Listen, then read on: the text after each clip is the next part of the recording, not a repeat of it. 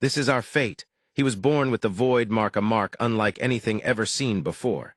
He figured life was rock bottom, destined to kick it with the Man United fanboys and call it a day.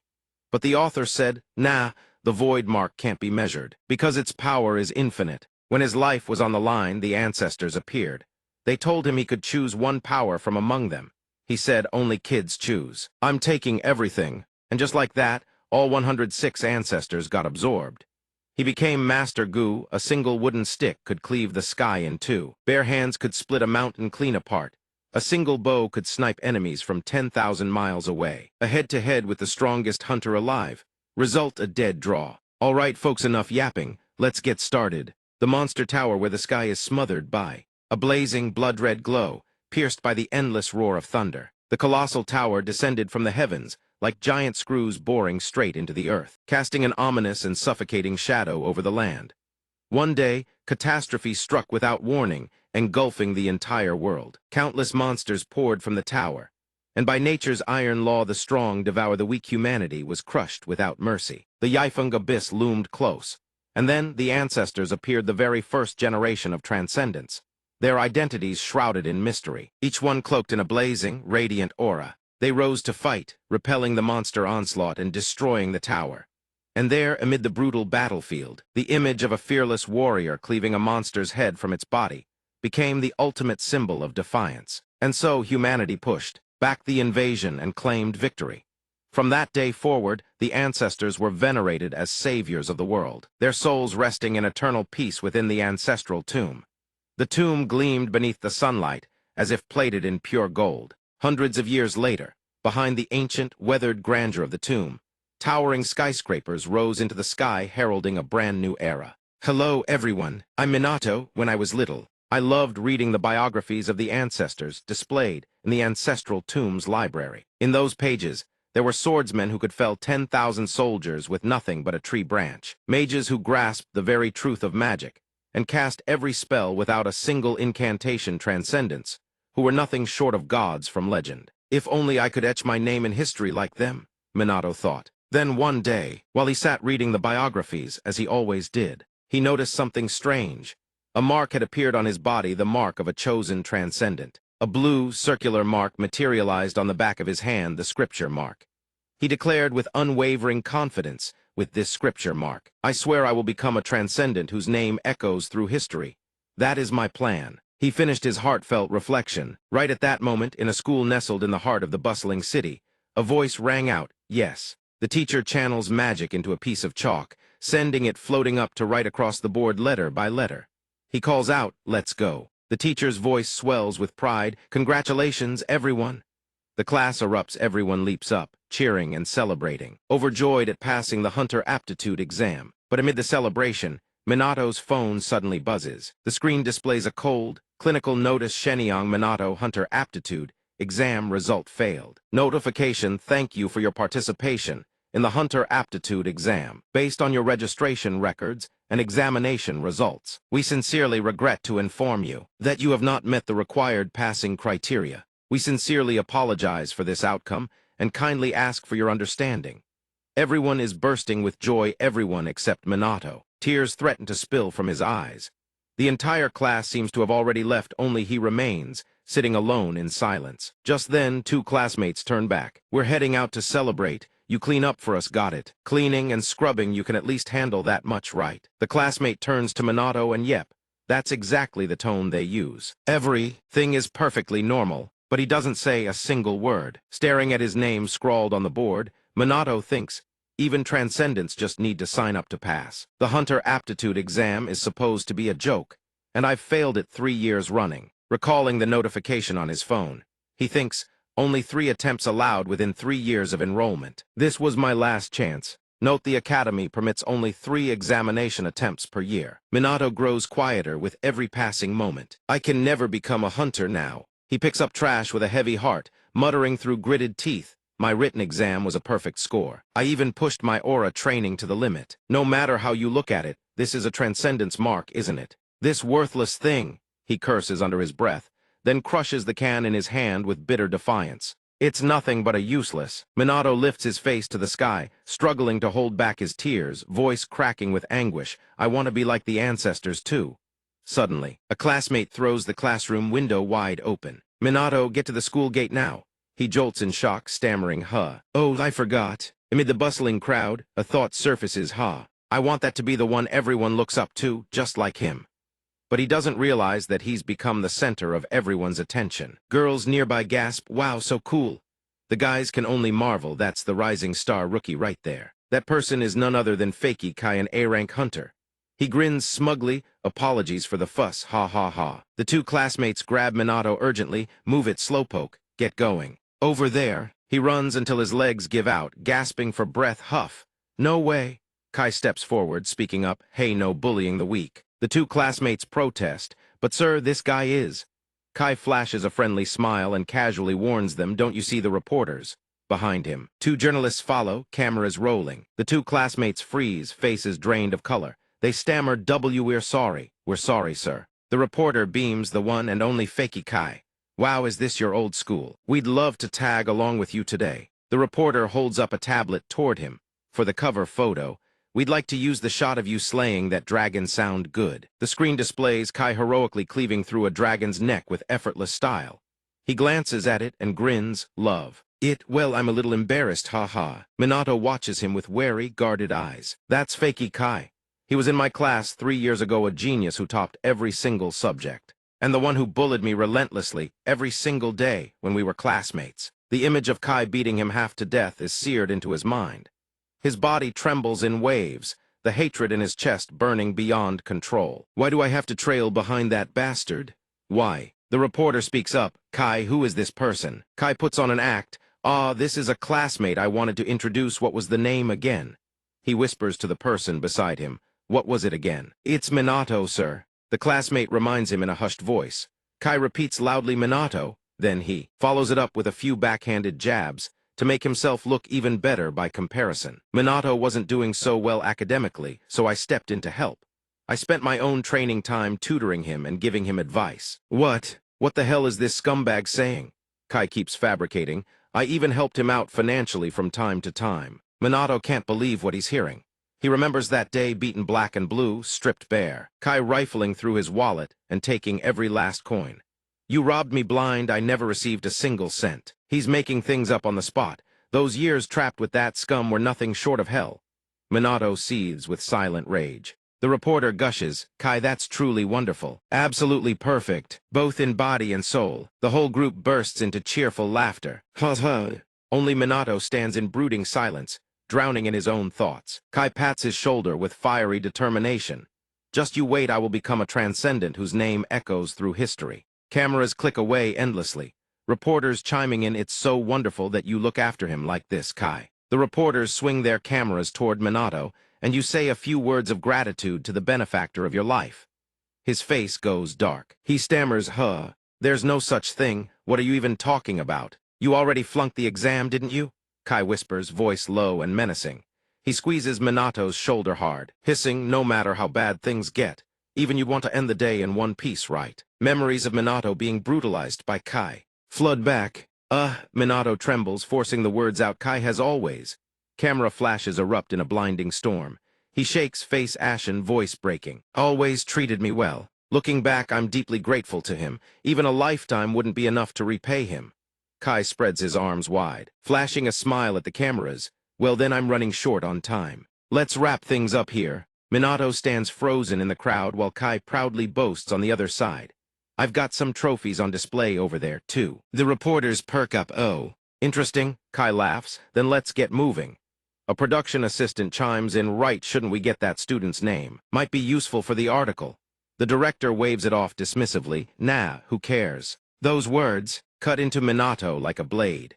No matter how despicable someone is, as long as they have the strength to become a hunter, the world will worship them. Minato clenches his fist tight. Anyone without power will be forgotten. Just like that. His voice chokes, tears brimming at the edge of his eyes. My name is Minato.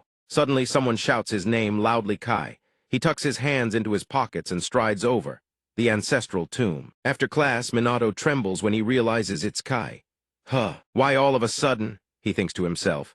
What is this? What kind of stunt is he pulling now? Kai pats Minato on the shoulder. He smiles warmly. Hey, do you want to retake the exam? Minato asks in surprise, retake it. Yeah, I already talked it over with the association, he replies. Minato looks confused. But why? Kai explains. It's obviously to build a good public image. Ancient imagery flickers across the screen. The final shoot will take place at the ancestral tomb. As for the details, I'll fill you in after class. He turns his back, reminding Minato before leaving, don't forget. Minato watches him go, puzzled. Can I really trust this retake offer? Kai strolls away, laughing and joking with his entourage. Minato, meanwhile, falls into deep thought. He hates the idea of being used by Kai to polish his reputation. But Stealth Eyes is an unexpected opportunity. Minato smiles with relief. Given his current situation, thinking of the ancient tomb, he tells himself, this time I'll definitely turn things around. The camera clicks snap. Kai places a hand on his chest, face turned toward the sky. A voiceover introduces the next generation of hunters.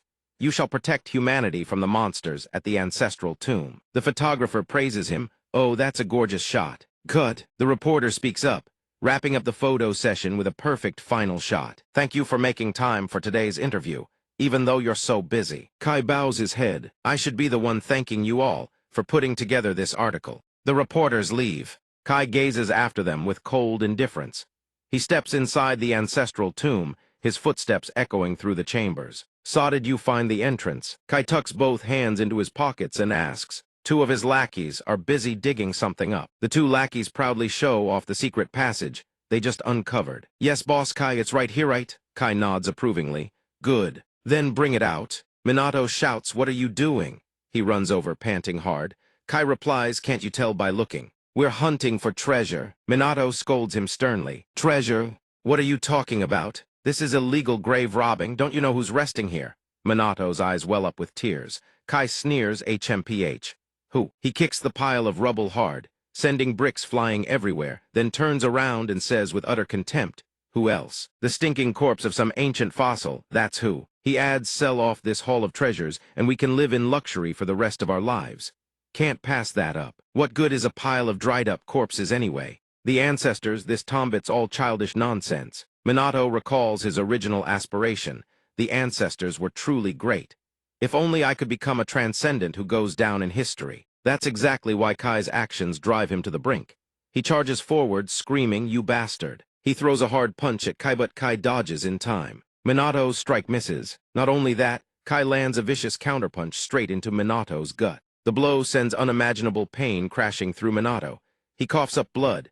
He hacks and wheezes, clutching his stomach, writhing on the ground. Kai waves a dismissive hand. You dare mouth off to me? Dark crimson blood trickles from Minato's lips. Minato thinks, what? Damn it, am I really going to die here? Kai presses his foot down on Minato's head. The two lackeys haul a backpack up from the secret tunnel. Boss, we found it. The backpack is stuffed with colorful jewel-encrusted rings, glittering brilliantly. Minato stares toward the lackeys. Kai gazes at the golden orb glowing in his hand, ecstatic. This aura is it radiating from this artifact. Incredible, we really can live in luxury for the rest of our lives. Minato's weak voice cries out, stop. Don't touch that treasure, damn it. That voice? Kai grabs Minato by the collar and hoists him up. Let me spell it out for you, genius. I was looking for a fool just like you are fool who'd walk right into the trap after falling for a lie about a retake exam. I heard you come to the library here all the time. When I first heard that, I couldn't stop laughing. A perfect idiot delivered right to my doorstep. Kai raises his hand to the sky, grinning wickedly, dragging Minato across the ground as he strolls along, despairing because his dream of becoming a hunter is shattered. Then framed for stealing the ancestors' treasures and fleeing, what a tragic story. Minato seethes with rage, teeth clenched, glaring at Kai with trembling fury. Shut up, Kai cuts him off. Tomorrow's headline will read exactly like this. He drags Minato to the edge of a cliff. He spins the perfect narrative. The suspect is believed to have stolen treasures from the ancestral tomb. Police are searching for a third-year student of the Hunter Academy. What was your name again? With that, he shoves Minato off the edge. Minato is too weak to resist, leaving only a look of bitter defiance. Kai smirks and that's that. Goodbye. At that instant, Minato plummets into the water below. Boom, a massive splash. He sinks slowly, thinking to himself, is this how it ends? All those days of training, all those efforts, all for nothing. I'll die and disappear. No one will even remember me. Just as Minato reaches the depths of despair, a golden light suddenly blazes to life. Spirits materialize around him, speaking amongst themselves. This one is a Vesela vessel that can fulfill our desires. Our desires? He hears their voices, bewildered. One spirit explains, we are the souls of those who rest in eternal peace within this tomb. Minato listens, astonished. Glittering golden light swirls around him, and he questions, what is this? These voices, this light, are they all? The ancestors? The mark on the back of his hand emits a blue glow. An ancestor seizes Minato's hand. Young man, what you bear is the void mark. Though it possesses no power of its own, it can contain any and every type of ability. The lead spirit speaks. Choose one among the ancestors here and forge a pact. Every one of us is a grandmaster in our own domain. Hands reach out, each representing a different discipline: magic, martial arts, swordsmanship, spear arts, summoning, alchemy. No matter whom you choose, we shall bestow upon you power beyond your wildest expectations. Minato begins to lose consciousness. An ancestor asks, now then, what power do you crave? The image of Kai's mocking laughter flashes through Minato's mind. I want the power to not be inferior to anyone in this world. A power that dominates all others. To erase every ounce of humiliation I've endured. The script mark on the back of his hand blazes brighter. Hurry, choose. Minato's voice grows frantic. Minato clenches his fist and screams, all of your power, give me all of it. The spirit's voice rings out, how greedy. But that is impossible, no matter how powerful a vessel you may be. Shut up! Minato's scream cuts the voice off. The spirit's images blur and distort. Minato bellows his command, enough talk, all of you. Get inside my body. A miraculous spectacle unfolds.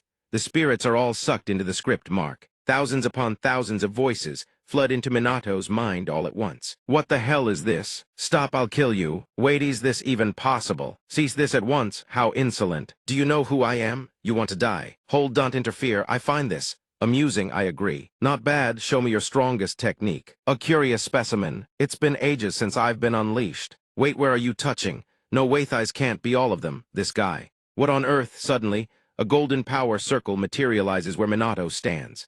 Outside, Kai suddenly senses something behind him. A massive explosion erupts. Water rockets from underground straight into the sky. His subordinate quickly unfurls a barrier to shield Kai. He narrows his eyes. Before him stands Minato, perched atop the cresting water column, blue light radiating from his entire body. He descends from above as the column of water crashes back down, creating a torrential downpour. Minato stares at Kai with fierce intensity. His hair and eyes have shifted from black to silver. The lackeys sneer. The stubborn bastard climbed back up. Minato picks up a tree branch and snaps it with a cold, effortless flick. The two lackeys are taken aback. Are you? They suddenly burst out laughing. What the hell is that? Don't tell me you're planning to fight us with that stick. Kai was scared stiff. But even while saying all that, he and his crew clutched their bellies and howled with laughter. Minato picks up a tree branch, walking right past Kai. Kai speaks up again. Not happening. His face darkens, and he fixes Minato with a murderous glare. So you can never climb up again, I'll slit your throat. As soon as he says it, one of his underlings materializes a sword. He flexes, you know what? I've never scored below an A on any swordsmanship test. This blade was forged by a true swordsmanship master. You should feel honored to die beneath this sword.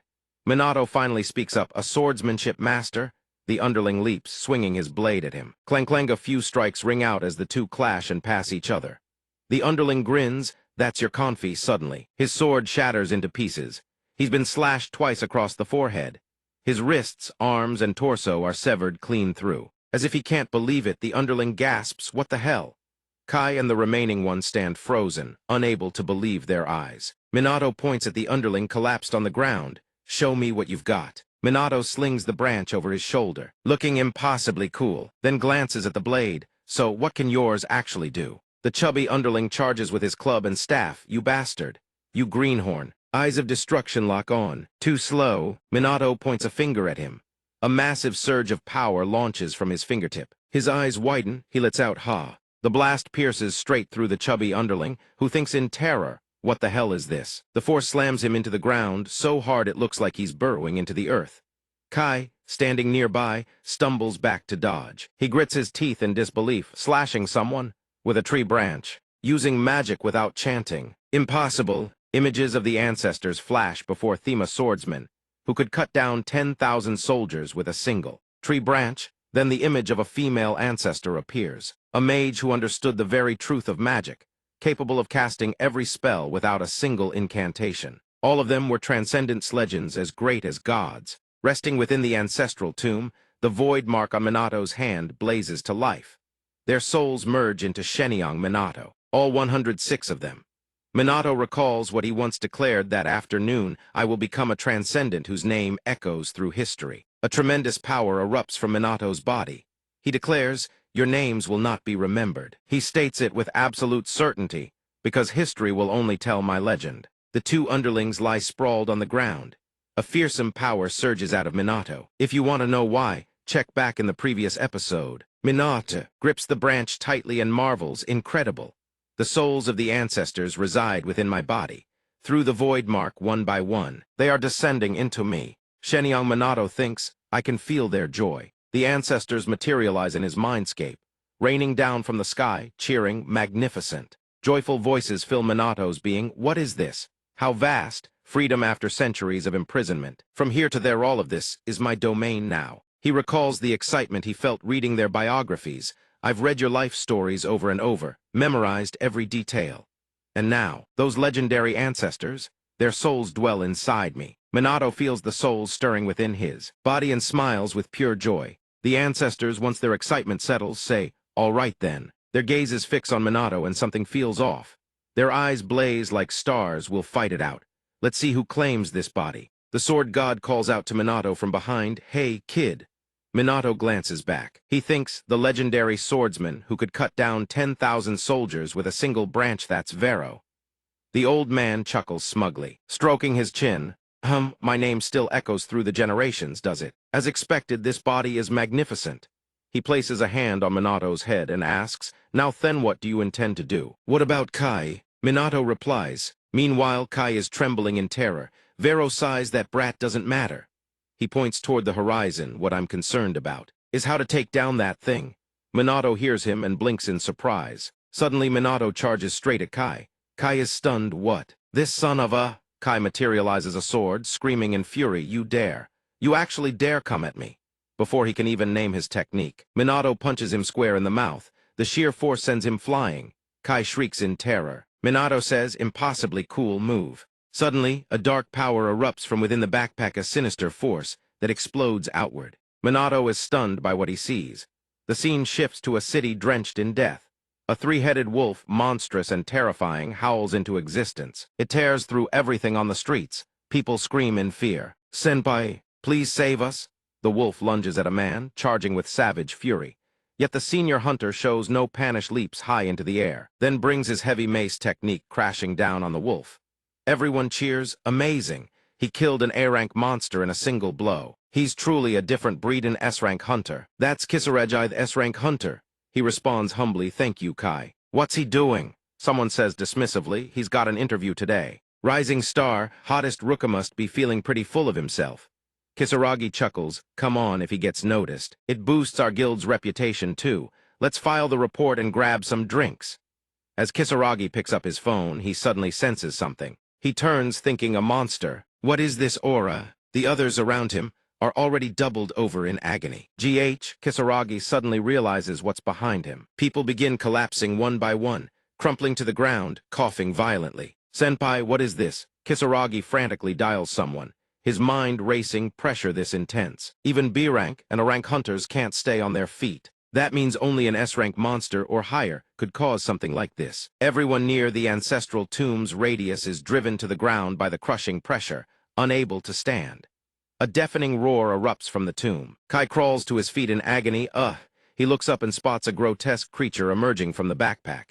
He screams, "Monman, stir! What the hell is going on?" Minato answers, "All because you desecrated the ancestral tomb." He explains further, "Sealed inside this tomb was a boss monster from the tower, the very thing you lot stole." An image of the treasure-filled backpack flashes across their minds. Vero explains, back in the day, some tower monsters survived by using a hibernation skill. This one is the void worm. The creature resembles an octopus with countless writhing tentacles, covered in innumerable ice, absolutely horrifying. It is the void worm-tentacled metamorphosestimated threat level above S-rank. Kai has no strength left, panting heavily, struggling to stay upright. Vero continues. It releases a toxic aura that kills every living creature within a few kilometer radius. In the past, it was one of the most dangerous monsters in existence, but it seems the brats of today aren't equipped to handle it. Kai turns and bolts in terror. Run. I don't want to die. But Minato stays calm and doesn't follow. Standing still might actually keep you alive. The void worm locks onto its first target, Kai, still running. It hurls a tentacle forward. Kai raises his sword to block, then screams ARGH. His blade snaps in two on impact. The tentacle pierces straight through his chest. Kai thinks in despair, my sword, the sword that could cleave through dragons. The tentacle slithers through his internal organs, then spreads rapidly across his face. It drains every last drop of his life force. He lets out a choked gasp. His body withers into a dried husk. Minato watches and says, I warned you. Hey, kid. Vero drapes an arm over Minato's shoulder. Hey, kid, how about just handing this body over to me? He says, continuing, you saw it yourself.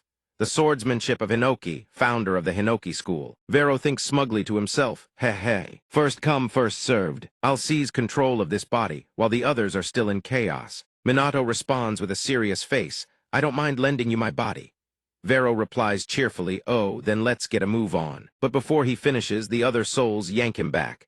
You scoundrel, trying to pull a fast one behind our backs. This youthful body is mine. The souls begin fighting over it. Vero panics, TCH caught. Calm down, Minato. Minato speaks up. I will lend my body to all of you. Every single ancestor is stunned. Minato declares with unwavering resolve, I will surpass all of you. I swear it. He gazes at the void worm. My power I must surpass. All of it, I want to feel it for myself. So show me everything you've got. Vero is exasperated. Damn, this kid's got guts. He draws his blade and swings. Minato swings his branch just as Vero swings his sword as if Vero is acting through Minato's body. Vero shouts in excitement, magnificent. Several slashes, and Minato cleaves off one of the void worm's tentacles. But the branch in his hand shatters. Now it's the fist god Gontak's turn to take over. Minato retracts his arms, forms a guard, and delivers a devastating palm strike to the void worm's tentacle. The second one snaps clean off. Minato quickly snatches up a piece of wood from the ground. This time, it's the blue-garbed god of destruction, Shimakanis. He uses a wooden pole as a makeshift spear. He slashes fiercely toward the void worm. Minato tumbles with practiced ease, and with Kodo Hyoma's support, he wrenches free with a flick of the wrist. The void worm crashes down from above. After finishing off the monster, he walks over, picks up his backpack, and sets it aside. This time, it's the celestial bow, Minato. He draws the bow toward the void worm and fires 100 arrows, piercing clean through its body. The void worm writhes in agony, blood spraying everywhere. It coughs violently, the blood too thick and viscous. Minato quickly shields his face. He moves like an avatar of each Godvari incarnation wielding a different power attacking, severing each of the void worm's tentacles one by one. He fights on, until his blade shatters sand. The void worm no longer has a single tentacle left on its body. Then suddenly Minato's eyes light up. It's the manifestation of Mage Melis. She commands Minato to strike forward. He leaps, then swings his blade. His silhouette glows brilliantly under the moonlight of the Hinoki night. Minato commands Gyro come forth. Skill-activated phantasmal wave slash. The sword technique cleaves the void worm clean in two. When it's over, Minato grins. Now that was satisfying. At that moment, a crow perches on a tree branch, watching him with unblinking eyes. A young man stands atop a pillar, surveying the city from above. He answers his phone. Hello? What? You're telling me someone already took it down? I was still on my way there. Are there really hunters around here that strong? Through the crow's eyes, an image of Minato appears.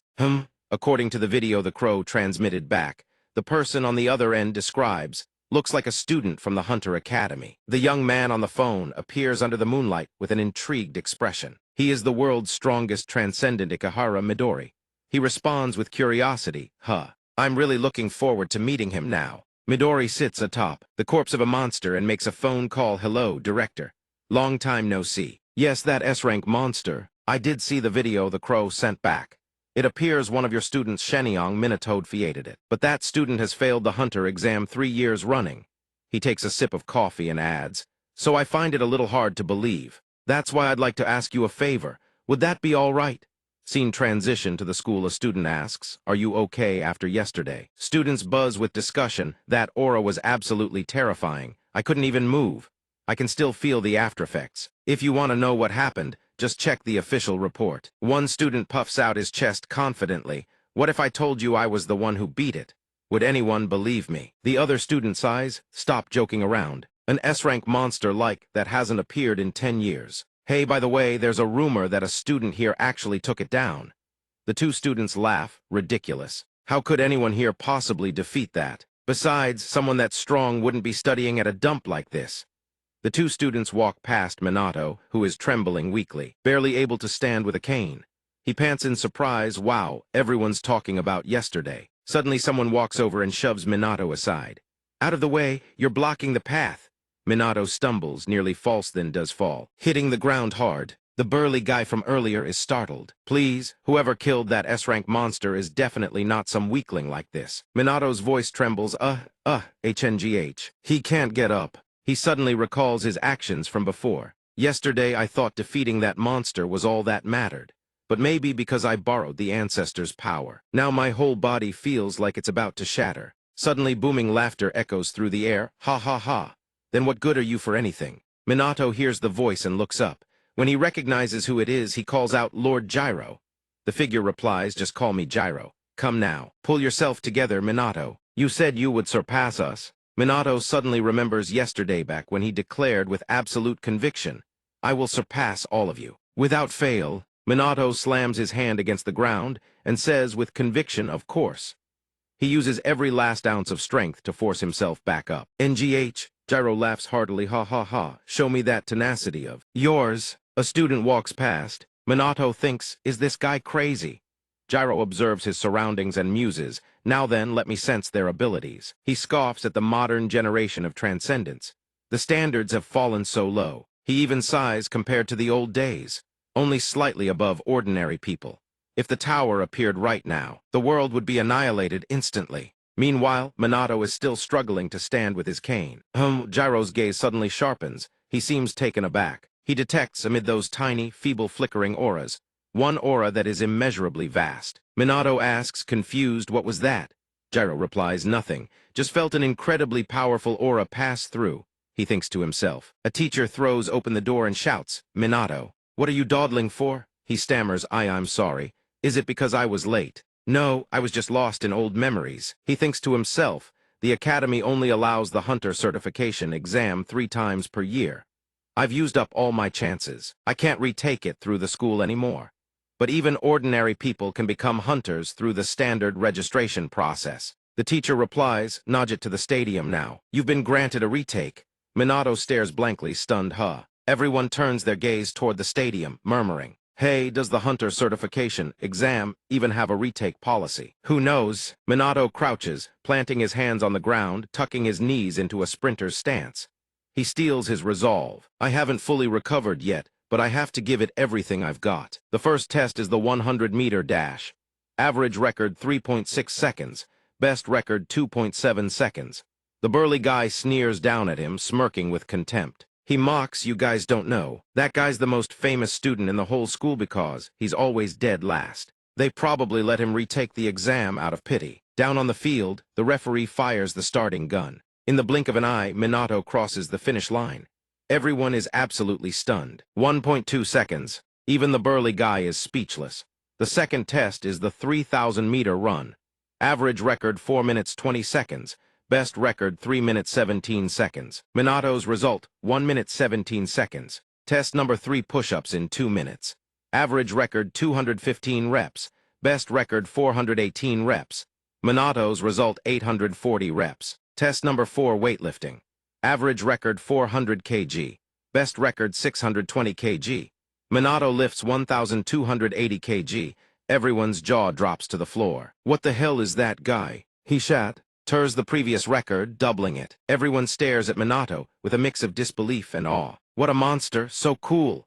He glances at Gyro standing beside him and wonders, did the ancestors help me again? Gyro smirks, who said anything about helping? We were just watching. Meanwhile, in the director's office, someone reports, here are Shenyang Minato's current results. Please have a look, Midori-sama. The headmaster speaks with utmost deference. Midori sits cross-legged on a sofa, tablet in hand. He says casually, thanks. Truly astonishing results. The headmaster wipes the sweat from his brow. When I received the retake request, I was quite surprised. His physical capabilities are genuinely remarkable. However, Midori listens intently as the headmaster continues. The problem lies in the mana test.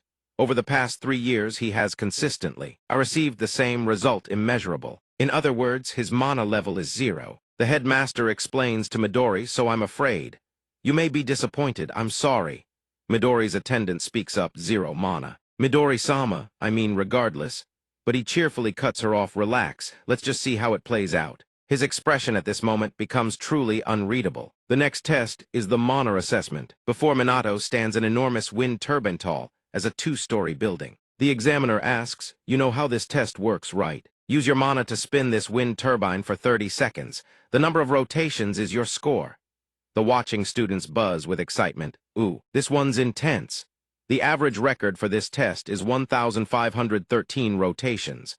The best record is 4,022. Minato rolls his shoulders. He thinks over the past 3 years, no matter how many times I've tried, I could never get this wind turbine to budge, because I've never been able to control her, even sense a mana. He closes his eyes gently, but now I understand it's a cycle. He raises his right hand, sensing from his right toe. It runs throughout his entire body, then returns to his right toe. Using his breath to accelerate the flow, he releases it through his palm. A wave of mana radiates from his palmed command given.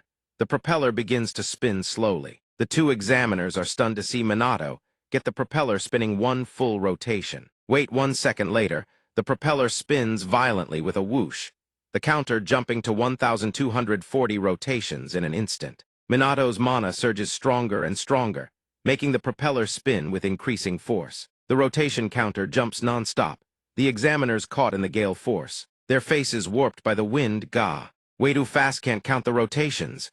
Suddenly, Boo-M, the propeller explodes. The students scream in terror, scrambling to flee in panic. The propeller launches backward, hurtling across the school grounds, flying straight toward the principal's office. He wonders, A massive crash occurs. The propeller misses the principal's head by just 20 centimeters. The principal's face goes pale, drenched in sweat. Stunned, he murmurs, young Midori, this is. He bursts out laughing, ah ha ha ha. It seems this student is just like me. He steps forward with immense joy, the second person in history whose power cannot be measured. Meanwhile, at the main stadium, Minato is also stunned by his own mana output.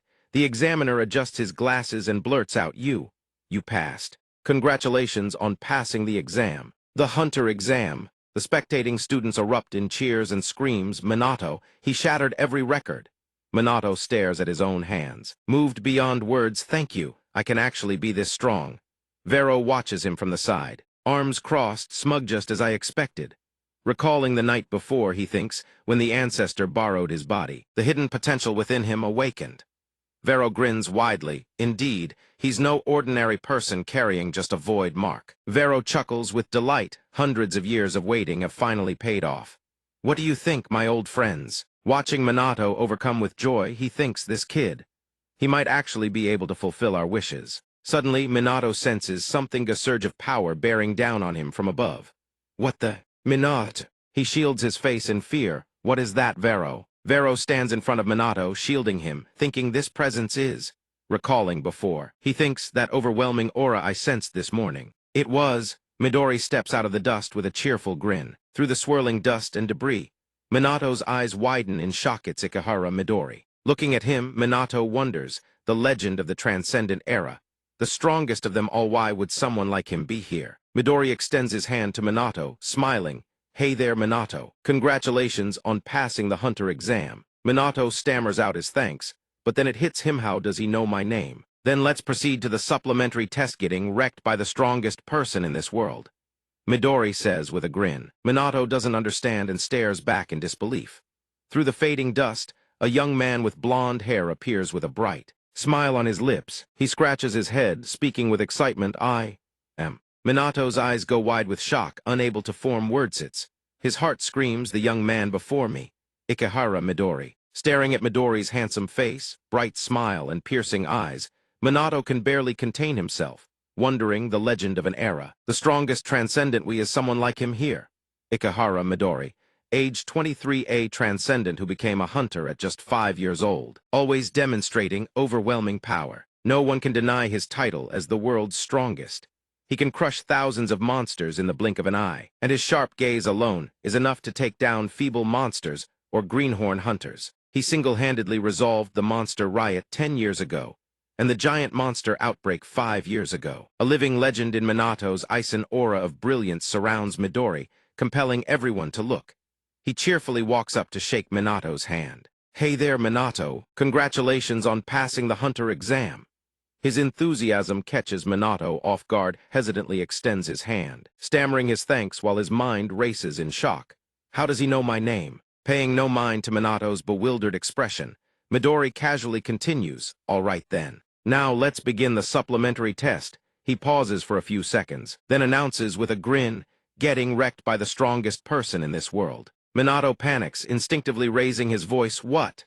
A deep, dark voice calls his name from behind. Vero radiates a terrifying aura, eyes burning with fervor. "Quickly hand your body over to me." Now, the school grounds have already drawn a massive crowd of students, surrounding the two and chattering excitedly. "Is that really Ikehara Midori?" "I can't believe it." Midori explains further, "The rules are simple.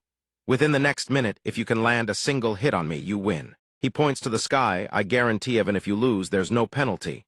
And every 10 seconds. I'll attack once." Seeing Minato's terrified, blank expression, Midori reassures him, "Don't worry, I'll go easy on you. Oh, and I won't use any skills. But you go all out." Midori snaps his finger, sand weapons materialize all around them, swords, guns, cannons, piles upon piles of armaments. Minato's jaw drops, unable to process what's happening. "What? Since when?" "A supplementary test. What the hell is going on?" He glances at Midori, who's still smiling and casually greeting some students, then silently assesses the situation. "He wants me to fight Ikehara Midori, the man called the world's strongest." He hesitates, then asks, "Can I really use weapons?" Midori picks up a sword and answers calmly, "Of course. My body is harder than steel, you know." A flash of light and the sword in front of Midori splits clean in two.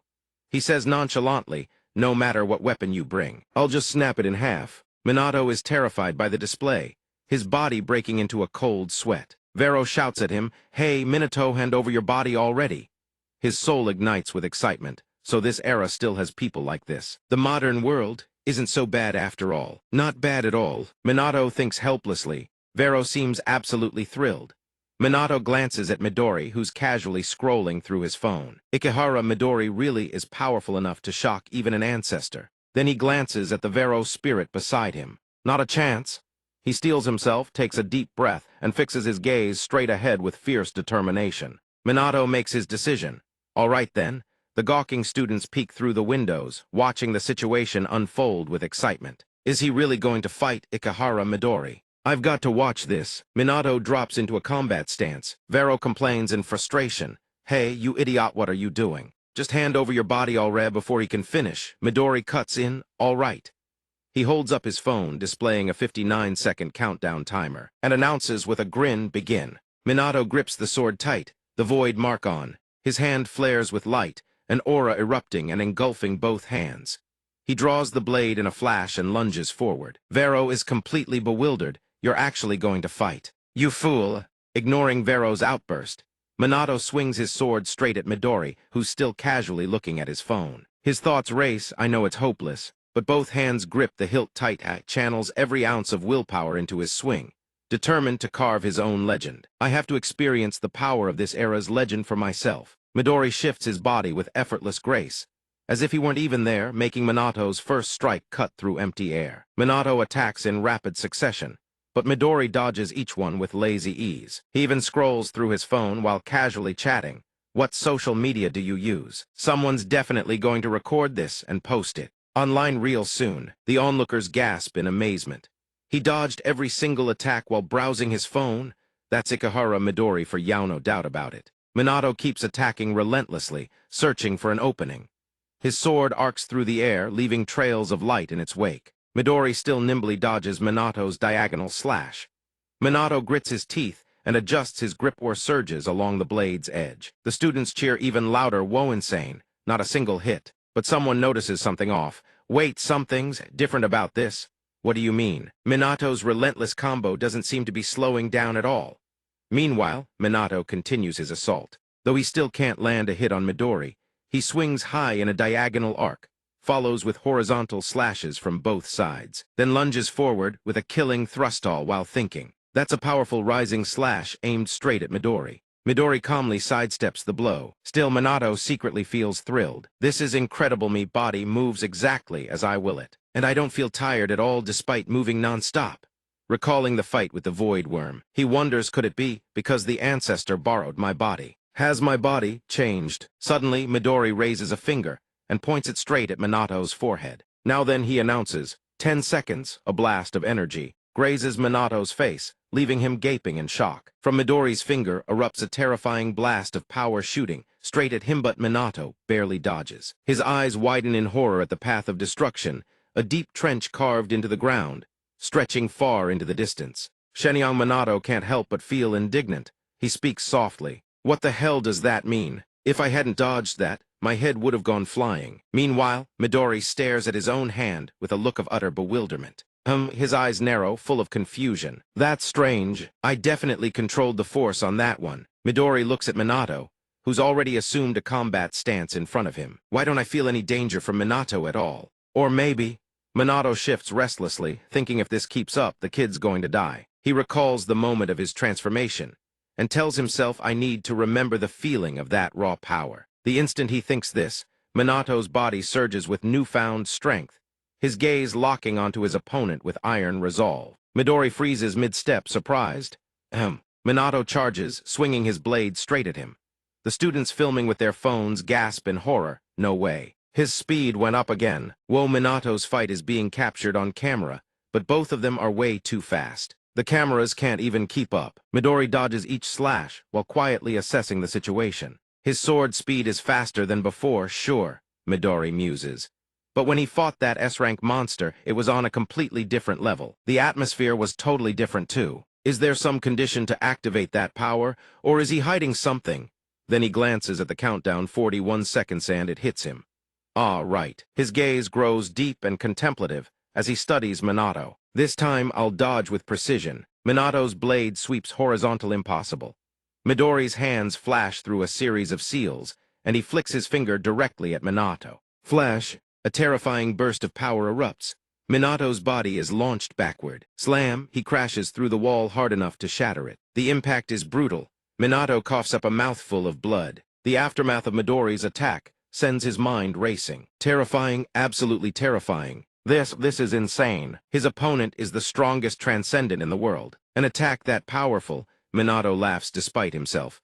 The old me would have been dead for sure. Incredible, I've actually gotten this strong. His vision starts to blur, but even with his current power, he still can't pass Ikehara Midori's test. But that's fine. He steadies himself and charges right back in. I'll fight with everything I've got for whatever time is left. Midori sidesteps with an expressionless face. Minato whips his head around toward him, and birthmark on Midori's hand blazes with blinding light. Midori stares down at Minato with cold eyes. Sorry, but I've got a pretty good read on you now. 30 seconds. He raises his hand and strikes the back of Minato's neck with decisive force. Minato's eyes go dark and he collapses into unconsciousness. Midori looks down at Minato lying motionless on the ground, a hint of admiration in his voice. He's the real deal, all right. But you still don't have what it takes to be my partner. He replays last night's image in his mind, Minato in combat, that power. What was it exactly? I still haven't seen the full picture. Then Midori turns away and pulls out his phone. Hey, Jin. Let's head back. Shame, really. Didn't quite live up to expectations. Because his back is turned, he doesn't notice Minato's hand suddenly clenching tight around his sword hilt. Who says it didn't meet expectations? Minato's voice carries a violent, overwhelming pressure that makes Midori jolt in shock. Minato's entire body is now engulfed in a colossal surge of power radiating from within. The one in control now is Gyro, one of the ancestors. He grins with excitement, good thanks to that stubborn brat passing out. I finally get to drive this body. Minato slings his sword over his shoulder and faces Midori with a provocative smirk. Hey, seeing Minato wake up radiating this kind of energy, Midori's eyes fill with pure fascination. Minato displays a wild, elated grin. Let's play a little more, why don't we? Deep inside his subconscious, the real Minato watches his own body with growing anxiety. Gyro. Midori faces the energy pouring off Minato, utterly thrilled. That's it. He recalls his earlier attack and thinks, This is the exact same aura that threw me off balance before. Midori silently wonders, is this a different person, or some kind of skill? Whatever it is, he's turned into a real monster now. Don't just stand there. Minato screams to grab his attention and brings his blade crashing down. Midori dodges nimbly to the side, his assessment cold and clinical. His movement is completely different now. Speed and power are in a totally different league from before. That swordsmanship. His sharp eyes dart to the blade tip right in front of his face. A devastating thrust from Minato pierces straight toward him. Lucky Midori twists his body away just in time. He avoids the strike, but the sheer pressure forces him to leap clear out of the blade's reach. Midori stands there stunned. Before him, Minato readies his stance for another attack. There's a wild, unhinged look on his face. Midori drops low, dodging the horizontal slash Minato unleashes. The force of the swing tears through the school building behind them, sending students scrambling and screaming. TCH dangerous. Midori's excitement is nothing like before. Every sword stroke demands caution now. But gyro in Minato's body swings with a mastery so fluid it's as if he already knows where his opponent will dodge. How does he fight like that?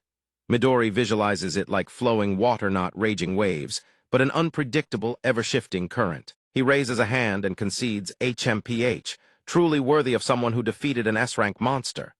Midori swings his arm. Grinning arrogantly, 40 seconds energy blasts straight from his palm. But Minato's agile body slips past it, shouting with reckless confidence, too easy. Minato swings his blade-high sword clashes against Midori's technique, unleashing a massive burst of energy. Overwhelming pressure. Midori, even in freefall, laughs with sheer delight, magnificent. The students watching the fight erupt into chaos. I can't believe it, Ikehara Midori. The man called the strongest in the world is actually on the defensive. Minato sneers in disgust. This is boring as hell. Drop those ridiculous rules and come at me for real.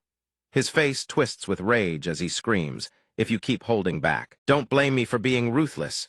He launches himself at his opponent the moment the words leave his mouth. Midori bursts into wild laughter, his eyes turning savage. Now we're talking. He flicks a pebble up with his foot and kicks it with tremendous force straight into the weapon rack. Every weapon launches into the air before Minato's astonished eyes. Midori blinks and leaps skyward in an instant. Minato looks up to track his movement. Midori is already gripping a spear, poised to strike. Midori smiles, both hands driving the spear down like a thunderbolt. Minato grins with satisfaction. Now that's more like it. The onlookers watching this fight feel like they're watching an action movie, on fast-forwardingly streaks of light visible in the air. All they can manage is a stunned murmur. Time to end this. Within that flash of light, two figures clash in fierce combat. One wields a sword, the other wields a spear.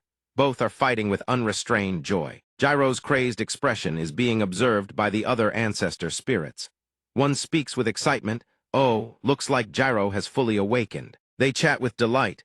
It's truly remarkable that he can go toe-to-toe with someone like that. Looks like fun. I'm honestly jealous, but unfortunately, recalling Minato's struggle earlier, they note the kid's body still isn't strong enough to unleash Gyro's full power. Should we join in for the fun of it? Don't you dare mess this up, old man. Everyone is buzzing with excitement except Malicious, who watches in silence. She notices that Minato's true soul is standing quietly before a screen displaying the battle. Swing, slash, slice, thrust. Every move Gyro makes within Minato's body is projected vividly on the screen, and Minato's real hands instinctively try to mirror those movements. His lips move in a murmur. Right wrist.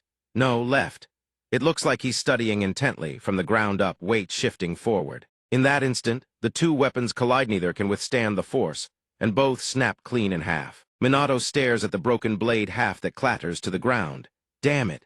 But the sword Midori holds. Midori casually discards his weapon and charges forward, phone still in hand, grinning wider than ever.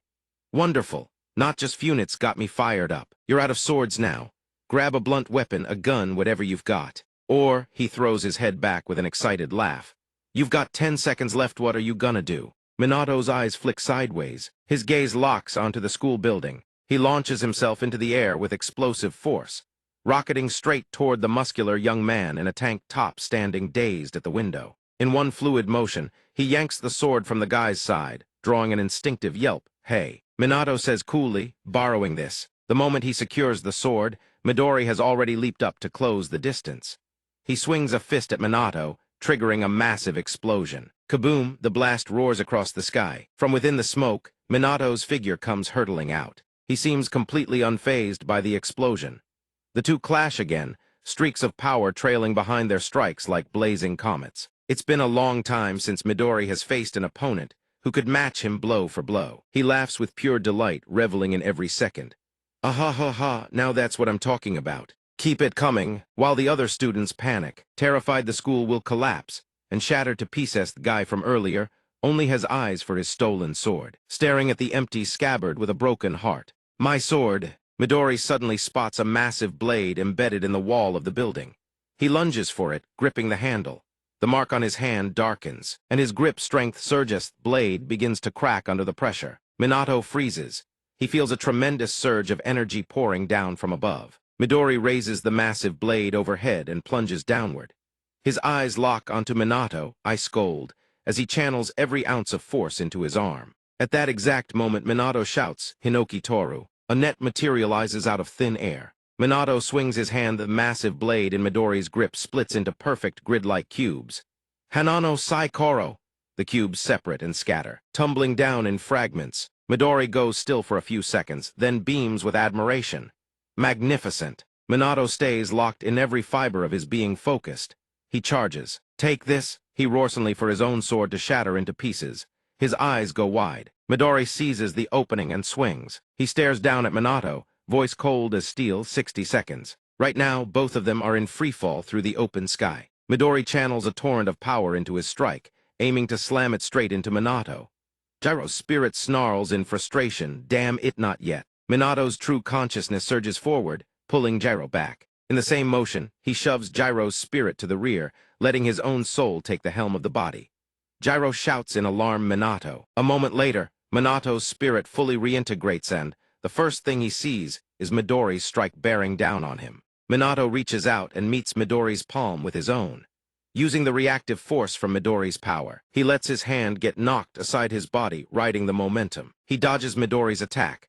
The maneuver leaves both Jiro and Midori stunned. His hand is bent at an unnatural angle, grotesquely mangled. Take this! Even bleeding from countless wounds, he throws a defiant punch with his remaining good arm. Finally, his fist reaches Midori's face. An image of Ikehara Midori clashing with Kaminaga flashes through the void. A showdown between the strongest isn't merely a battle, it's a quest for truth. Absolute, among infinite possibilities, like a game of chess between two grandmasters. Every move conceals brilliance and unpredictability. However, Vero stares at the small screen before him.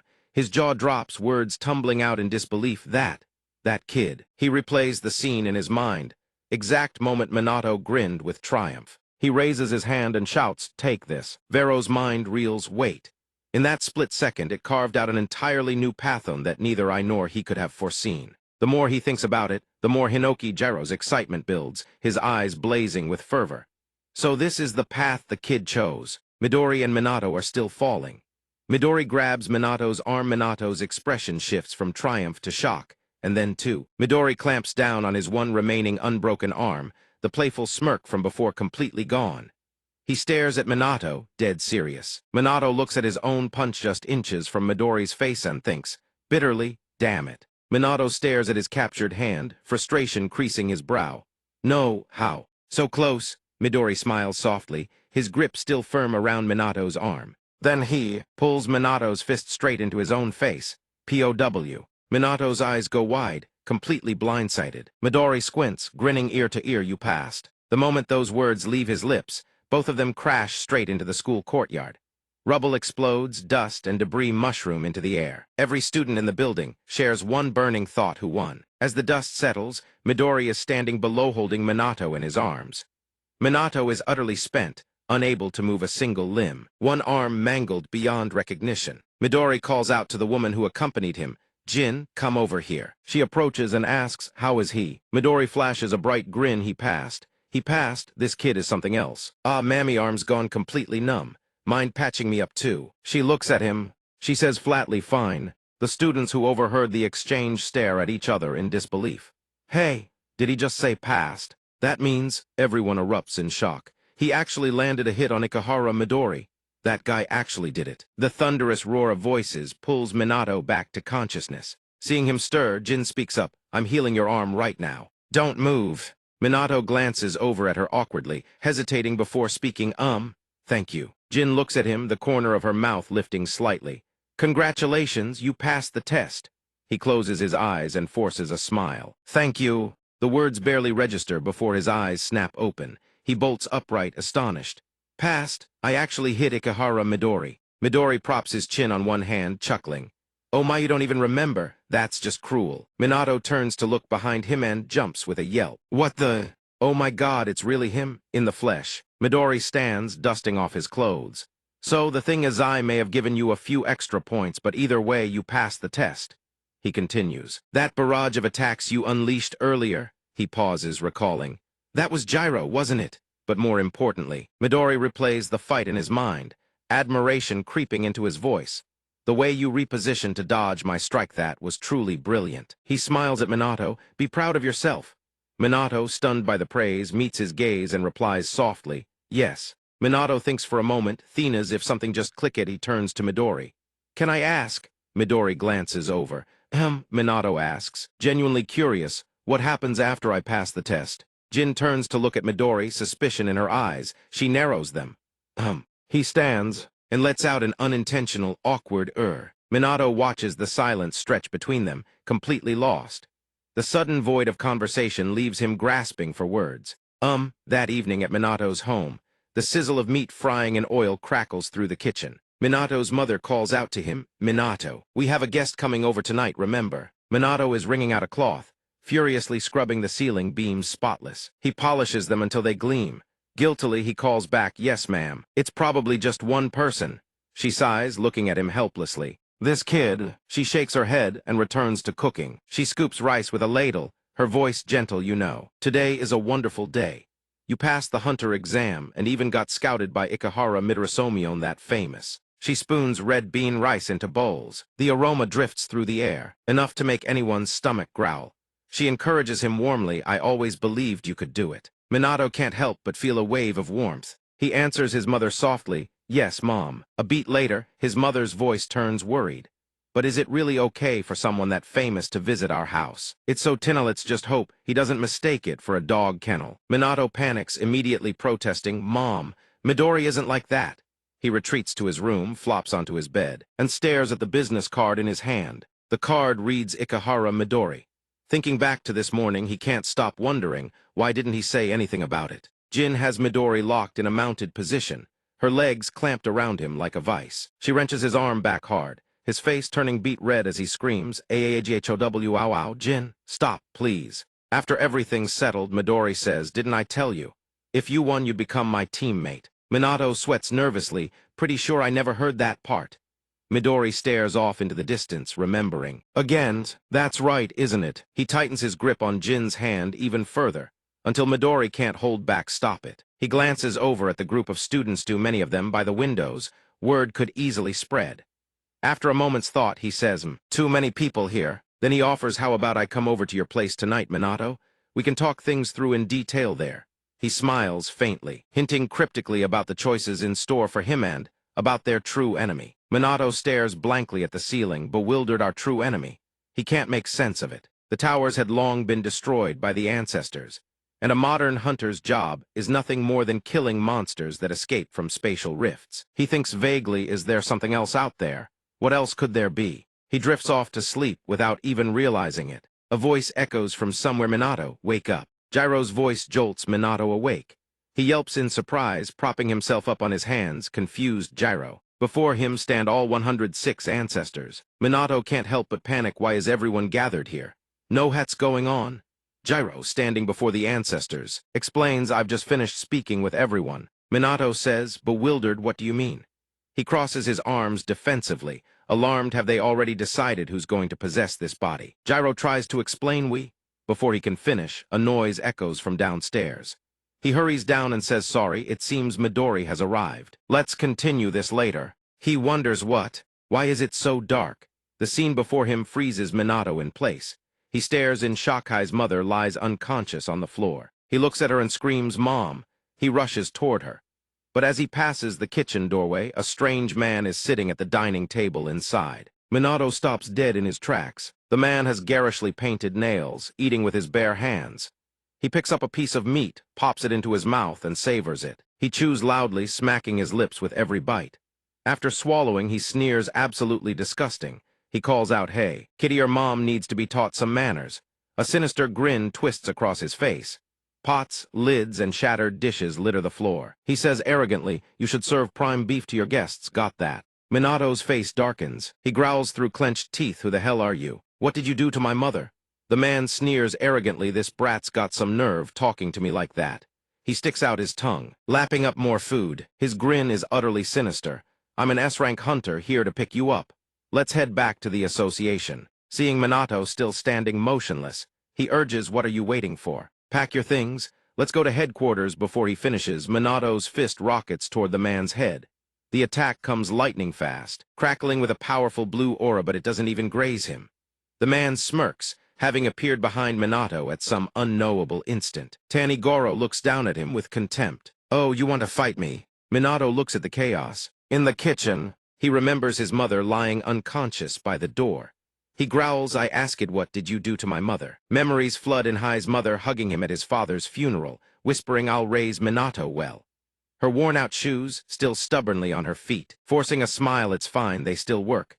Don't worry about me, go buy yourself new shoes. And just tonight." Her warm smile, "You worked so hard training today. Tonight, Mom will make that meat dish you love, okay?" Every memory stokes the fire raging inside him. "I'll ask one more time, what did you do to my mother?" "My mother?" Gyro watches the S-rank hunter through a small screen, muttering, "So this is what a modern S-rank looks like. Not bad, though we still need to deal with that Midori situation first. This fight will determine how we handle you."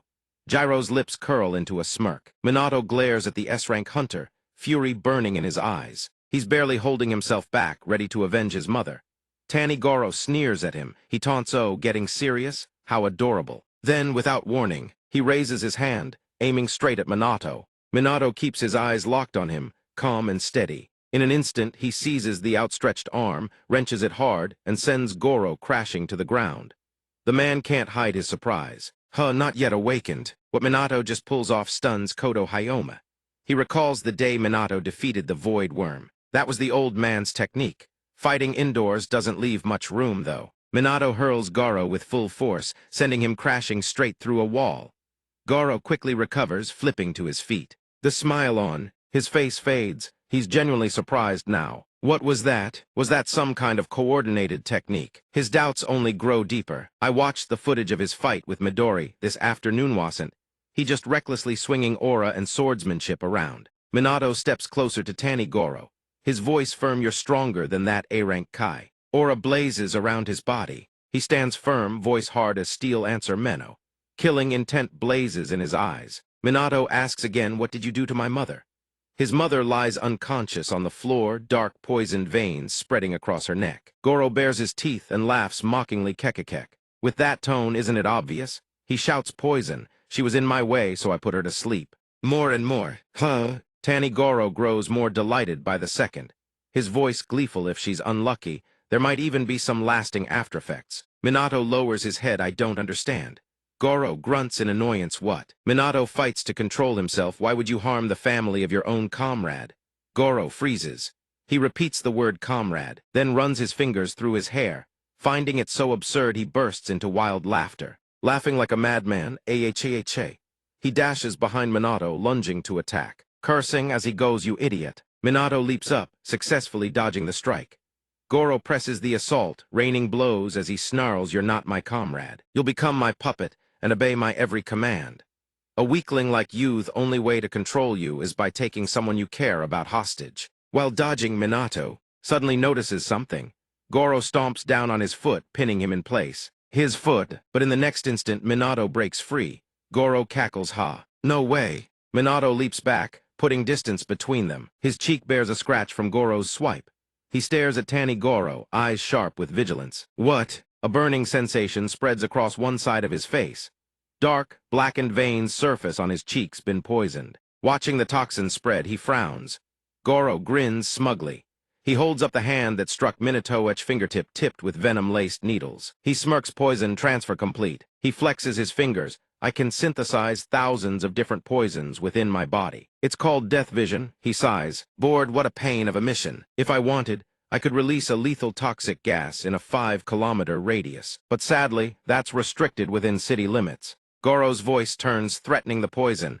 I just injected will kill you in 1 minute. Join my organization, and I'll give you the antidote. Refuse and die. Minato stands frozen. He thinks in silence toxic gas that can kill everything within a 5-kilometer radius. Is this the power of an S-rank? They call them human-shaped natural disasters. He lowers his gaze and quietly calls out Medicine King Wallenstein. Are you there? Hearing her name called, all the ancestors turn to look at her. She blinks in surprise. Minato makes his request, I'll need that antidote formula later. She responds, flustered eyes. Seeing Minato standing frozen, muttering strange words, Goro lunges forward with claws extended, mumbling something. So scared you've turned to stone. Minato calmly dodges the incoming attacks. He confirms coordinated technique from earlier was. He pauses, then says Kodo Hyoma's. Hearing this, the old man freezes, eyes wide. Kodo Hyoma recalls that moment and replies, so it was you. You copied my coordinated technique after seeing it just once. He thinks of the names Van Quan Tram, Hinoki Jaira, Diet Thuongzan, Shimakan, Kiss Tin Kung Munit. He remembers how he used to devour every book about them. He says the ancestors I once admired, I read their biographies over and over again. And now they're inside me. Tanigoro frowns, bewildered. He stares at Minato. What nonsense are you spouting? What? Minato glares at him and declares what I mean Isthai's much isn't nearly enough. The provocation succeeds in enraging Tanigoro. His brow furrows with fury. Fine if you don't know fear, how about pain? Goro shoots toward him, extending his venomous hand. Grinning wildly, the next poison will have you begging for death. As he speaks, he launches a relentless assault on Minato. From every direction, but Minato dodges each strike effortlessly, like a withered tree pushing out new growth. Goro keeps pressing the attack, sneering, get on your knees and beg, and I might consider giving you the antidote, though I can't guarantee it'll fix a brain already destroyed by agony. He throws his head back in laughter, taunting Minato to his face. When Tanigoro thinks he has cornered Minato and lunges in, Minato raises his calm eyes. He gathers every ounce of his power, activates his mark, and roars Holy Fist. Goro takes the blow head-on. Blood erupts from his mouth. Jairo watches, stunned. Goro is blasted far away, screaming in agony. Before he can even recover, Minato drives a fist straight into his face, warping his features. Then he follows up with a powerful kick technique called Radiant Kick. The ancestors watch, astonished, as their techniques are reproduced to perfection. Goro is hurled backward, losing his balance, desperately clawing at the ground. He groans in agony. What? But Minato closes in fast.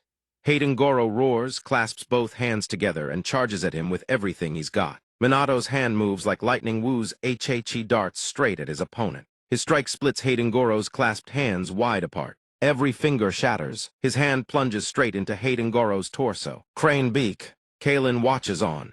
He narrows his eyes at the pinpoint precision of the technique. Next, he unleashes Dragon Claw Attack, after attack leaving wounds riddled across Hayden Goro's entire body. The little dinosaur watches, jaw hanging wide open. Minato seizes Hayden Goro's body. He channels force into his feet, gritting his teeth as Gunna's roots erupt forth. Gunna stands with arms crossed, watching him fight speechless, astonishment swelling in his heart. Hayden Goro is launched whoosh into the air. Drained of strength, panic floods his mind. What the hell is this? He can't believe his judgment was this wrong. He was certain Anion, infected by the poison, would crumble in fear and lose their composure. Not to mention the toxin invading the nervous system, paralyzing the body completely. And yet, this kid... Minato looks up. A brilliant golden aura streams from his fingertips, crackling with energy. Truth Mage Melius. Wallenstein stares up, mesmerized, unable to look away as the decisive moment approaches. 9 lures, he calls out the final name Melius Sinos. A blinding, dazzling burst of light erupts as every technique of the ancestors floods into Hayden Goro's body like a trial by fire. The ancestors. Standing within, they all look up at him with eyes full of awe. Veo grins, his voice swelling with pride. You see that? Picture that battle again. He clicks his tongue in admiration. That day, when we destroyed T-Name Torah, he only borrowed our power onsate. He could already copy and use our techniques, both physical and magical. I don't know whether this is the power of the Void Mark or not.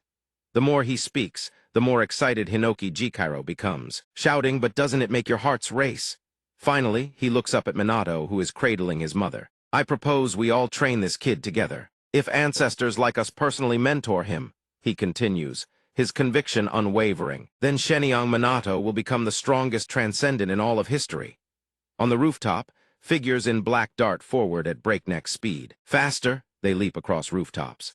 That guy who was fighting just now. 15 guilds have already sent agents to recruit Ikehara Midori. One of the black-clad figures shouts back, we need to move now. HMMPH. Midori appears right behind him. That many? He surges past the figure. The man panics. But he said it was clearly 15. Then he smiles. Hold out your hands, you're the last ones.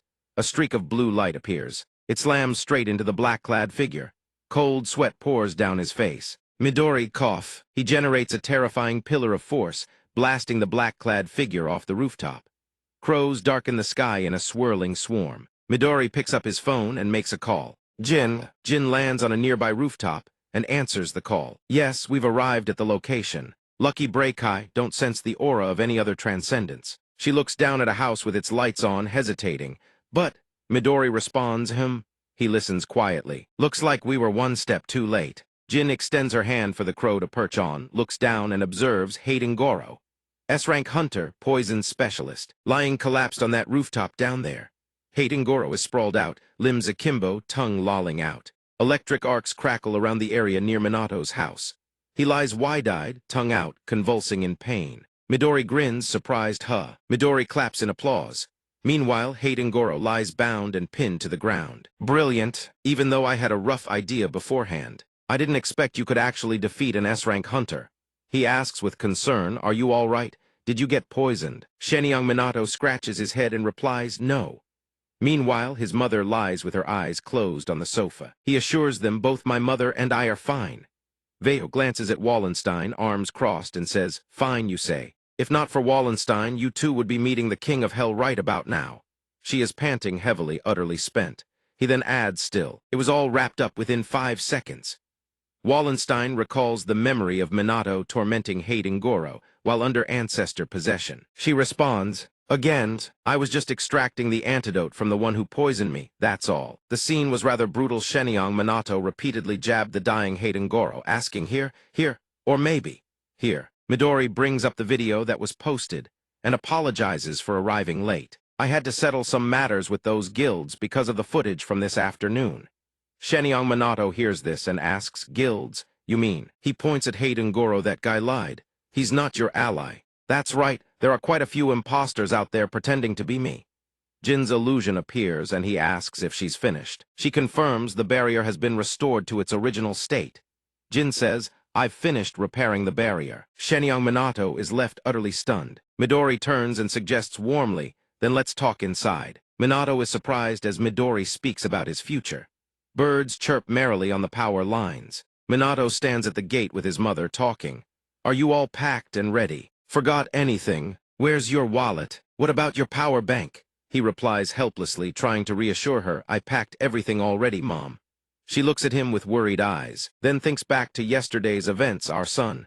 You mean Minato? Everyone is seated at the table, talking. Midori says calmly, yes, he has tremendous potential. I'd like to take him as my apprentice and train him to become an outstanding hunter. Minato's eyes light up. He slams the table and springs to his feet. Whoa. Mom, Mr. Midori wants to recruit me. However, his mother's solemn expression leaves him puzzled. She returns to the present, hands Minato a bag, and reminds him, take this lunch box. Dear, you haven't had breakfast yet, right? I packed it in a disposable container, so don't worry about returning it. He replies, thanks, Mom. Minato's gaze drops, lost in thought. He recalls last night when his mother was speaking with Midori. This work must be dangerous, isn't it? Midori answers solemnly, yes. She falls silent at his reply, her heart heavy. Minato has always admired the legendary ancestors and dreamed of becoming a hunter. She remembers all the times she saw her son battered and bruised, and speaks from the heart. Having Mr. Midori take him as an apprentice is a great honor, but as parents, we can't help but worry. Midori clasps his hands together and says, it's Truth-Eye's path is fraught with danger, though I cannot guarantee absolute safety. I can promise this, with an unwavering gaze, he says, I swear I will train him well, to make him strong and resilient, as strong as the ancestors themselves. Minato's mother looks at him, hesitant. You. Midori, She bows deeply, earnest and sincere. Please, take care of my son. Elsewhere, Jin drives the car and glances over to ask, are you certain about that promise?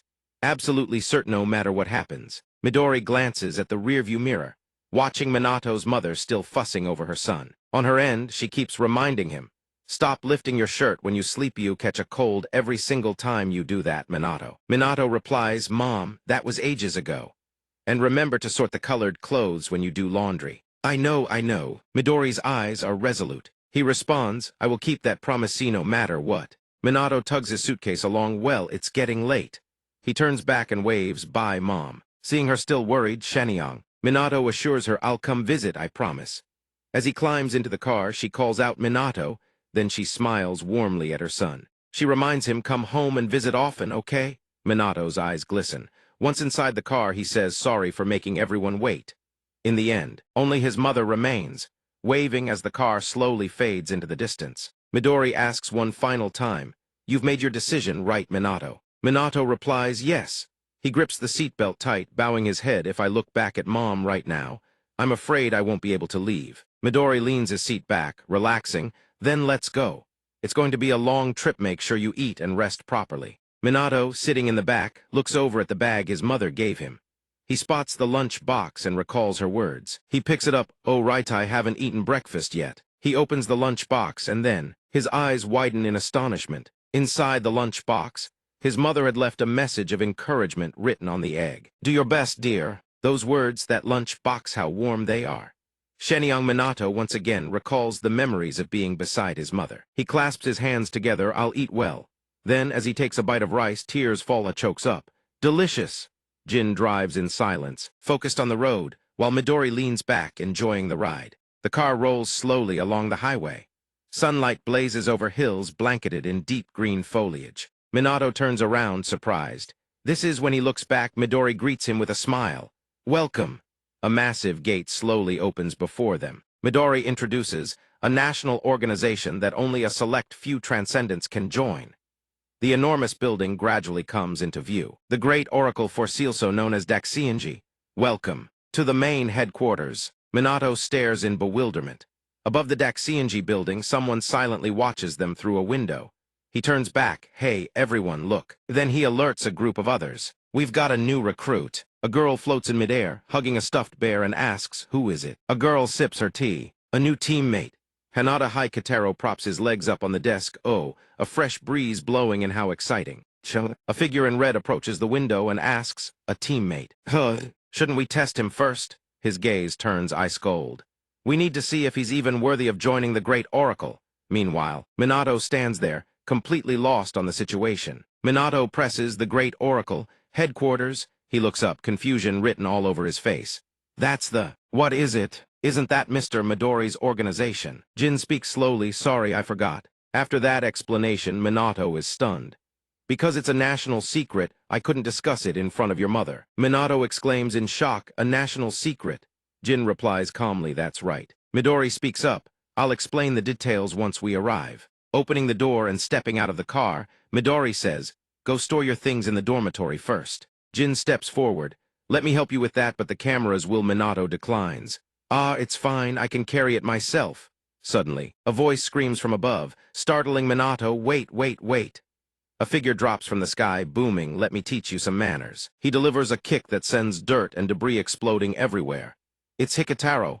He grins, how entertaining. You actually stood your ground. Against me. Not bad. Minato grits his teeth. He raises both arms to block the kick. What Thuho is this guy? Immediately after, Hikataro backflips away. Before Minato can react, the force sends him stumbling backward. He lands gracefully, then immediately bows. Allow me to introduce myself. He raises his hand, waves, and introduces himself. I'm Hanada Hikataro, your teammate and your classmate. Minato stares, thinking nobody asked. Midori and Jin lean against the car. He says, Jin, brew some tea. She responds, yes. Meanwhile, Hikataro launches another kick. It tears through the air straight at Minato's flank. Faced with the relentless barrage, Minato desperately raises his arms to defend. Teammate, what the hell are you doing? Hikataro answers mid-strike. Isn't it obvious? He continues attacking. I'm showing you about the great oracle, of course. By testing your strength. Minato is forced to block test kick after test kick. Then Hikitaro leaps into a spinning roundhouse with tremendous force. The kick releases a dazzling golden light, carrying immense power. Hikitaro's feet smoke as he grins broadly. First, let me tell you about the origins of the great oracle. Minato drops to one knee, catching himself with his hands, thinking, this guy is seriously going to lecture me while fighting. Hikitaro charges in. Oh, right before that, let me ask you something. Minato shouts back Kaminaga. Meanwhile, Midori calmly sips her tea, reminiscing. That was right after the hunter qualification exam at the vocational academy. I already passed the supplementary exam too, you know. Why is it that after getting tested by an S-rank hunter, I'm now being tested again? Here no less. After finishing his thoughts, Midori starts chatting with Jin. Don't you think that kid's life is just one endless gauntlet of tests? She replies either way. Minato watches them fight. Jin adds he's the one Midori brought back after all. With yet another kick, Hikitaro throws out a question. All right then, first question. What's a hunter's job? Minato, locking his guard against the blow, shouts to swiftly eliminate monsters that emerge from spatial rifts. Hikitaro gives him a thumbs up. Correct, he lands and adds, in other words it's basically pest extermination. Then Minato's face freezes when he hears the second question. What about the other disasters? He pauses hesitant. Other disasters? Hikitaro smiles. Yes, there are disasters in this world, far more terrifying than spatial rifts. Then he lists them off. The monster riot 10 years ago. The giant monster outbreak 5 years ago. Minato responds in surprise. Weren't those caused by large-scale spatial rifts? The moment those words leave his mouth, his eyes go wide as another attack comes. Hikitaro slams a kick into Minato's face, sending him flying. That's right. Minato is blasted backward over a long distance. Hikitaro explains, that's what they teach at the vocational academies. That's what ordinary people are told. Minato looks up, but Hikitaro is already descending with a crushing aerial strike. The kick is so powerful it splits the tree behind Minato clean in half. The deafening crash echoes through the entire forest. Minato barely manages to leap back. Hikitaro looks up and speaks in a low, solemn voice. Those are incursions from another world in the same level as the monster tower that appeared 300 years ago. Super disasters. Minato's eyes widen in shock, on par with the tower. Hikitaro confirms exactly, and their invasions haven't stopped. Darkness closes in around Minato. Shadowy hands appear, seizing him. He continues his lesson. Something from the other side has always been plotting to invade our world. Hikitaro steps closer. Compared to the era of the tower, the power of transcendence has diminished greatly. Those who possess strength on par with the ancestors can be counted on one hand. Kaminaga asks, then what are we supposed to do? Hikitaro smiles and answers, that's exactly why we exist. He raises his hands, making a gesture, those who pose. Says the ability to foresee and predict will uncover the omens of coming disasters, and those chosen will rise to fight them. Hikitaro places a hand over his chest, smiling with pride. That's us, the great oracle. Midori and Jin stand nearby, their silence a tacit agreement. Minato sits in a daze, processing the information. Prophecies, an organization that fights against disasters. Hikitaro extends his hand, and from today you are one of us. You're the first person among your classmates to withstand that many of my kicks in a row. With a warm smile he says, welcome, Minato. Welcome to the great oracle. Minato and Hikitaro shake hands, making peace as Midori and Jin applaud. Minato responds, ah, nice to meet everyone. Then Hikitaro turns around and shouts, hey, everyone. I acknowledge Minato. On the rooftop, figures stand watching. He calls out to them, what about the rest of you? One by one, Kai, Senjin, the bear pajama girl, and on. Then in a single blink they all vanish, dissolving into thin air. Hikitaro sighs there's something else, disappearing like actual ninjas. He shakes his head. Guess they all need to see it for themselves. He turns and offers Midori, let me take him. Midori responds, is that so? Then I'll leave him to you. Hikitaro grabs the suitcase and leads Minato toward a building. Follow me. I'll show you to the dormitory. Let me take that suitcase. They walk side by side. Minato nods, yeah. Thanks. Hikitaro, he responds, just call me Hiko for now. Evening falls. Inside Minato's room, a single in the great oracle's dormitory rests after. Unpacking his things, Minato sits on the bed, lost in thought. Super disasters, an organization that fights based on prophecy. Picturing the devastating scenes, he wonders, could there really be disasters on par with the tower the ancestors once defeated? If such prophecies exist, can I even fight? Minato clutches his head in frustration. I'm way too anxious about this. A voice appears, then just gets stronger. Minato lifts his hands from his face, startled by the sudden appearance. The ancestors materialize before him. He calls out the name of the one who spoke, Vero. Vero tells him, "There's something I forgot to mention. We've already decided what to do with you." He looks Minato dead in the eye and states with absolute certainty, "We're going to make you the strongest Transcendent who ever lived." Recalling all that has happened, Vero declares, "Even surpassing that Midori fellow, we all believe you possess the potential to surpass every single one of yous and become the strongest Transcendent in history." He then makes his proposal.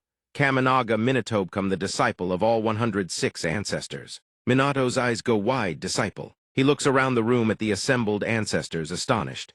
"Of all of you?" Vero answers frankly, "Yes, disciple to every one of us." Confused, Minato asks, "But why? Didn't you originally want to take over my body?" Vero smirks, "Heh heh heh. Of course we did, but if we did that..." All their eyes gleam. Rai flashes a dangerous grin. Vero draws his blade. "We'd have to fight each other to the death for this body." Minato panics internally, a battle royale between ancestors. He hastily shouts, "Don't fight over me." Rai composes herself and speaks, "Honestly, we thought the same at first. But after observing you, we changed our minds." Vero looks at Minato and continues, "Rather than seizing your body to return to our former glory, the ancestors, reverting to their true forms, fix their gazes on him as Vero voices their unanimous decision. We choose to train you. You're far more interesting this way." Hearing this, Minato is stunned. A flicker of warmth enters Vero's eyes as he smiles gently. "When you defeated that poison master," he recalls the Sineth moment that man charged at him. "The times we took control of your body instinctively used our techniques to defeat him. It copied and wielded the very techniques we once employed. Of course, the power and precision are nothing compared to ours, but at the very least, you've achieved results." Vero pauses. He finishes and asks, "Do you have any idea how remarkable that is?" Looking at the circular void mark on Minato's hand, he wonders, "I'm not sure if that's the effect of the void mark or not." Then with a confident expression, he smiles warmly. "But your true talent is your absorption ability and that surpasses every single ancestor among us." Minato sits in silence, fingers interlocked, listening. Then a tear falls without his permission. His dazed face looks upward as tears roll down his cheeks. After hearing Jeikaros's words, tears suddenly pour out. Recalling a time long ago, a bespectacled teacher rests his chin on his hand, sighing in disappointment. Watching him fail to control the great fan, that person passes judgment. This boy has absolutely no talent. Minato pours every ounce of strength he has, until his face scrunches up, turning beet red. Sweat pours down his face. He thinks, "What am I supposed to do?" The people behind him treat him like a nobody, mocking, sneering, jeering. No one has ever believed in him. His classmates look down on him, bully him, trample him underfoot.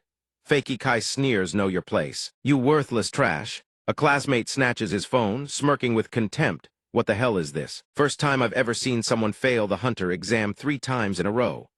All Minato can do is reach out helplessly. They spit out 2 words, "Give it up." The camera crew turns and walks away. They mutter to each other, loud enough for him to hear. What was his name again? Forget it, who even cares? And when Fakey Kai shoves him into Yifeng Abyss, what was his name again? Shenyang Minato knows it clearly. No one believes in his future. When Midori stands before him, beaming, her face lit with a smile, Minato thinks, and yet, her son, the one who today received Jiro's recognition with the words, "You have tremendous potential. You meet every condition." He clenches his fists, head bowed. He never expected to hear that he possessed the qualities to become the strongest Transcendent in history. Tears roll down his face. He questions himself, "Am I really okay? Do I even deserve to remember those happy days?" Smiling, burying my head in books. He doubts such beautiful things, not just the person he has always admired, but also those who stand before him now, who understand his dream of connection, and who place their hope in him. Rairo smiles warmly, drapes an arm around Minato's neck, and advises, "Why are you crying? Look at the rest of us." Rairo says, "We're living inside your body, you know." Everyone lifts their gaze. He continues, "Especially when you're asleep, we have far more freedom to manipulate time and space than in reality." Jiro's gaze softens. "From this day forward, we'll train you 100 hours a day in real time." He imagines the group bursting into carefree laughter. He continues, "During the day, you fight the prophecies. At night, we pull you into the subconscious. Everyone raises their weapons at you. Sleep. You train with us." Then looking up, he declares, "From now on, you'll never get a good night's sleep again."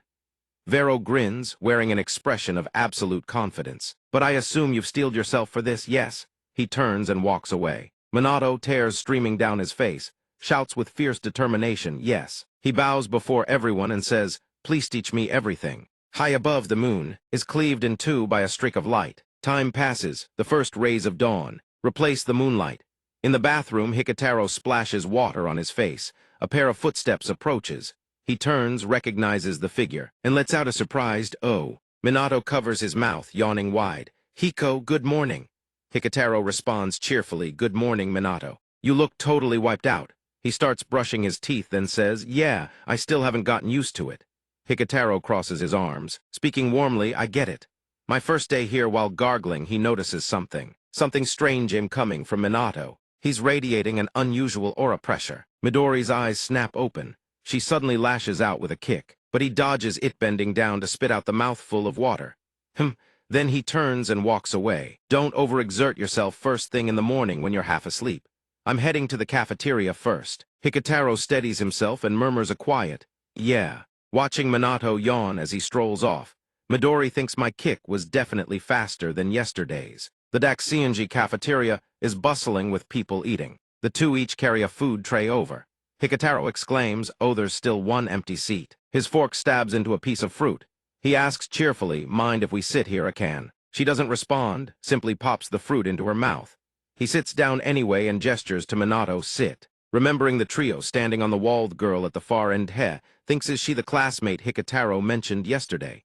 She frowns, suddenly annoyed, and says, welcome to the great oracle. He notes to himself she doesn't seem too thrilled about me. He puts on his friendliest face and starts, I look forward to your guidance. I'm Shenyang me. Akan doesn't even glance at him. She cuts him off immediately, don't know, I didn't hear a thing. I don't need to remember. Her cold response leaves him stunned. She jabs her fork toward him and adds, when you've earned my recognition, that's when I'll call you by name. The fork catches the light. She flashes a smug little smirk laced with challenge. It's training time. We're heading out to deal with a prophecy soon. You're coming with me. An image of a convoy crawling across a snow-covered road appears. The first prophecy book was discovered in 1945, in Antarctica, buried beneath 3,000 meters of ice. Bernard Jasso uncovers a book. He wonders, what is this? He picks it up, puzzled by the strange title, Book of Doom. The pages are covered in crude, messy scrawl as if written by a child. For the next 80 years, it documents disasters that will drown the world.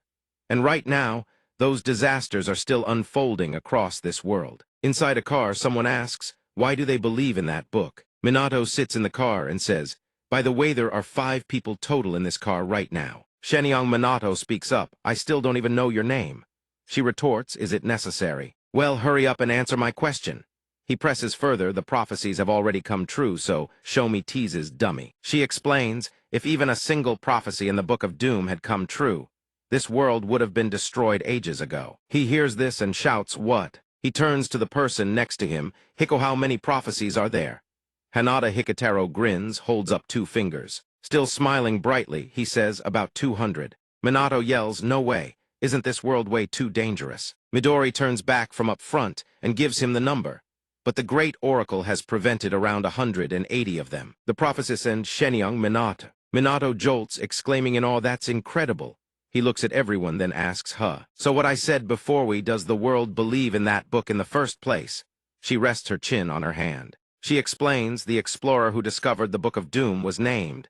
An image of a bald-headed man appears. Bernard Vasso. She recounts, when he opened the cover on the very first page, this is what was written along with. Bernard Vasso's face twists in shock. No less than this, inside the book, it reads, hello, Bernard. March 17, 1945, 11:35 am on a sunny day. Just the explorer discovering the Book of Doom. Hello, Bernard. March 17, 1945, 11:35 am on a sunny day. Just the explorer discovering the Book of Doom. Translation, Nanas. March 17, 1945, 11:35 a.m. A beautiful sunny day. Explorer Bernard Vasso discovered the Book of Doom in Sumida Ward, Tokyo. In a narrow alleyway, a dark void materializes in midair. This is the emergent site of a medium-scale space-time rift. 2 guards in black coats stand watch. One calls out, hey, you Lothais is a restricted zone. Turn back now. Hold on. Minato's group pushes forward regardless, right past the 2 guards' blockade. Stop right there, Shenyang Minato. Minato asks nervously, is this really okay? Hikitaro replies, of course it's no big deal. She speaks up, listing off every type. World War III, the Dark Moon, giant tree pathogen attacks. Every single one was a catastrophic crisis, and every single one was resolved by outstanding transcendence from around the world. Resolved, the most recent was the monster outbreak that Midori handled. The person she just mentioned is still sleeping soundly, not a care in the world. She concludes, in short, aside from the Book of Doom, many other prophecy books exist in this world. An image of a base appears. Akan explains the reason for its founding. To collect, analyze, and neutralize all of them, Great Oracle was established and has endured to this day. She points and continues, put simply it's like this. A danger level chart materializes. Supercritical global extinction guaranteed. Book of Doom Level 1 worldwide environmental transformation. Level 2 national or continental scale catastrophe. Level 3 destruction of a region or multiple cities. With some exceptions, Minato nods, finally understanding so. But then he suddenly asks, "Wait, do you mean we handle all of this ourselves?" Akan states bluntly, "As members of the Great Oracle, that goes without saying." A guard in a black coat calls out, "Kisari Somion's coming." Kisari turns around, he stammers, seeing the group approach, civilians. Kisari warns them urgently, "It's dangerous here. Get out now." She steps forward and announces, "Today's prophecy is level 3. This rift is projected to be B-rank medium scale."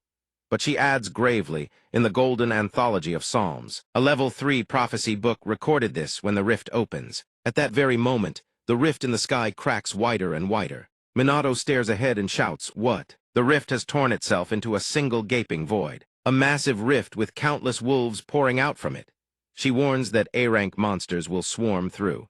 Kisari drops into a combat stance. The fight begins. A-rank. Countless streams of white energy blast toward him in rapid succession. Wolves lunge and bite, screams erupt everywhere. Kisari grits his teeth and curses, "Damn it." He thinks with only B-rank and C-rank members. This is impossible to handle. Plus, this Oraith rift keeps getting bigger. Kisari reaches his conclusion. There's definitely a boss in there. He glances at Akan standing beside him. The three of them haven't moved an inch. Panicking, Kisari tries to stop them. "Yule, out of the way," Akan cries, "Chim Majestus." She slams her hand onto the ground. A stream of crystalline, pure water surges forth. And then, a barrage of blades erupts into the air. The technique miraculous. Civilians scream as wolves attack.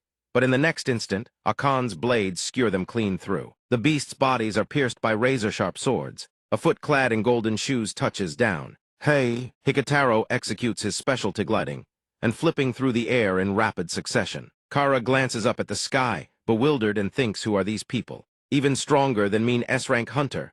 Akan speaks with a stern expression, "Move aside. To us, you're the ordinary one." He catches sight of the badges pinned to their bodasand, recognizes the insignia at once. "Are you people with the government?" Countless razor-clawed hands burst from the massive rift. Everyone thinks the same thing: this monster is above S-rank. That thing is the beast. The S-rank humanoid Giulio Renal. Sasaragi cuts in, "Wait, don't attack recklessly." Seeing two of them charge forward, she warns, "Wait, don't attack recklessly." But neither Akan nor Hikitaro listen. He stares ahead, frowning in deep thought. Hanada Hikitaro thinks to himself, "My kick was useless." Physical resistance armor. The Giulio Renal creature lunges at Akan in an instant. She extends a finger to channel her power, then clicks her tongue in frustration. Kannagi Minato rushes in to shield his teammate. Shomion is startled to see him appear right in front of her, letting out a surprised, "Huh." Minato plants his palm on the giant creature's snout, pouring his power into it. The entire scene erupts into red, followed by a massive boom. The surroundings fill with orange-red smoke and dust as the others stare, stunned. Before Hikitaro can even process what just happened, his jaw drops. What the hell? Then he suddenly shouts, "That's it." He recalls this morning when he attacked Minato. Did Minato actually dodge that? Wait, defeating an above S-rank monster in a single strike. So that uneasy feeling this morning wasn't just my imagination. He looks toward Minato and confirms. After just one night, he's become so strong I can barely recognize him. Akan speaks up to warn, "Don't go acting on your own." Minato looks at his own hand, thinking to deal with an enemy that has physical resistance. "Focus your Kai and attack from within." Recalling the master's silhouette, he thinks the technique I learned from Master Quian. Gontak. Last night, then yesterday's scene flashes in his mind when he practiced maintaining his balance. The most fundamental technique, piercing fist. Minato clenches his fist, A late never expected it to be this useful. He turns to An and calls out, "Hey." Minato smiles, "Tell me your name. We'll need to cooperate and there it be awkward not knowing each other's names." She seems pleased. Acknowledging him with a smile, she introduces herself, Akan. "My name is Shomi An," a rookie. Meanwhile, Hikitaro uses physical reinforcement to attack forward. Piercing, PCH. The wolf's body begins to warp and deform under the force. Akan activates Mercury counter, REGIC. Hanada Hikitaro laughs, just as Minato said. Shomi Akan laughs in agreement. Attacking from the inside really is easy. Someone calls out, "New recruit," and Minato turns reflexively. A black void tears open in the sky. Hikitaro and Akan shout in unison, "Let's go." Kisaragi furrows his brow, "Go in." Inside that rift is an entirely different space no matter how you look at it. That's way too reckless. Minato sprints forward and says, "Yeah, I'm coming." Kisaragi is taken aback. "What?" Everyone then leaps into the rift one after another, leaving him standing there, staring blankly. Kisaragi mutters, "What's gotten into these kids?" He watches the three of them disappear. He can't help but wonder, could this be the secret organization I've heard about? Scene transition, countless wolves charge up from a deep pit. Akan extends her hand. She remarks, "Inside looks exactly the same as outside." She launches countless swords forward, shouting how boring. Shomi Akan unleashes waves of power everywhere, annihilating the wolves. Minato sprints ahead, glancing back. He praises, "That's incredible."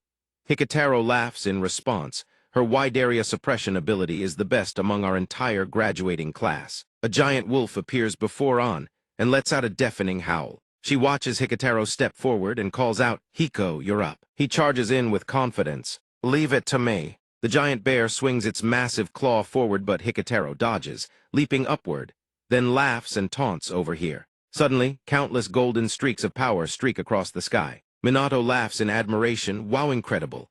Hikitaro lets out an excited grunt. He then charges forward with a grin, launching countless blue energy blasts ahead.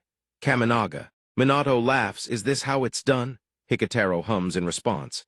After clearing out the enemies, everyone dashes forward. Akan thinks the enemy count has dropped. As if sensing something, she says, "Then it's almost time." Minato suddenly looks ahead, puzzled. Why is this place so vast?" All three of them stare wide-eyed ahead. They think something is falling from above. Immediately after, a massive foot slams down right in front of the three. Minato exclaims, "It's huge." Hikitaro says, "That monster is." A giant bull lets out a thunderous roar. The boss S-rank Minotaur is the hawk-eyed. Akan speaks up, "So you've finally shown yourself. Are you the master of this place?" She raises her hand and attacks, triple holy punishment magister. The giant bull now stands within a circle of light. Golden, countless swords rise from the radiance, the golden power stream-taking solid form. Shomi Akan thrusts her hand forward and shouts, "Rule number 1. When facing a powerful enemy, unleash your strongest attack from the very start. Never waste time with a gradual build-up." She makes her decision, "I'll keep this up until my mental energy runs dry. Help me finish it off." Hikitaro laughs, "Ha ha ha. Akan's skill is spectacular, I'm so jealous." "Leave it to me, Minato." Minato stands behind the two and remarks, "What a powerful attack." However, he understands and speaks up. Hikitaro hears this and turns, confused, Akan immediately shouts, "Newbie, you've got something to say about my strongest attack." At that moment, the boss swings its axe. All three of them stare in shock. The giant creature roars again. Then its attack slams straight into the ground. The bull stands within the circle, surrounded by countless rays of red light. Akan says in disbelief, "Impossible."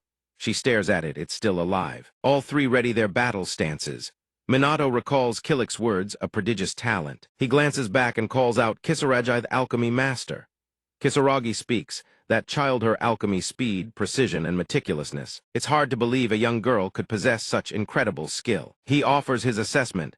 Her approach against a mysterious enemy was flawless. Normally, a creature of this level would have been eliminated easily. But then he frowns with regret. What a pit-eyed Minotaurus has 100% physical resistance. The girl didn't realize the creature's physical immunity. Hearing this, he asks, "Then how do we defeat it?" Kisaragi pushes his glasses up. Hum. As he speaks, the final creature charges forward. Hikitaro rushes in, looks like it specializes in physical resistance. Shomi Akan says in frustration, Siriauslu should have brought a magic-type member." At the same time, Minato transforms and declares, "Triple holy punishment." "Magister," Akan whips around in shock, Kisaragi." A voice echoes in his mind, Minato, lend me your body for a moment. Let me demonstrate for the child. Then a Mercury technique rockets forward. The giant bull raises its axe and swings it down. Akane exclaims, huh. She stares at him and shouts, how can you use the same skill as me? Wait, what are you doing? Attacking that creature with physical force. Kisaragi has possessed Kaminaga's body. Minato Kisaragi remarks how foolish. He explains before Akane's bewildered eyes, that's the result of overspecialization. A true alchemy master. He looks toward the boss, must know how to distinguish and utilize the three states of matter depending on the situation. The mercury boil steam rises, waves of heat engulfing the entire area. The creature howls from the searing temperature. Hikitaro grimaces, covering his nose, it's so hot. Akane shields her face from the heat as well. She then stares at the creature being scorched by mercury. She thinks attacking with heat instead of physical force, moreover, at extreme temperatures. Freely manipulating temperature like that. How? Kisaragi laughs, you're not bad yourself, but this child has real potential. I'd like to take her as my disciple. Minato hesitates, that's a bit. The place is now a scene of total devastation, stones and bricks cracked to pieces. Akane and Hikitaro declare, this mission preventing the Tier 3 prophecy recorded in the Golden Psalms anthology. Minato stands there now, beaming with a bright smile after defeating the boss. Minotaurus the hawk-eyed, the boss's axe gradually fades away. Mission successfully completed. With the mission status marked complete, Akane stands frozen. Her eyes widen as she stares ahead. 3 words flash through her mind, that's impossible. Looking at Minato and Hikitaro laughing and joking. They high-five. Akane silently thinks to herself about Minato Transcendence.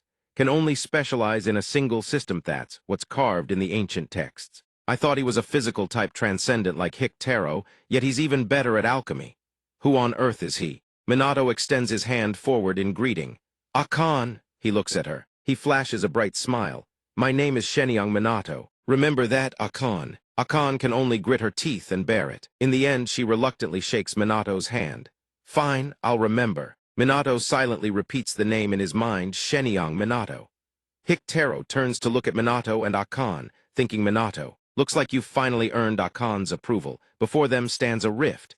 Kisaragi is there, observing. Behind him are the injured. 2 people beside support each other. Someone shouts, look. The rift is shrinking. The one who is supporting their teammate hears that the rift is shrinking and quickly looks up. What's happening inside? Kisaragi also looks up from within the rift. Minato emerges first. Minato steps down. He stands there reaching out his hand. He braces to catch Akane. Up above, Hikitaro leaps preparing to land. He cheers excitedly, woo, awesome. The people around them see they've safely exited and exclaim. They made it out of the rift safely. Akane lands on the ground while Minato still has his hand raised, ready to catch her, but she doesn't seem to need the help. Hikitaro looks at Minato and can only smile awkwardly. He asks, so is the mission complete? Akane replies, that's right. Just report back at HQ and we're done. Hikitaro adds, it wasn't easy, but it was one hell of a mission. Kisaragi clears his throat, drawing Minato's attention. Then he bows his head and says sincerely, first, please accept my gratitude. Thank you all for saving me and my team. He raises his head, and Kisaragi quickly gets to the point. Who are you people? And what exactly happened inside? Could you possibly tell us? Akane asks in surprise, huh? You're a fellow hunter. On Akane's chest gleams a golden badge. She holds it up for Kisaragi to see. Akane, she says, now just stamp this symbol on your report. That's all you need. Watching the 3 Hikitaro, Akane, and Minato walk away, Kisaragi calls out, all right. If anything dangerous comes up, I'll call on you again. Akane reassures him. Cases like this are extremely rare, so don't worry. Standing between Minato and Hikitaro, Akane doesn't look back. She only says we won't meet again. Go back to your normal lives. Meanwhile, beside her, Minato is still looking back toward Kisaragi. Hearing Akane's words, he can only smile wryly, unsure how to react. Ha ha, does she mean we're just ordinary people? May 11th.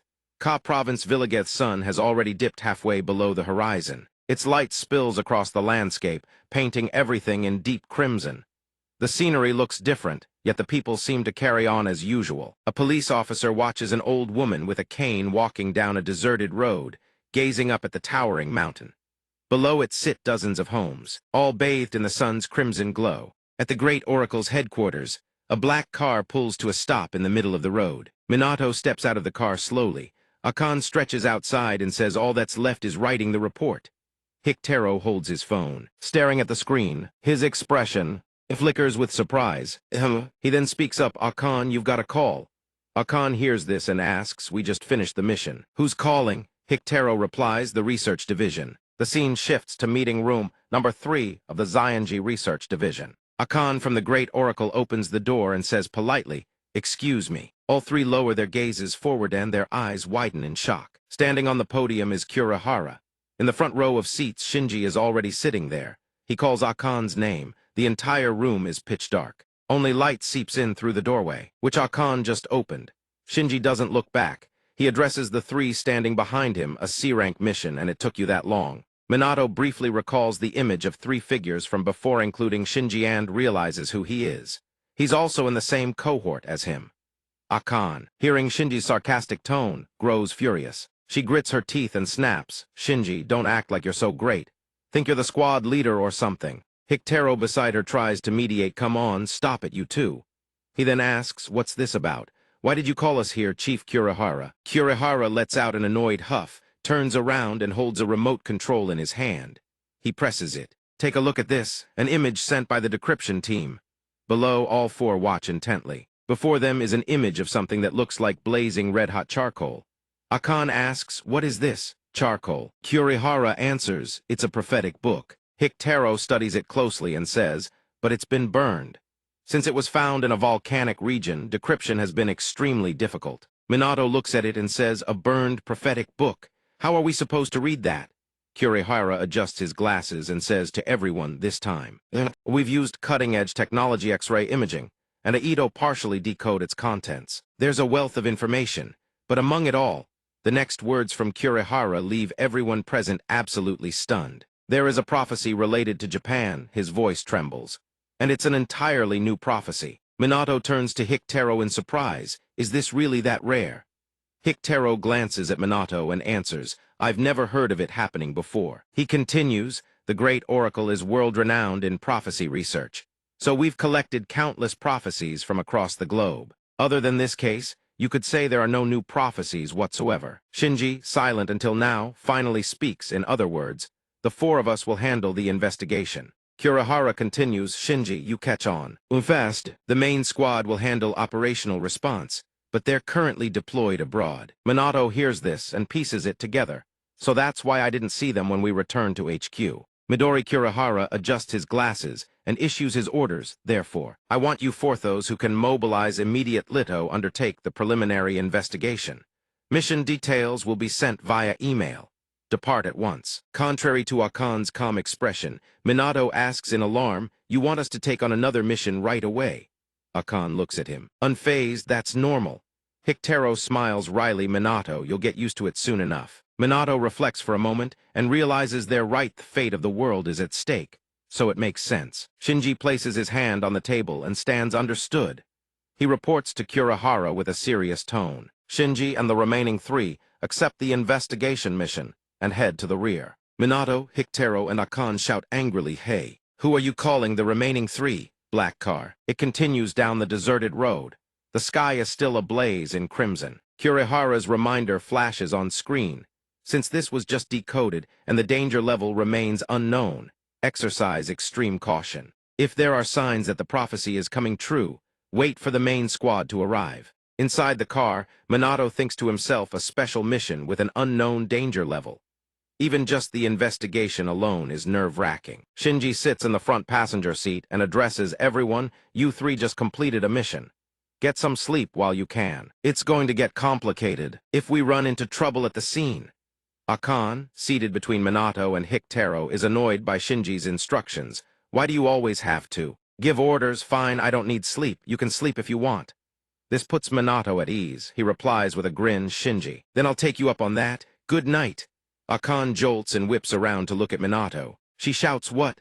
Beside them, Hictero also says wearily, same here, good night. Akan stares at Minato, then quickly whips her head toward Hictero. Before she can finish, both Hictero and Minato quickly doze off. Only Akan remains sitting there, head bowed, seething with frustration. Grrr. She raises her head and slaps both cheeks hard, shouting, I am not sleeping. Watch me, I won't fall asleep. Night falls. In the car, Akan finally can't hold out and falls asleep. She leans against Minato, sleeping soundly beside him. The circle on Minato's hand suddenly glows. A voice wakes Akan. Huh. Wake up, Akan. The moment she hears it, Akan jolts awake in a panic. Ms. Seimei. Ms. Seimei. I told you I wasn't going to sleep. She rushes over to where everyone is gathered and asks frantically, why didn't anyone wake me up? Minato looks ahead and tells everyone, look. Akan behind them also cranes her neck to look. Standing on the cliff's edge, all four gaze down. Akan gasps, this is. Below the cliff are crystal pillars, surrounded by a red-hot glow. Hictaro observes and says the situation is quite severe. Those crystal pillars down there inside, each one is a bone, just as the prophecy described. It's coming true. Akan, standing near Shinji, stares at the sight and says, a massive magic circle. Those red pillars of light air, they the final images of the 23 civilians recorded in the report. Shinji's eyes remain fixed, as if recalling a case from the files. He continues the apartment fire in Iwakiyama Prefecture. That prophecy was from 30 years ago. It nearly tore open a gate to another space-time realm. The crystal pillars suddenly erupt with blazing red light. Seeing the change, Hictaro panics. Akan tells everyone there's no time to waste. Shinji and Hictaro both look up. Hictaro asks, so what do we do now? Shinji grips the sword in his hand, eyes locked dead ahead. We stop it. Akan remembers Chief Kurihara's orders and asks, you're going to ignore the chief's orders. Behind them, Hictaro, Shinji, and Akan suddenly feel a surge of blue light rising from the ground beneath them. It shoots straight up, and all three whip around in shock. The source of the light is none other than Minato himself. Minato looks. Is that everyone? He speaks, shall we go? Akan stares at Minato in astonishment, thinking Minato, who is he really? Hictaro also can't believe this power is coming from Minato. He remarks, he's even stronger than this morning. Shinji looks ahead and says, looks like he won't be a liability. The instant he finishes speaking, Shinji charges straight toward the pillar of light, not forgetting to command, everyone follow me. The second to launch is Minato, followed by Hictaro and finally Akan. She slides down the cliff while shouting furiously, stop acting on your own like that. And don't you dare give me orders. The crystal column housing the bones suddenly blazes with light. Melius lifts her gaze skyward. This scent. It's been a long time. Beside her, Gyro senses it too. Yes, I caught that smell many times while I was still alive. Before the tombstone, not far away, a small patch of ground cracks open in deep crimson. A guttural growl rumbles from within. Thena hand punches up through the earth. Vei-Ro stares into the distance, then confirms the scent of a forbidden art. A page inscribed with an incantation, the oracle's word. The Book of Doom. After an eternity of waiting, thousands upon thousands of moonrises and moonfalls, when the blood-red full moon melts away and silently opens its eyes. Darkness shall blanket the sky in an impenetrable shroud. When the hollow flame ignites, cast him down into hell. The image shows a man sitting on a tattered mat. Beside him, a bowl of black blood. Human bones hang from every branch. That man is Bando Shijima Transcendent, and the supreme leader of the sorcerers. Legend tells that after unleashing a horrific massacre in a bygone era, he was struck down by an Onmyaji who was also a transcendent. He drifted to a remote village. Bando Shijima coughs, violent blood pours without end. Behind him, dozens of corpses lie strewn across the ground.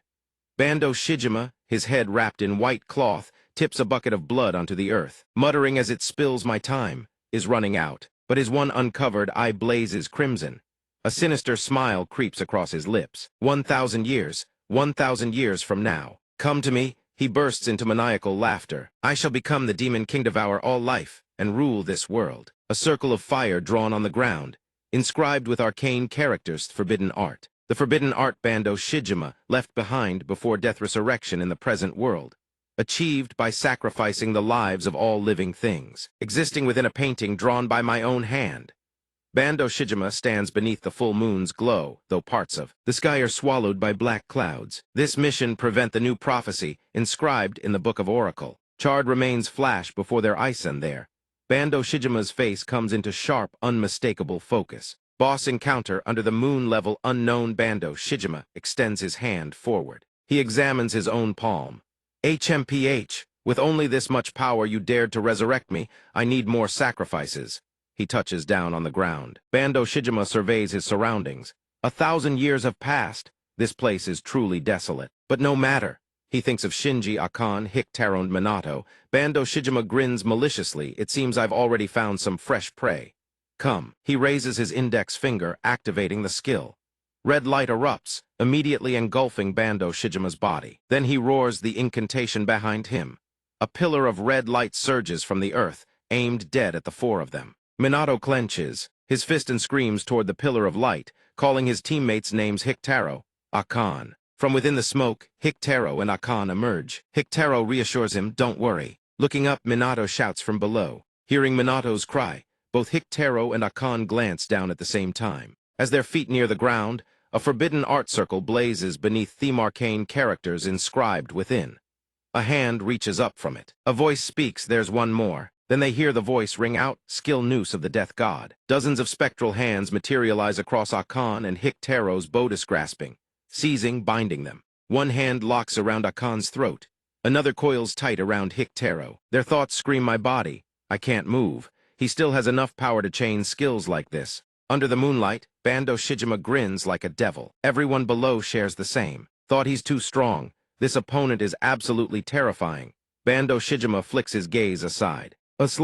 Decisive. Minato launches a rapid barrage of strikes, but Bando Shijima remains just fast enough to dodge each one. However, Minato's ability forces Bando Shijima to reassess.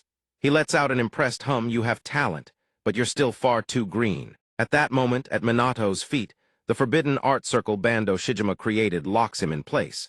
Bando Shijima shouts the incantation before him. A pillar of light erupts, soaring to the heavens. He looks up.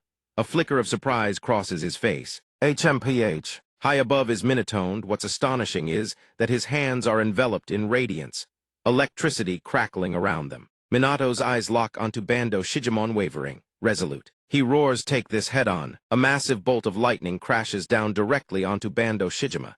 He raises one hand, forming an impenetrable barrier. Seeing this, Minato's expression darkens. From below, looking up, Bando Shijima grins with delight. Oh, not bad this time. But so engrossed in fighting Minato, Bando Shijima forgets there's one more Shinji. The boy darts past him, blade thrust forward. Shinji activates his skill around Bando Shijima's neck.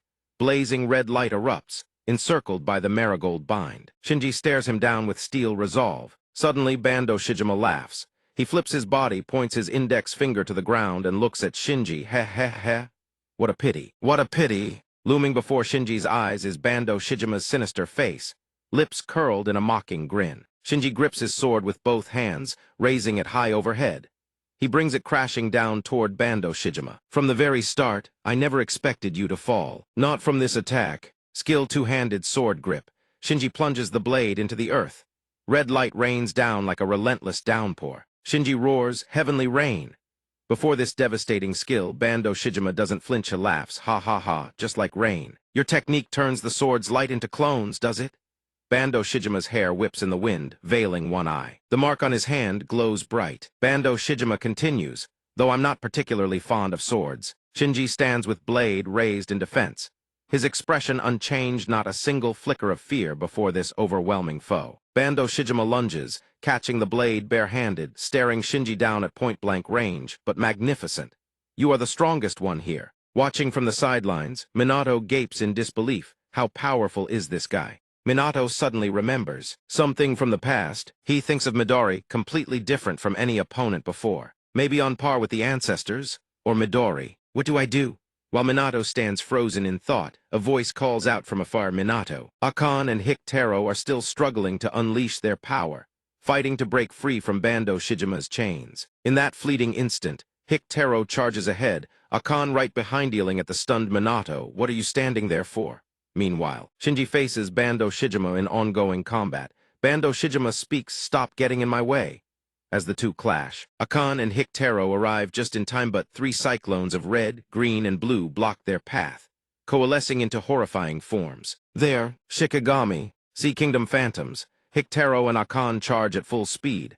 Hikitaro lunges with a vicious kick. Both shout in unison, "Get lost." After that cry, their expressions shift instantly. Seeing the Sea Kingdom Phantom completely unfazed by the blow, Hikitaro thinks, "Damn it." Each one of them, recalling Minot's immense power, he gauges the Sea-Bone Phantom's strength on par with Minot itself. Before Minato, a massive blue Sea-Bone Phantom stands in his pathfists clenched, arms raised in a fighting guard. It lifts its head, staring forward with an unyielding gaze. On this side, every slash Shinji throws, Bando Shijima effortlessly dodges with a flick of his wrist. While fighting, he mocks Shinji, "How pathetic. No one's coming to help you." Shinji repeats the word help. Then another slash cuts horizontally, biting into Bando Shijima's shoulder, drawing blood. Bando Shijima can barely believe the speed. His face freezes in shock. Shinji holds his blade steady, expression cold as steel. "I don't need help." The words drag a memory to the surface Somyeon once told him. "Shinji, don't come." Sword in hand, what stands before Shinji is the broad back of his brother Makoto. Before Makoto stretches a horde of vicious beasts. Makoto tells him, "I alone am enough." Resting the sword on his shoulder, Shinji continues, "The only thing I can trust in this world is my own strength." Blood drips from Bando Shijima's hand. He bursts into laughter. "Ha ha ha, well said." Bando Shijima's face twists with malice, his mouth gaping wide. "You don't need anyone else. Then I'll devour everything." Before Shinji's eyes, Bando Shijima's hand comes crashing down. Relentlessly, laughing, he strikes. Shinji struggles to raise his sword block this. Bando Shijima's hands move so fast they leave no visible trace. At first, Shinji holds his ground with composure, but now even he is struggling. His expression shifts. As a thought crosses his mind, his speed has increased. Mid-battle, a shout suddenly rings out toward Shinji from behind Bando Shijima. It's Minato sprinting in at full speed. Minato arrives, the void mark on his hand glowing bright as he rushes to fight alongside Shinji. But Minato's appearance splits Bando Shijima's focus, keeps fighting while glancing back. A flicker of confusion. How did he get here? Over on this side, Hikitaro and An are still locked in combat with the Sea-Bone Fiend, while both Red and Blue stand guard with swords drawn. As for the Sea-Bone Fiend 6 in the midlandly, its upper body still stands. The rest has been cut away. Looking at what remains of the Sea-Bone Fiend 6, a short stump of exposed bone protrudes from the severed section. The sight tells Bando Shijima everything. Sea-Bone Fiend 6 has been destroyed. In that instant, Minato drives his fist straight into Bando's face. Minato's entire body erupts with terrifying power. The punch sends Bando Shijima hurtling across the battlefield. Shinji stares at Minato in shock. "This guy still," Minato cuts in quickly. "How long do you plan to fight alone?" Bando Shijima's entire body burns. Crimson licks his bloodied lips. Facing him stand Shinji and Minato, brimming with power, ready to strike. Minato proposes, "Let's join forces and take him down." Minato stands beside Shinji. "I can't let you fight alone." Shinji turns to look at Minato, then glances toward Hikitaro and An, still battling the monsters. He thinks they can't finish off the monsters quickly either, and she barely made it here, locked in fierce combat right now. Shinji looks back and questions, "Then how did he?" Minato repeats, "Let's join forces and defeat him." Shinji grips his sword with both hands, rises, and echoes, "Join forces." "Unnecessary." "What?" Minato is stunned. Shinji says with deadly seriousness, "I don't need anyone's help in this fight."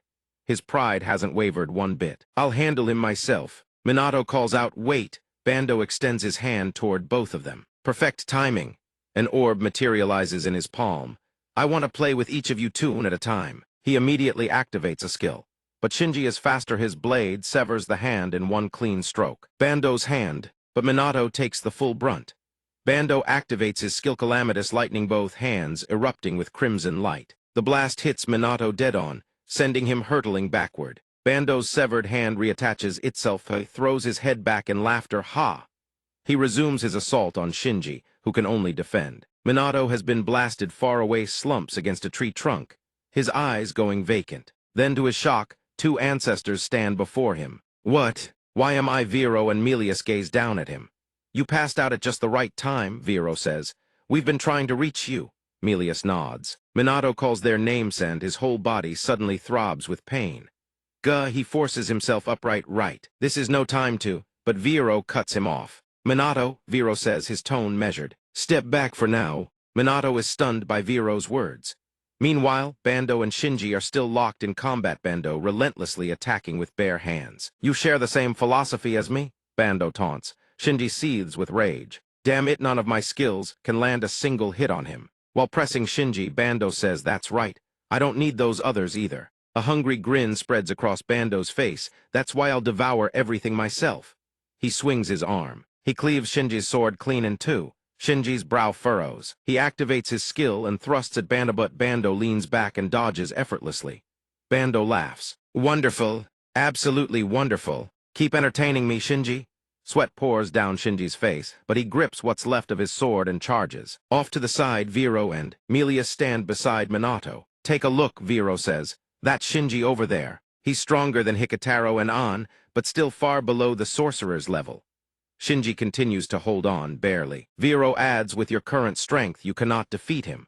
Melius explains, he's using a high-level forbidden resurrection art. If this were a densely populated city, Melius says, imagining Bando seizing an entire metropolis in his grasp, he'd already be a demon king. She continues, if he devours your life force, he'll only grow stronger and humanity will suffer catastrophic losses. Minato suddenly recalls the great oracle's prophecy threat level undetermined.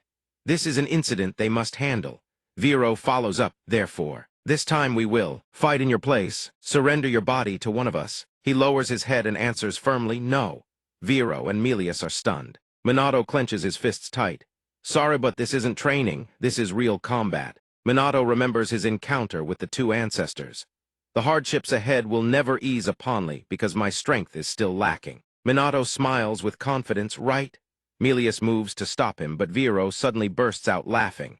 Melius doesn't understand. Vero speaks, I was spectacularly defeated. He recalls Minato's unwavering declaration, I will surpass all of you. Vero nods, indeed. Minato are the one who will surpass us. Vero drapes a hand over Minato's shoulder. Go, show us. Minato and Vero share a confident smile. Use everything you've learned. Give it everything you've got. Minato steps forward, toward Shinji without looking back. Yes, he turns to face the two ancestors with a confident grin. Watch me, everyone. Then he rockets toward Bando and Shinji. Vero and Melius watch from behind as Minato charges forward. Bando still has Shinji completely overwhelmed. Oh my, looks like you've run out of moves. Then what about Shinji chokes out, Gah? Bando swings upward from below, but Shinji blocks with his blade. But the next instant, Bando launches Shinji skyward. He gathers his power, readying the finishing blow.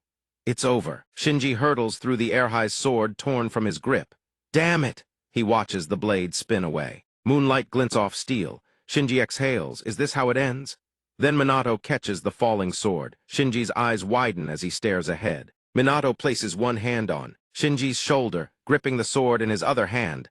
Lend me your blade for a moment. Shinji furrows his brow. Fine. Then he plummets downward, but Shinji immediately flips midair and lands on his feet. Bando channels his power and unleashes a skill at Minato, calamitous lightning. Kannagi. Minato raises the sword overhead and activates his skill, Hinoki Itori. He brings it down, surging slash. A single cleave splits Bando's attack in two. Minato's technique nullifies Bando's skill entirely and severs his arm clean off. Bando stares in disbelief. What? That technique is... He roars, tell Muho the hell are you? Minato introduces himself with absolute confidence. Kannagi Minato, one who will surpass the ancestors. He repeats, voice unwavering, Kannagi Minato, the one who will surpass. The ancestors, he smirks. What do you think? Off to the side, Vero and Melius observe the battle. Melius speaks, are you asking whether Minato can defeat that sorcerer? Vero sighs, well, all we can do is watch. He crosses his arms and reflects, Minato's no fool. Perhaps he grasped something during his sleep and training on the road. Unless, Vero suddenly grins at another thought, maybe he's found his own way. Minato now faces Bando head-on. Shinji watches from the side, observing the two clash, thinking about the rookie. Minato unleashes a relentless barrage. Bando is losing ground. He sees his hands beginning to crack and thinks, that kid. Who the hell is he? Shinji recalls Minato's words, let's join forces and take him down. Yet you... Shinji recalls his own retort, I don't need anyone's help in this fight. He presses his lips into a tight line. Shinji seethes on the sidelines. Minato slashes horizontal but misses. Bando reappears in the distance and activates a skill forbidden thunder rounds. Multiple projectiles scream toward Minato, but he dodges to the right with lightning reflexes. But the thunder rounds curve him straight back toward him. Minato leaps high into the air. Eyeing the pursuing projectiles, you think you can chase me until you land a hit. Then he suddenly drives the sword into the ground, stopping dead. Kannagi leaps up to launch his skill. Watching this, Gongzo praises him, well done. The memory flashes training alongside Master Gongzo. Minato stomps his foot down and activates his skill Earth Stomp. Beneath his feet, the ground shatters into fragments, and a slab of rock erupts before him. The stone wall absorbs Bando's attack. Still controlling his own skill mid-assault, Bando stares in shock. That kid can control rocks too. Minato glances to the side with fierce determination, then detonates the boulder to shield against the incoming attacks. The two skills interweave, triggering an explosion behind the rock bando's figure, emerges from the blast. Minato shifts into position to unleash another skill. He recalls his training with Alexin using the light refraction footwork to leap across the shattered debris, sword in hand, charging forward. In an instant, Shenyang Minato materializes behind Bando. Bando detects Ith tilts his body to dodge the attack, but Minato's slash still grazes across his face, slicing. Blood trickles down. Bando wonders to himself who is this guy. He clashes with Minato, muttering in disbelief impossible. He unleashes the seal technique again, a pillar of light rockets skyward.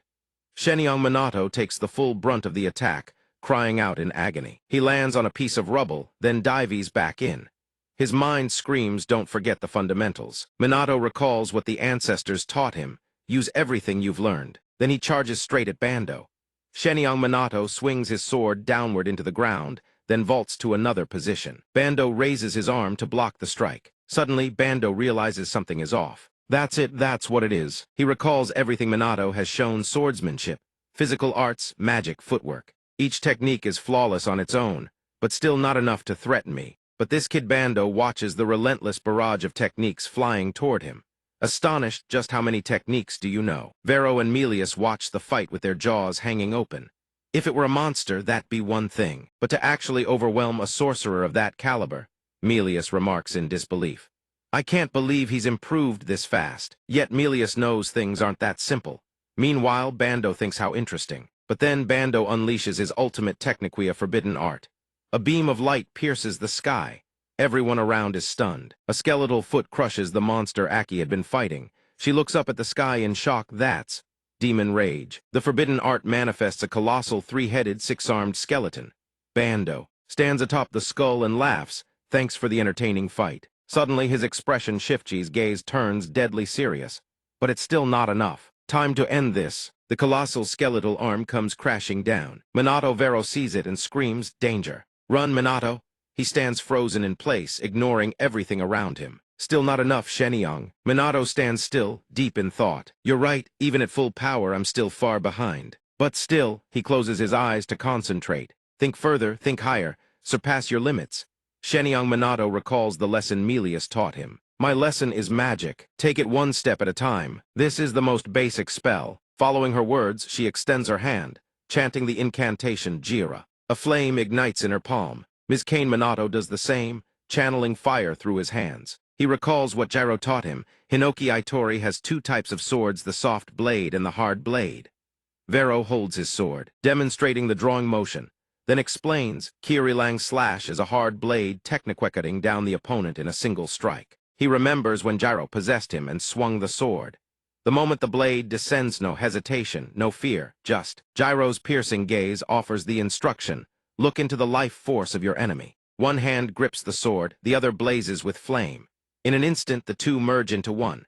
A sword of fire is born. Minato raises it high. Melia sees this and gasps, impossible, Riro. Two Minatos. Down below, Minato grips the flaming blade and looks up. Prepare yourself, Bando Shijima. The technique that Shenyang Minato created. From this day forward, it shall be called 8 Wastelands slash. He cleaves the skeleton in two. At the same moment, Bando himself is bisected. Minato's face is carved with resolving. The giant skeletal palm comes hurtling down directly. Minato stands directly beneath the shadow of the palm. A voice suddenly echoes in his mind, look into it.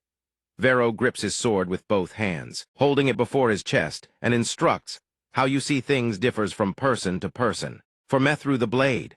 Jiro holds up a flickering silver thread. He envisions it looks like a fragile strand of silk, and I'm confident I can cut through it. That taut thread in a single stroke. Vero fixes his gaze dead ahead. He asks, well, what do you see?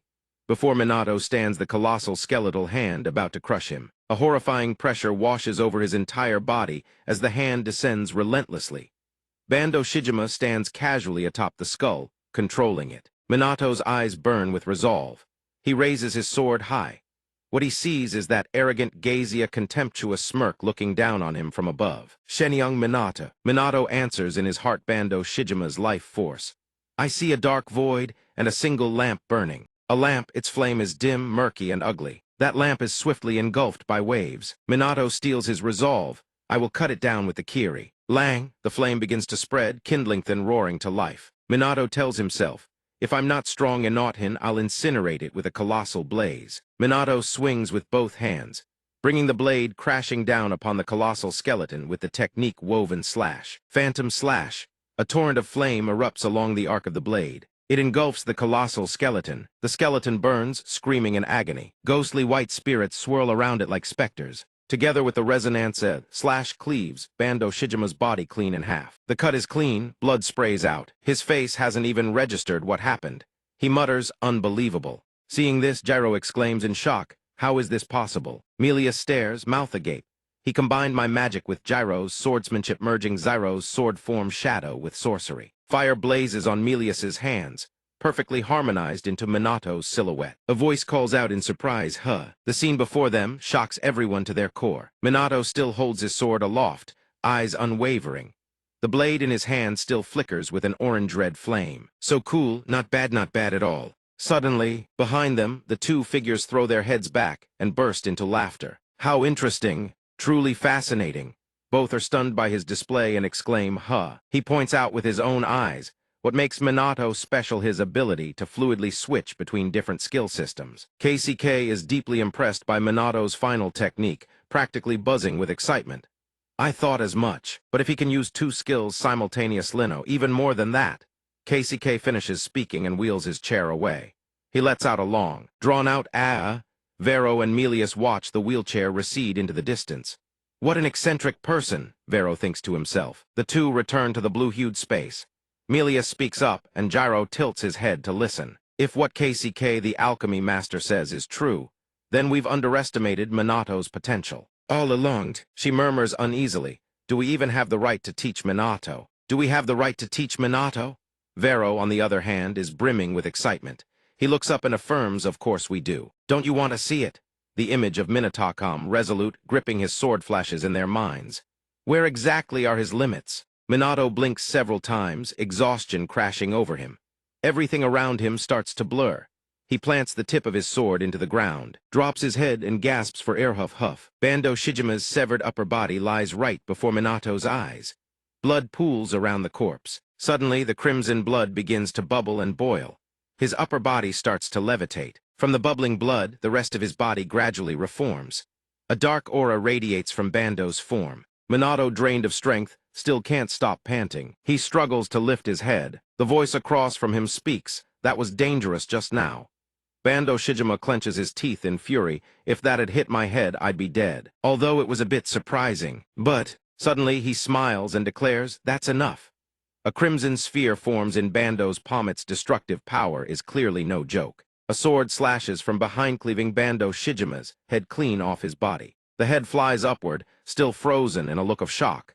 Shinji stands mid-swing, having just executed the camellia technique. Bando Shijima still wears that mocking grin. Ah, he lets out, mildly surprised. Ah, you're still alive. Shinji furrows his brow. He slides forward, catching Minato's body just before it crashes to the ground. Minato has completely lost consciousness. Bando Shijima's eyes widen at the sight. Shinji gently rests Minato against his knee. Both his arms still cradle Minato's body to keep him from sliding down. Bando Shijima's expression shifts. He begins to slip into memory. A long-haired figure, face hidden, cradles a boy in their arms. The boy is draped in a tattered mat, trembling ceaselessly, mumbling weakly, ha, so cold. Haru. Outside, the sky continues to pour heavy snow. The long-haired figure, a gaunt face, ribs visible through skin, breathes out mist, clearly enduring until dawn. Tomorrow, Bando, before his corruption, forces a strained smile and promises, Han, I'll bring food back. The person in his arms says nothing. Their eyes are hollow, their pale face skeletal. The air around Bando turns leaden at the sight. His expression darkens as he calls out, disbelieving, Haru. The sound of horse-drawn carriages passes down the road. The long-haired figure continues to breathe out cold mist. They clutch the tattered mat, both sides trying desperately to shield some warmth against the biting wind. Ah, so cold. The carriage is surrounded by attendants, bustling with noise and fanfare. A fan-wielding figure sits happily. Flutists standing nearby playing. The atmosphere is festive and boisterous. The space seems split into two separate images. Above, people dance merrily on the bridge. Below the bridge, one figure clutches the boy resting on their knee. silently bearing an unspoken grievance. Why, only we have to endure this. The snow keeps falling, like a painting burning into the retinasa clash of warm and cold colors. Agony pushed to its absolute limit. The flashback ends. Bando Shijima lets out a soft sigh. Being alone is comfortable, but lonely. Shinji lifts his head, watching Bando Shijima's body slowly dissolve into light, fading and scattering into the air. He presses his lips together, then gently lays Minato onto the ground. He whispers, "Not lonely at all." Shinji clenches his teeth, speaking to the empty air. "I'm all alone." Suddenly, the barrier above emits a sharp cracking sound. His eyes snap open in shock. He realizes, but this is... Just then, Hikitaro and An rush over in a panic, shouting Shinji. The two arrive to find Minato unconscious on the ground. An panics, "Minato, are you okay? Are you even alive?" Shinji, standing nearby, replies he's fine. An exhales in relief, "Thank God." Hikitaro looks up and cuts in, "Everyone's safe, but we can't celebrate yet." Above them, the crimson barrier has dark cracks spreading across its surface like veins of water. Hikitaro gasps, "The barrier. It looks like it's collapsing from the inside." The barrier is large enough to engulf the entire village. If the energy sustaining this massive barrier detonates from within, Shinji concludes it will be lethal. The only way is to unleash our strongest skills at the exact moment. The barrier collapsesto neutralize the blast. Hikitaro and An both shift into combat stances. Golden and purple auras simultaneously erupt around them. Shinji ponders, but with our current strength, it's impossible. Even at full power, can we actually pull this off? Shinji steels his resolve, eyes hardening with determination. Only one way to find out. Suddenly, Minato, still lying on the ground, raises one arm skyward, gripping his sword. His hair shifts to cerulean blue, and his body erupts in a radiant azure glow. Shinji whips his head around, baffled. The rookie. Minato's eyes remain shut, but his body radiates raw, unbridled energy. He floats. In that mental space, eyes still closed, the silhouette of Vero stands beside him. His voice echoes, "You fought well." Minato still cannot open his eyes. He sees himself smiling, confidently extending a hand forward. "Follow me, everyone." Vero smirks. He raises his sword forward. "I see it now." At that exact moment, the barrier shatters completely. Shards rain down. The three standing below brace themselves, whether by chance or intent. They've positioned Minato at the center. They shield him as his sword still points skyward, blue light cascading endlessly outward. The technique activates Hinoki Yoro. Outside the barrier's reach, footsteps race across the earth like the wind. All three spot the shattered barrier. Takeru shouts, "Captain, that's the successor kid." Where the crimson barrier once loomed, flames blaze upward. Nothing inside is visible. They rush toward the barrier. Two figures from behind. One of them curses, "Damn it, are we too late?" Makoto spots something. He asserts, "No, look from the center of the barrier." A pillar of blue light erupts skyward, annihilating the collapsing barrier's energy in a single blast. Minato's hand still grips his sword pointed skyward. Its energy so immense the crimson barrier disintegrates without leaving a single speck of dust. All three observers stand frozen in awe. One gasps, "What a magnificent light!" The captain of the Joe squad. Under the great oracle's forces, Joe Makoto. Makoto stares at the light, murmuring, "Pure and untainted." Curiosity flickers in his eyes. Who is this person? In the distance, Minato stands with eyes peacefully closed, one hand still pointing his sword forward. A few days later, skies above Peru. Sunshine, crisp air. Today's weather is perfect. An aircraft soars across the blue sky. Midori grins cheerfully into his phone. "I hear those kids actually took down a prophecy of unknown rank. Oh, that's incredible. Over in Japan, night has fallen. Makoto has just felled a golden dragon-shaped prophecy. Sword in one hand, phone in the other." He replies, though it was ultimately classified as rank 2. He sheathes his sword behind his back, watching the prophecy's light dissolve before him. Calm, yet with a hidden edge, it was practically on par with rank 1. Midori sits on the aircraft's wing facing the wind, eyes crinkling with a grin. "You've all been amazing." He chimes in, "It's been a while. You guys have really leveled up." Through the phone, Makoto's voice continues among them. "The one who contributed the most to our victory was Shenyang Minato, the rookie, who joined only 2 days ago." The image of Minato smiling confidently, sword in hand, flashes to mind. Makoto's voice carries a hint of curiosity. "I heard. You're the one who brought him in. What kind of person is he?" Midori falls silent for a moment, then states, "The one who will end all prophecies." Makoto pauses, visibly caught off guard. Midori's tone is dead serious. "That existence we've all been waiting for. It might just be Minato." Makoto comments, You're placing quite a lot of hope on him. Well then, Midori grins cheerfully again. If you're curious, go see for yourself. Makoto hums unhurried HMPH. Let's head back first. No opponents left to fight. Boring as hell. Midori bursts out laughing. Hadahasari sorry. Makoto suddenly calls out, Midori. On the ground below, standing behind two soldiers, Tin speaks into his radio with a grave expression. It's appeared. Right before them in midair, a massive prophecy materialized, long hair streaming like a specter, blotting out the sun. The aircraft looks tiny by comparison, the creature's entire body wreathed in black smoke. Alert prophecy rank unknown boss entity self-pathogen. ITA conditions sun obscured as the aircraft draws closer. Ita's eyes snap open and it lunges at the plane at blinding speed. Hold on a moment, Makoto, Midori says calmly into the phone. An energy sphere coalesces in his palm. I'll handle this quickly. Now, before the chaos entity can even react, green light explodes into motion, dancing through the air. A violent gale erupts. At that same moment, Minato's consciousness stirs. His vision blurs. He blinks several times, then his eyes fly open. Minato lies in a hospital bed, wounds bandaged. A nurse leans into his field of vision and smiles. You're finally awake, Shenyang Minato. Minato props himself up on one arm. Where am I? The nurse gently explains the great oracle's medical wing. You've been unconscious ever since you returned from the mission, she continues. Minato holds up his hands, completely swaddled in bandages. I passed out. I couldn't even reach the ancestors' space. He berates himself.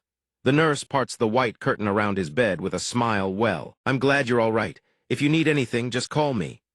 As the curtain draws back, Minato spots someone sitting before him, arms crossed, and gasps, Shinji. Shinji stares him down. Minato thinks, has he been here the whole time? He looks around, puzzled. Where are Hikitaro and An? Shinji is silent for a beat before answering. They went to train right after we got back. The image of their determined silhouettes lingers. Shinji continues, it seems. They're furious they couldn't do anything during the last mission. Shinji lowers his head, questioning. It was that bad. He recalls the skills Minato displayed during the mission, the explosive sword draw, the flame-wing blade shattering skeletal remains, and finally, the pillar of blue light that annihilated the barrier. Shinji mutters, your strength is terrifying. Minato meets his gaze, sensing a shift in the atmosphere. Hey, Shinji rises from his chair, standing directly before him. Who exactly are you? The room grows heavy with tension. You've barely been here 2 days, yet you've already taken down 2 Bossasone rank 3, one with potential on par with rank 1. Shinji's suspicion deepens as he recalls the techniques Minato unleashed, countless skills and combo synergies I've never seen or even heard of. Shinji presses, who the hell are you really? Shinji, Minato calls out, startled. Shinji suddenly shouts, how can you just? His composure is completely shattered, emotions running wild. As the two lock eyes, the curtain is pulled aside. Excuse me. Makoto's calm voice cuts through the tension. Both of them turn toward the sound. Makoto stands in the doorway, one hand placed over his chest, the other resting on his sword. He addresses the figure inside. Are you Shenyang Minato? Minato has no idea what this person wants.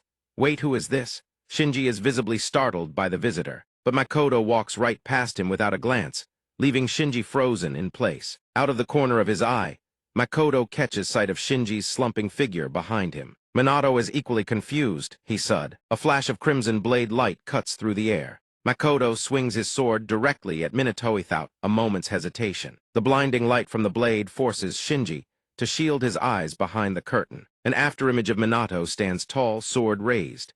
From above Makoto's head, a voice calls down, let me ask you something. Makoto tilts his head upward. Minato is clinging to the ceiling. He furrows his brow. What kind of test is this? He drops lightly from the ceiling. Makoto tilts his head, studying him. That attack just no ordinary trainee could have dodged it. Hearing Minato's question, he replies calmly, correct. Then with a serious tone, and you passed. Passed, Minato echoes, bewildered again. Makoto introduces himself. Great Oracle Forces, Joe Squad. I'm Joe Makatakaptin. Minato's eyes drift toward Shinji. So that's why, Joe. So that's why he calls him brother. Shenyang Minato, Makoto continues. Given your achievement of defeating a rank 1 potential boss, I'm assigning you to the Joe Squad temporarily. Minato's eyes widen in shock. Shinji whips around, staring at Minato's back in disbelief, and his expression sinks deeper into lonely silence. The captain of the Joe Squad. Did Big Brother really come all this way just to recruit him? Even I was never allowed to go with him. Makoto walks ahead and announces, "All right then, let's start the briefing. Follow me." Minato is about to follow when he turns back and sees Shinji standing there. Yes, Shinji's fists clench tight, blood dripping onto the ground. He trembles, forcing out the words Kannagi Minato. At the training hall, Hikitaro launched a flying kick, and Akane raised her shield to block. Both of them managed to hold. Hikitaro backed off, and Akane also lowered her shield. Behind her, spears lie piled in a heap. She can't help but curse, damn it. The two recall their own pathetic showing during the last mission and then the image of Minato's unbelievably beautiful combat. Words fail them. No matter how hard they train, Akane grits her teeth, frustrated that she can't close the gap. Across from her, Hikitaro practices his breathing exercises, drenched in sweatsulant, unable to argue back. At the doorway, a figure appears. A cheerful voice rings out, "Hello, hello," making the two turn to look. Midori complains it's way too hot. He grins brightly. "I'm back." He's carrying a ton of stuff and wearing a bizarre outfit. "Try some Peruvian fruit chocolate, and this alpaca will blanket too." Midori's loud shout sends his hat flying. The blanket drops. The chocolate goes scattering. Whoosh! The two scramble over in a flash. Midori sets the goods at Akane's feet. While running over, she asks, "How long are you staying in Japan this time?" Midori answers, "About a week." Both of them make their request with utmost seriousness. "Please help us get stronger." Their eyes burn with resolve. "We don't want to lose any more, Midori." Midori is taken aback. He thinks these kids actually have eyes that burn with such hunger. The two before him radiate a blazing energy. Minato, has he lit a fire in these children's hearts? Midori smiles with interest, not a bad idea. A figure appears at the door. Midori knows who it is without turning around. "Shinji, what about you?" He steps inside. His eyes did fast. "Please help me too." Meanwhile, on the other side, Makoto walks ahead, and Minato hurries to catch up behind him, his face still somewhat bewildered. "Please, help us too, Shinji." His gaze is resolute, his fists clenched tight around the bandage wraps. "I can't let Kannagi Minato leave me in the dust either." Hearing him say that, everyone freezes. Akane blurts out in disbelief, "Shinji." Shinji is silent for a moment, then speaks Kannagi Minato. He recalls what Makoto told him about being recruited. Before everyone's astonished eyes, he continues, "Has been recruited into my brother Joe Makoto's team as a temporary member." Everyone is stunned, each thinking the same thing, that guy's already gotten that far. Recalling what he overheard over the phone, "If you're curious, go see for yourselves." Midori smiles mysteriously. Shinji continues, "He's pulled that far ahead of me, hasn't he?" Meanwhile, Minato runs to catch up. From behind, Makoto speaks. He asks, "What's this briefing about?" Makoto replies, "About the mission, of course. We deploy tomorrow morning." Suddenly, Makoto stops and calls his name, Kannagi Minato. He stands with his back to Minato. "You're close with Shinji." Makoto's question catches him completely off guard. "Shinji?" He told me to try and get some sleep. The times they fought side by side flash through his mind. He even asked to borrow Shinji's sword, lend it to me for a bit. He thinks even though we only met 2 days ago, we took down Bando Shijima together and grew close. Something like that. He even lent me his sword and stayed by my side until I woke up. After a moment of thought, Minato silently decides in his heart, "Maybe. When you think about it." He immediately answers Makoto with a bright tone, "Yes." Hearing his answer, Makoto is silent for a while before saying, "I see." On the other side, Shinji Continueshi's face clearly tinged with sadness. He continues, "He never pays any attention to me." However, contrary to what Shinji claims, Makoto says to Minato, "I'm very worried about Shinji. He's been frustrated lately. Just now, he barely glanced at me like I was a stranger." But Makoto says, "His wounds just now, I couldn't bear to look him in the eye." Shinji shouts furiously, "To make him acknowledge me, the only way is to get stronger." Makoto speaks with a calm expression. He doesn't need to be strong. As long as he's safe, that's all that matters. Hearing Makoto's words, Minato sighs, "You two are really close." Makoto responds, "Of course."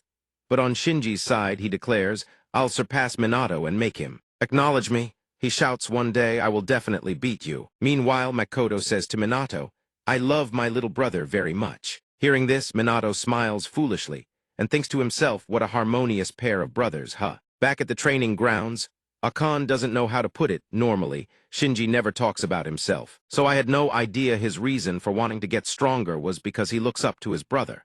Hearing her say that, Hikitaro asks innocently, "Really?"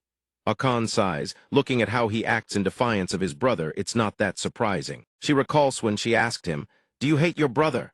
The scene of him turning around and shouting furiously, "Who said I hate him? I respect him more than anyone." Back in the present, she sighs, "He screamed it just like that." Akan speaks while striking. He definitely wants to be noticed. Hikitaro dodges with ease and replies, "I see. That's actually kind of heartwarming." Their entire conversation reaches the ears of Shinji, standing not far away, his expression darkening. He shouts in anger and slashes at Midori, who's casually eating chocolate. However, Midori dodges every single strike. Seeing his reaction, Hikitaro asks doubtfully, "Heartwarming?" The three ironclad rules of Team Joe: first, speed above all; second, never stop attacking; third, overcome adversity. Team Joe is the strongest official combat squad within the Great Oraclete, least in direct combat. They follow an elite doctrine, only 7 members, and they only handle Class 1 prophecies and above. People on the plane often say this. Kayama, Takaru, a member of Team Joe, says the truth is 90% of our squad's strength comes from Captain Makoto. We're just backup singers. Takaru speaks to Minato, who's fiddling with his phone. "Don't stress about the temporary member thing. Just leave everything to Captain Mako." Seeing Minato not paying attention, Takaru snaps, "Put the phone down and listen." He barks. Minato fumbles and whips his head around. "Yes, yes." Minato explains awkwardly, "I need to contact my friends." Hearing the explanation, Takaru asks, "Contact?" Minato forces a smile. "Yeah." The image of the ancestors, practically swarming Minato, flashes in his mind. He replies with a strained smile, "They keep nagging me for not keeping in touch." Hearing him say that, Takaru is utterly baffled. On the other side, Hikitaro receives a message from Minato. He looks at his phone and grins. He says, "Oh, it's from Minato." Hearing that, Akan also checks her phone. He sent one to me too. Let's see." The moment she reads the message, Akan shouts furiously, "What the hell is this? Who is this?" Hikitaro covers his mouth in shock. "Minato, this is..." Shinji is so angry his face goes dark. His hand grips the phone so hard it might crack, barely holding back his voice. What's he trying to pull? Seeing everyone's reactions, Midori is intensely curious. He grins, "What's wrong? What happened?" While asking, he glances at the phone screens Hikitaro and Akan are holding up. Hikitaro explains, "Minato sent these. Useful tips to get stronger." Hikitaro: Hanada, useful tips to get stronger. Akan: useful tips to get stronger. Joe: Shinji: useful tips to get stronger. After reading the messages Minato sent, Midori bursts out laughing. While laughing, he scrolls through them. Checking the message contents, Midori thinks, wow, he wrote them in great detail, tailored to each person's abilities and personality. What's more, these tips are at a higher level than what I've been teaching them. Midori says to the 3 standing across from him, "Impressive." "Everyone." Midori smiles and extends his hand forward. "What do you think? Should we have a word with him?" Hearing his question, Hikitaro grins and holds up his phone, obviously. Akan shouts furiously, "Of course we should." Shinji growls, "We'll make him regret ever helping an enemy." Hearing Shinji's words, Midori laughs. Enemy? He's a classmate. But in his heart, he thinks, "Get ready, Minato." Aboard the plane, Minato suddenly sneezes. Takaru. He looks at him and says, "Minato, there it is at last." Hearing that, Minato immediately turns to the window. He raises his hand to wipe the glass, and upon seeing the scene outside, his eyes widen. He whispers inwardly that the plane is flying over a region blanketed in snow and towering jagged ice pillars shooting skyward. They've arrived. A Class 1 prophecy glacial globe, a cataclysm that freezes the Earth and spreads outward. Predictions show the freeze zone expanding exponentially if left unchecked. The entire planet will be encased in ice. On a world map dotted with red markers, a voice speaks. This catastrophe is simultaneously unfolding at 17 locations worldwide. Reports say one country already experienced a localized freeze, causing massive destruction. Kayama, vice captain of Team Joe, continues, "Japan's lucky it struck a mountainous region. But the freezing is progressing faster than projected. We can't afford to hesitate any longer." Everyone lines up in 2 rows, leaving a path down the middle for Makoto. "The helicopter can only take us this far." He says. The aircraft door slowly opens. Makoto instructs, "We'll parachute directly into the field from the rear hatch." Over the roar of the aircraft, Makoto gives his order, "Under no circumstances do we let the catastrophe reach the residential zones." Then, his voice cold as steel, the 3 ironclad rules of Team Zhao recite them. Upon hearing the command, both rows shout in unison. First, speed above all. Second, never stop attacking. Third, overcome adversity. While everyone chants the rules, Minato lowers his head, lost in thought. Minato ponders in the final battle against Bando Shijima. I had to rely on Jiro's help. Minato watches each person one by one as they parachute down. He thinks Thai's temporary enlistment is a perfect chance to learn directly from the official members. Minato's gaze hardens with more resolve than ever before. He whispers to himself this time, I will complete this mission with my own strength. Then, Minato steps toward the edge of the rear hatch. Minato immediately jumps down alongside everyone. The first-class prophecy. That noble mission, I will have to taste the bitterest of disappointments. 10:17 a.m. The second squad arrives on site. Takaru of the Oracle sneezes, his nose running from the freezing cold. His noise draws Minato's attention. Takaru shivers and says it's so cold. Don't Transcendents have superior temperature resistance? Kamana glances at the watch on his wrist and speaks. -37 degrees lower than the report.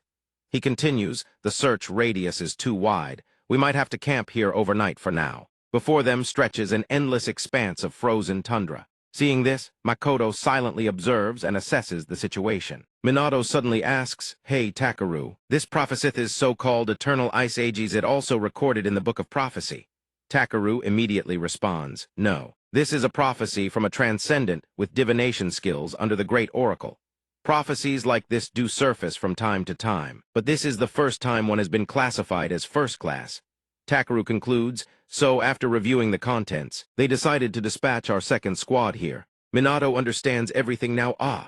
Suddenly from behind, Kamana approaches and asks, nervous Minato. He smiles and reminds him, stay sharp but don't be too stiff. Takaru also appears from behind, patting Minato's shoulders. He laughs, that's right, relax. The Great Oracle's Japanese branch has 8 official squads, and among them, our Sioux squad holds the record for defeating the most first-class prophecies. Hearing Takaru say that, Kamana snaps angrily, Takaru, I mean don't get too comfortable. Before he can finish, Takaru cuts him off. Sorry for interrupting the vice-captain. Countless golden light rays emerge from Takaru's fingertips. Before Minato's astonished eyes, he says, but my radar has already picked up hostiles deep inside. Surprise flashes across Minato's face. Takaru says calmly, 2 o'clock direction, distance 200. Kamana responds, copy. The moment he finishes speaking, vanishes. Minato watches it all, utterly stunned. He wonders to himself he's gone already, but he hasn't even. Before he can recover from the shock, Kamana reappears at Makoto's side. He reports to Makoto, Captain, report, at the position Takaru detected. He pauses, then continues, we've located a group of monsters. Estimated C rank approximately 30 in number. They are the Frost Gagi tribe. The Alpha is estimated at C rank. Makoto issues the order, all units, eliminate the target immediately. Kamana directs everyone into action and responds, yes, sir. Everyone charges forward to engage the Gagi from a distance. Watching it all, Minato marvels inwardly, incredible. Minato recalls everyone's movements and thinks their situational awareness and coordination. Their attacks are way faster than ours. He can't stop praising them. Internal jokes aside. They truly are top-tier official members. Minato suddenly shouts, Captain Makoto. Before Minato can finish, Makoto speaks, S rank, C rank, no problem, join the fight. Minato immediately responds, yes, sir. He charges in, driving a kick straight into a monster's head. The blow sends it crashing to the ground, chittering on impact. Minato draws his sword, ready to continue fighting. Suddenly, a Gagi appears. Kamana shouts, watch out. A Gagi lunges through, knocking everyone back. He yells in warning there are powerful individuals among them. Suddenly, a fierce burst of flame erupts. Phantom slash. The flames startle the Gagi. In an instant, the blaze engulfs it completely. Seeing this, Takaru whips around in shock. Behind him stands Minato, a flame-wreathed sword gripped tight in hand. Takaru thinks in astonishment, a fire sword. Kamana also turns to look. Red threads crisscross like a net, materializing in midair. Makoto stands amid the Gagi, now entangled by the crimson threads. The creatures are shredded to pieces, their fragments raining down in a cascade. Makoto speaks calmly, sheathe your sword. Night outside a cave. The snowy landscape is blanketed by sweeping golden radar pulses. Inside, everyone sits huddled around an oil lamp. Kamana asks Takaru, how's the scan? Takaru sits slurping noodles and responds, nothing. At least within a 10-kilometer radius, no boss-type monsters detected. Hearing the answer, Kamana says, looks like we're sleeping here tonight. He wonders aloud, where are Minato and the captain? Outside the cave, Minato sits warming his hands by a campfire. He closes his eyes and thinks. The battle against Bando Shijima gave me clues on how to combine skills. So then the other skills definitely, unconsciously. Minato extends his hands, forming two opposing polaritis lightning on one side, water on the other. Minato tells himself, focus. I can do this, I have to make it work. The moment the thought completes, he snaps his eyes open. But before he can even see the result, Makoto appears behind him and says, training hard, I see. His sudden appearance nearly makes Minato's heart leap out of his throat. The skills that had just formed instantly dissipate. Seeing Minato's reaction, Makoto realizes, did I disturb you? Minato stammers, no, not at all. But internally he thinks I got startled because he appeared out of nowhere. In the flickering firelight, Makoto asks, is this your first time camping? Minato answers, why yes. Makoto continues, are you tired? Minato raises both hands, brimming with energy, I'm totally fine. Hearing that, Makoto pauses silently, then is that so? He smiles faintly and says, I want to go home right now. Hearing him say that, Minato asks why. Makoto continues, I want to smell. Hearing this, Minato immediately responds, when you're out on missions, you always miss the scent of home. But Makoto's next words leave him completely at a loss, the smell of my cat. Makoto buries his face in both hands, his mind completely consumed by the image of himself nuzzling into his cat's belly. Heavy breathing, I want to smell it right now. Minato, utterly stunned by this, shouts, you're talking about that kind of smell. Minato hesitates and asks, you have a cat. What breed? Makoto answers with his face still buried in his hands.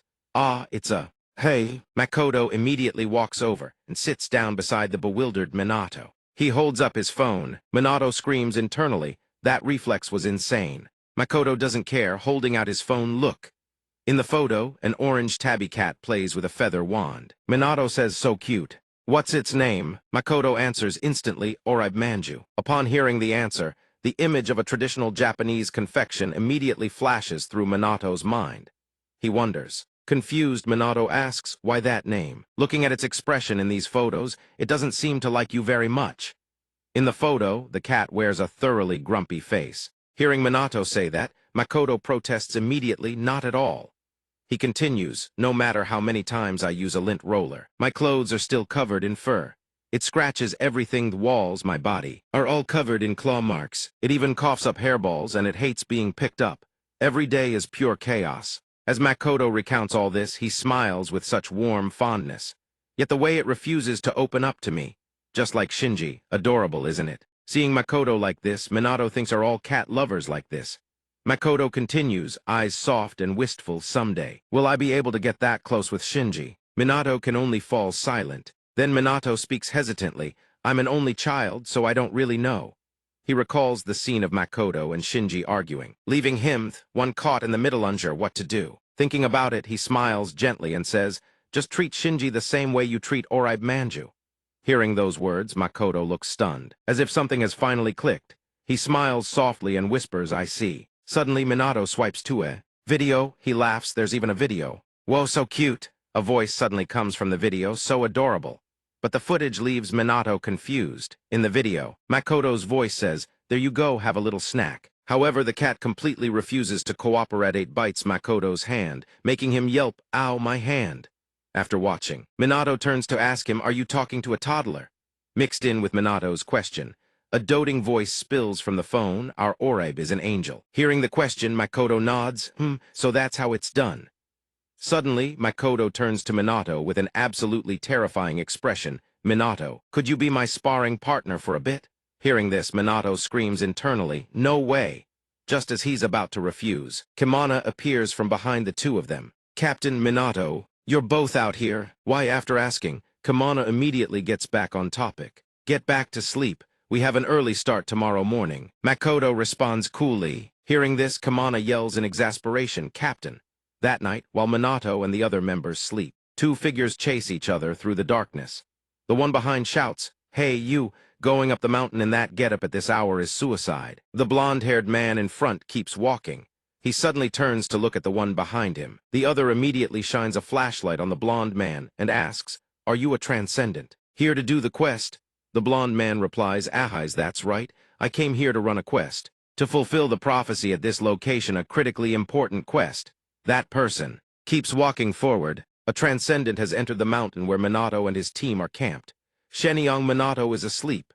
Night training hour. The final drill of the day-focused archery training. In his dream, Minato is practicing archery alongside a white-haired man. The man suddenly speaks. It's been over 25 hours now. Wondering when the next target will appear. The white-haired man stands. Arms crossed, he is the ancestor of the celestial bow, Munit. Minato asks. Minato is drenched in sweat below. Tired already, Minato. This exercise only has meaning when you've pushed yourself to complete exhaustion. Suddenly, from afar, the ancestor of myriad slaughter Hinoki Jekaro appears, screaming, AAAGH. Why is there no swordsmanship class tonight? The ancestor sorcerer of truth, Melius Centus, responds, we already covered that yesterday, didn't we? Hinoki Jekaro hears this and shouts furiously, damn it! Seeing Minato still holding his bow, staring straight ahead, Munit thinks to himself, he isn't fazed by the surrounding noise at all. Then speaks, your concentration has improved tremendously compared to your first lesson. Suddenly Minato replies, right now. He speaks, recalling everything he has experienced. Because I'm running a quest with a very powerful team. As he speaks, Minato draws back the bowstring. Determination burns in his eyes. So I want to do it right. The arrow whooshes off the bow toward the target. It flies dead center into the bullseye before both witnesses. Seeing this, Munit praises, well done. Minato lets out a sigh of relief, phew. Munit continues, don't forget that feeling just now. That's it for today's lesson. Hearing that, Minato collapses backward. Yes, finally done, Hinoki. Jekaro overhears their conversation and immediately shouts, already done. He strides over to the fallen Minato, speaking with blazing enthusiasm, come on, Minato, time for training. Hearing those words, Minato's face twists in pure agony. Before he can answer, he is jolted awake by Makoto, bolting upright. When he opens his eyes, he is standing in formation with the rest of the team. The entire team stands atop a massive slab of ice. Makoto addresses everyone, all right, ready. Hearing this, Minato's expression turns dead serious. Makoto continues, today, we find and eliminate the boss of this prophesied eternal ice age, day 2. Takeru shouts as he surges forward, golden threads trailing around him. Distance 150 meters. 20 hostiles. Hearing this, Kamana immediately orders, scatter and engage. Dozens of colossal bluebirds fill the sky above. They are Frost Tribe Glacial Blue Hawk's estimated rank S to C. Elsewhere through a screen, someone watches everything unfold. A voice hums with suspicion, ancestors. The ancestor of Radiant Decay, Alex, is painting her nails. This quest seems way too easy. On the other side, the ancestor of Uprooted Legacy, L letter 1 EAFC, smiles faintly. The people accompanying them are all quite strong. Nothing should go as badly as last time. From across the way, Melius suddenly notices Kodo. She asks, what's the matter, Lord Kodo, ancestor of divine beasts? Kodo Homa stands stroking his beard thoughtfully. I'm not sure myself. But his gaze drifts toward where Shenyang Minato is fighting. He continues, I have a bad feeling about this. On this side, the Sioux team has wiped out every last glacial blue hawk, preparing to push deeper into the ice forest. A team member steps forward to report to Makoto, Captain. All targets eliminated. Makoto praises excellent. Then asks Takeru status. Takeru responds, at a distance of 2,000 massive energy reading. I think that's the boss. Wait, before Takeru finishes. A blue object is already hurtling toward them. He finishes, closing in on us, then starts the countdown. Enemy contact in T-9, 0. As Takeru hits 0, a colossal woman with sword-wielding arms erupts into view ancient weapon boss, Kamirs. Estimated level unknown. Even Kamana flinches at the sight. He thinks this aura, it's on a completely different level from those monsters. Then roars begin THE fight. The instant he finishes, every member whooshes forward except Mao, who remains rooted in place. There, countless golden threads fly toward the boss. The golden threads lash out, binding Kamirs' arms tight. Everyone charges into fight. Everyone counts in unison. 1-2. Kamana surges forward, blade in hand. He slashes at Kamirs' legs. On 3, a team member instantly conjures a magic circle aimed at the monster. A blaze erupts, slamming straight into Kamirs and sending her staggering backward. However, Kamana is stunned to see her still standing after absorbing hit after hit. Kamirs assumes a defensive stance, her expression twisted in irritation. Suddenly, she senses something Somyeon diving from the sky straight at her head, utterly unscathed. Vero once said, do not hesitate, do not fear. Just focus on the life force of your opponent. Aiken also said, when facing a powerful enemy, unleash your strongest attack from the very start. Never drag it out with incremental strikes. Kimi. Minato charges in, sword in hand. His thoughts race my strongest attack. The idea burns through his mind. Eyes blazing with focus, Minato raises his flame-wreathed sword. Phantom slash. The flames from Minato's blade roar toward Kamir's. She catches his attack bare-handed. But what comes next stuns Minato to his core. Her hand is barely singed. He can only think it did nothing. How, before Minato can recover, she swings her sword at him. Minato reacts, instantly block it. The impact is brutal. Minato holds for barely a second before Kamir sends him flying, slams into an ice pillar, shattering it. Takeru immediately rushes over Minato. Are you okay? He doesn't answer. His only thought, thank God that ice pillar absorbed the blow. At the same moment, every single person thinks the same thing, incredible power. Kamana dodges Kamir's next strike while calculating this thing is exactly why this prophecy was classified as first rank. As if struck by a realization, Kamana's eyes sharpen. He turns to Makoto, who is already drawing the blade from his back. Captain, I'm sorry, but please, before he finishes, Makoto responds with a calm expression, no problem. Takeru immediately rushes to Minato, binds him with golden threads and drags him away. He shouts, Minato, get clear. Minato tries to protest, but Takeru cuts him off. You being here right now only makes things harder. Kamir's begins raising her arms, then she slashes down at Makoto, unleashing a wave of blue light. Seeing this, Minato screams, Captain. Suddenly, someone lets out a sharp grunt. This stuns Kamir's to her core. Under her devastating blow, Makoto hasn't moved an inch. Where his blade meets hers, the air itself cracks. He speaks, utterly nonchalant, impressive, then fixes her with an expression completely devoid of emotion. Witnessing the entire exchange, Minato is utterly floored, but Takeru seems entirely used to it. Nothing surprising about that. Kamana, on the other hand, panics and shouts, here it comes again. The Sioux team only has its captain to carry them. Watching everyone's reactions, Minato thinks, is that what worries the vice-captain? Kamir's launches a new wave. A fresh assault. She swings at Makoto again. He casually raises his sword, parries her strike, then delivers a single slash that severs both of Kamir's arms. On the other side, through the screen, Vero lets out a dry cough, oh. Impressive for a modern-era Transcendent. Then he speaks in a bizarrely eager tone, I want to fight that one myself. Hey, Minato, lend me your body for a before he finishes. Minato shuts him down, no way. I'm not lending you anything. Meanwhile, Makoto has already severed every one of the boss's arms. I wanted my team members to accumulate experience by defeating bosses like you on their own. His eyes suddenly sharpen. He stares at her like a piece of merchandise. But never mind, I'll end you right now. The instant Makoto finishes speaking, Kamana orders the barrier deployed. All members of the rear team stand at the back, beginning to deploy the barrier. Before Minato's astonished eyes, the moment the barrier finishes, Makoto immediately activates his enchantment Skill Blood Dragon. With Makoto at its center, a vortex of flame engulfs his entire body. The flames also swirl around the area where the team holds the barrier. Makoto seems to transform into an entirely different person. He raises his sword and activates the skill Scarlet Radiant Slash. A titanic blaze erupts from Makoto's blade, rocketing toward Kamir's. The flames grow and grow as if intent on incinerating the entire ice forest. Minato stands within the barrier, utterly awestruck by the spectacle. Under the searing heat, Kamir's is engulfed, screaming in agony. Minato is even more astonished. He thinks a fire blade. But wait, his thoughts continue, it's stronger than my own skill. If not for this barrier, I would have been reduced to ashes. This is, at last, he completes the thought, the true power of Captain Makoto. After the battle, he speaks with calm composure. What a pity, Makoto says, his mind drifting to the image of pressing his face into Oribe Manzu's belly. Protecting this world, that is our duty. Hearing Makoto say this, Kamana screams. Minato is utterly shocked. He thinks his brain has been completely possessed by cats. Minato recalls and thinks his sword style is different from Jakiro's. Just watching the way he moves, the rhythm of his breathing, I know I can never compare. As if realizing something, Minato cracks a smile. His thoughts amazing. I want to. He gazes toward Makoto, sword still in hand, standing far ahead, and silently adds, learn everything I can from him. The moment that thought forms, Makoto strikes. One slash bisects the camera's upper body right before the awestruck eyes of the entire squad. Everyone erupts into a thunderous cheer. Minato and Takeru are overjoyed as well. Takeru even throws his fists in the air to celebrate. But something streaks past Makoto, freezing him mid-motion. Makoto whips around.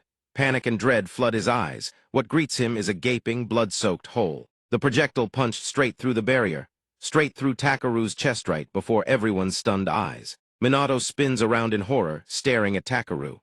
He collapses backward, his unfocused eyes brimming with indescribable terror. Before Minato can even process what happened, every teammate around him is struck by something unseen. Blood sprays across his vision. Minato can't believe what he's seeing. The only sound he can muster is a single choked "Curie." Minato screams in panic, lunging forward to catch the blood-soaked Takaru as he crumples. Takaru looks up at him, lips barely moving, "You idiot." Then, summoning the last of his strength, Takaru shoves Minato away. At the same instant, another gaping hole tears through Takaru's body. A follow-up blast rips his arm clean off. Minato watches the bloodbath unfold, torn between terror and heartbreak. Before losing consciousness, Takaru's gaze drifts toward Captain Makoto. His final thought, "Damn it." Then confusion, my radar didn't detect a single attack. His vision blurs further and further. He reaches out a trembling hand toward Makoto, voice breaking, "Captain, I'm sorry." Takaru collapses. Blood pools beneath him, staining the earth crimson. Until the very last second, his mind never stopped thinking about the battle. But surely the captain has figured out what kind of enemy we're facing now. Takaru lies there, and even behind his mask, you can tell is smiling with quiet satisfaction. His eyes are glassy, empty, no longer focused on anything. Beneath him, the ground is drenched in a blazing red. Makoto clenches his teeth in anguish. Right beside him, Hisano lets out a scream taken multiple hits. KY yells from the side, "Hisano." Makoto roars, issuing an order to the entire squad, "Everyone, find cover, the enemy's about to fire another skill." Before their eyes lie the mangled remains of Takaru and Hisanoridled beyond recognition. Kai screams, "Kuriyama Hi." Then, while another teammate clutches a wounded arm, off to the side, that teammate clings to the gash on his arm, trembling while his voice shakes as he asks Makoto, "Captain, your arm." Makoto kneels on the snow-covered ground, head bowed low. His expression is unreadable. One of his arms has been obliterated.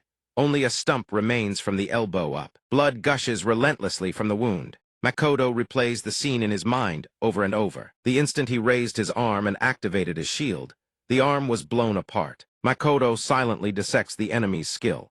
An attack that pierces even a shielded trait of this ability likely annihilates everything it touches. His eyes widen. Then in a burst of extreme speed, he rockets toward one direction. KY gasps, "Captain." At that exact moment, the boss monster Mayas thought to be defeated suddenly lurches back to life. KY yanks out his sword and points it at her, thinking the boss can self-revive. If that's the case, then a voice shouts from outside, "What about us?" "Fine, then we'll just have to put it down again. Can you still move, Kannagi?" He glances toward Minato and is immediately startled by his condition. "Kamminagi." But Minato has been silent this entire time. Kneeling on the snow, his voice trembles, "Wallenstein." Minato stares into the void, unresponsive. Kneeling on the snow, surrounded by the bodies of comrades he shared dawn and dusk with, Minato's trembling voice murmurs like a desperate prayer, "Somion, anyone, please save them. Revive them." Wallenstein manifests within Minato's consciousness. She kneels with hands clasped before her, head slightly bowed, her expression sorrowful. "Minato, I'm sorry, but no matter how divine my power may be, I cannot bring your comrades back from the dead. Their souls have crossed beyond the threshold." Minato is silent. Then softly, "I understand. Rairo, Wintek, Air," everyone at Minato's call, each silhouette materializes in his consciousness. Vero lifts his gaze, as if waiting for Minato's command. In Minato's mind, the memory of his previous battle with Bando Surfacish had lost consciousness back then. Vero had taken over his body to defeat that monster. Minato can't help but think during the fight with Bando, "I still had to rely on Vero in the end. This time I will complete this mission with my own strength." Minato bites his lip. Helplessness courses through every fiber of his being. "I'm sorry, but please withdraw." Vero responds immediately, "I understand." Minato remains bowed in silence. Kneeling on the snow, his hair gradually fades to a lighter hue. A faint, ethereal glow envelops his body. Meanwhile, Makoto continues hurtling toward the enemy at blinding speed. From a distance, he looks like a streak of light tearing through the wind and snow, charging straight ahead. As he flies, his mind races with calculations. That attack bypassed even Kuriyama's detection. His radar covers roughly 3 km, which means the shot came from over 3 km away. The enemy pierced both his own arm and Kuriyama with a single strike. In Short Thigh's enemies, power rivals his own. Su Makatoth man who hides a razor-sharp blade behind an unassuming exterior. He always holds back his strength, giving his team room to grow. But his speed and perception are razor-sharp. He pinpoints the exact location over 3 km away, punching through obstacles to find where the enemy lurks. Finally, he spots his target, a blond man in a loud floral shirt, unbuttoned with tight-fitting pants. Flashes of his fallen comrades flicker through Makoto's mind. Kuriyama grinning, Hisano deep in thought before a chessboard, Kawa's gently stroking a cat on a wall, Muromi challenging him to an arm-wrestling match. Makoto swings his sword. His eyes blaze with determination. Every cell in his body surges with fighting spirit. He makes a silent vow to his fallen comrades, "I will not let your deaths be meaningless." Then he unleashes a scarlet light slash toward the enemy. The attack roars forward like a raging inferno, incinerating everything in its path. A black sphere floats in the air, crackling with dark arcs of electricity. Makoto's strike scorches the entire area surrounding the blond man. Amidst the scorched, ravaged terrain, he stands there, unscathed, smiling. The ground beneath his feet is utterly untouched. Several dark orbs orbit lazily around him. He laughs, "You found me and attacked straight away." Hey, truly worthy of the captain of the strongest squad. Makoto maintains his stance. "Stunned me flames were swallowed." The blond man looks up at Makoto. "If your left arm was still intact, I'd be dead for sure, but that's just a hypothetical." Then he launches the dark orbs forward, his face twisted with murderous intent. "Die." Makoto swings his sword, sweeping up the snow from the ground and forming a wall of ice before him. The blond man eyes the snow barrier warily. Before the blonde can react, Makoto blazes out from behind him and swings his sword. He brings it down, a single, devastating slash aimed at the blonde's neck. But then Makoto stares in shock at his shattered blade. A blast slams into his side, tearing away a chunk of flesh. The blonde glances back, smirking, "Pretty convincing, huh? You thought you'd taken my head off, didn't you? But actually you're the one about to meet the king of hell." Makoto grits his teeth. Wound be damned, it charges at the blonde again. But the enemy nimbly sidesteps his attack. Oops, there's the opening. He drives his foot straight into Makoto's wounded side. Not happening. Makoto levels his sword horizontally and slams the hilt into the blonde's chest. The force sends him hurtling backward, crashing hard into the snow. "What just happened? You match me in close quarters." Makoto speaks, and the scenes from the battle replay in his mind. "From the moment Kuriyama was hit, after you fired those shots, you went silent for a while. A skill that annihilates everything it touches." Seven, just hearing that description. It sounds insanely powerful, so it can't be spammed. "If I'm not mistaken, the mana cost is just as steep for you." As Makoto lays out his deduction, the blonde springs to his feet. He maintains his casual stance, hands stuffed in his pocket size, fixed on Makoto. "HMPH, seems like you and I aren't exactly on the same level. After all, you're at a disadvantage." Makoto, blood trickling from the corner of his mouth, repeats disadvantage.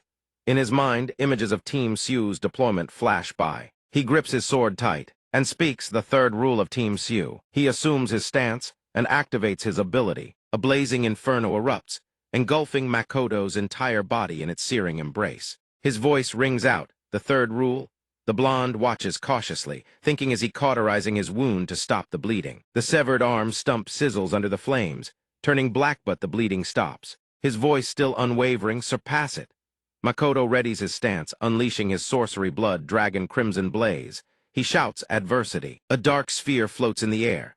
The blonde's voice cuts in, "Oh, you're burning your own life force now." He activates his own power. Grinning at Makoto, "Fine then, I'll play your game." In Makoto's mind, the silhouettes of his fallen comrades appear once more.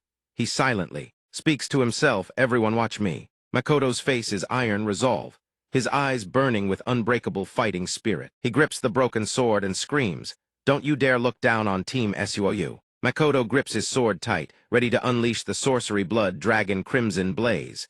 The blonde smirks darkly, dark orbs hovering before him. "Rairo, Wintech air, everyone." Minato bites his lip, torn between heartbreak and helplessness. He begs the ancestors within him, "Please help me." Rairo has answered his plea. "Understood." Minato remains silent. Kneeling on the snow, his hair gradually pales, a soft glow wrapping around his body. A monster's roar tears through the air. KY raises his sword to guard, standing protectively over his wounded comrade. "Damn it." He stares at the monster for arms raised like 4 razor-sharp blades. Roaring, it charges straight at them. Kai assesses the situation silently, still too strong. Taking it down alone is impossible. Then he glances back. Minato is still kneeling in the snow. Kaminaga, but Kai immediately senses something wrong. Minato's fighting spirit has completely vanished after witnessing the deaths of Kuriyama and the others. But it makes sense. He's just an ordinary person who only recently joined the Great Oracle and became a hunter. Then Kai jolts. Minato pushes himself up from the snow. He stands with his back to Kai's pale hair seems to glow, the circular mark on his hand pulsing with blue light. Kai calls out in surprise, Kaminaga. Minato appears before the beast in an instant, driving a devastating kick into its body. The move is so fast that Kai hasn't even turned around yet. Minato's body holds its kicking stance, but behind him, the silhouette of an ancestor materializes. Kai stares at Minato, stunned. He lands and steps forward. The two teammates watch his silhouette as the ancestors manifest around him. Their voices echoing with resolve, "Leave this to us." On one side, Makoto, wreathed head to toe in crimson flames. On the other, the blonde with dark orbs orbiting around him. Both remain locked in a brutal exchange. Makoto raises his blade high, the entire sword blazing with radiant fire. Then he swings hard, launching a torrent of flame at the blonde with Zich Kwong TR letter 1EA3M. The blonde dips low, dodging the lethal arcs. In a flash, the blonde frownson of his dark orbs shatters. One sword strike, and things keep escalating. He can't help but think this is getting tight. The flames that should have been snuffed out are surging back. Even channeling all his power to control the dark, he can only suppress so much. The blonde breaks into a cold sweat, calculating if that's how it is. He immediately launches his dark orbs at Makoto. Makoto dodges nimbly, his mind screams opportunity. Now, he explodes forward, closing the distance on the blonde in a heartbeat. Swift and let-alone clean strike severs the blonde's arm. He roars, the tables have turned. The blonde's face is streaked with blood, but he smirks through the pain, then take this. He drives his foot into the wound on Makoto's side. Makoto coughs up blood. The blonde clutches his severed arm. His own severed arm. He watches Makoto double over in agony, gasping for air. "You only took one arm. That changes nothing, there's still a hole in your gut. After I fired off the dark, you charged straight in for close combat. You're strong, always choosing the best move, never wasting a second. But that makes you predictable." He gazes down at Makoto with absolute confidence. "That's exactly why your defeat was inevitable." Makoto, blood dripping from the corners of his mouth, looks up at him. Furthermore, the blonde slides his hand into his pocket. "I knew from the very start, you were already finished." Makoto's eyes snap to the blonde's hand in alarm. The blonde raises a leather-bound book, its cover emblazoned with a blazing golden circle. He declares, "Remember this book." Makoto gasps, "A book? Don't tell me. The Book of Doom." The dark leather tome, its blazing golden circle and runic inscriptions gleaming, rests in the blonde's hand as he grins with malice. He opens the book and continues. "If there's an organization fighting against prophecy, then isn't it only natural that another exists to fulfill it?" Makoto recoils. "An organization?" The blonde holds the book with pride. "I am one of the 12 apostles of the apocalypse, the 12th of the dark element, and I will be the one to fulfill this prophecy." "Fulfill a prophecy of annihilation for what purpose?" Makoto grips his sword again, still on one knee. The blonde smirks with contempt. "If I told you, would you forgive me?" Makoto slashes at him. He roars as if. The blonde is caught off guard, a gash tears across his shoulder. Makoto activates his ability once more. Golden light envelops his blade. He reassures himself silently, "I can still win this."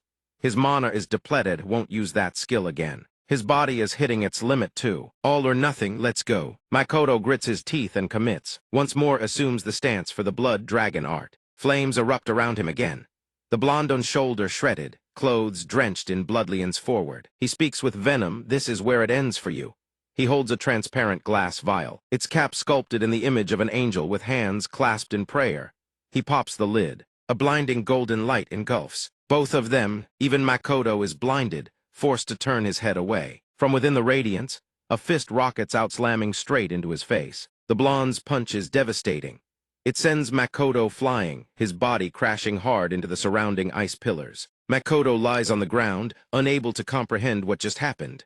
Why? He looks up. The blonde stands before him, fists clenched. The hand that just struck him, the one bearing the circular mark, was severed moments ago. Makoto is utterly bewildered. "My right arm, the one you cut off its back. The relic I mentioned, that angel-capped glass vial, is extremely precious. I really didn't want to use it, but against you I had no choice."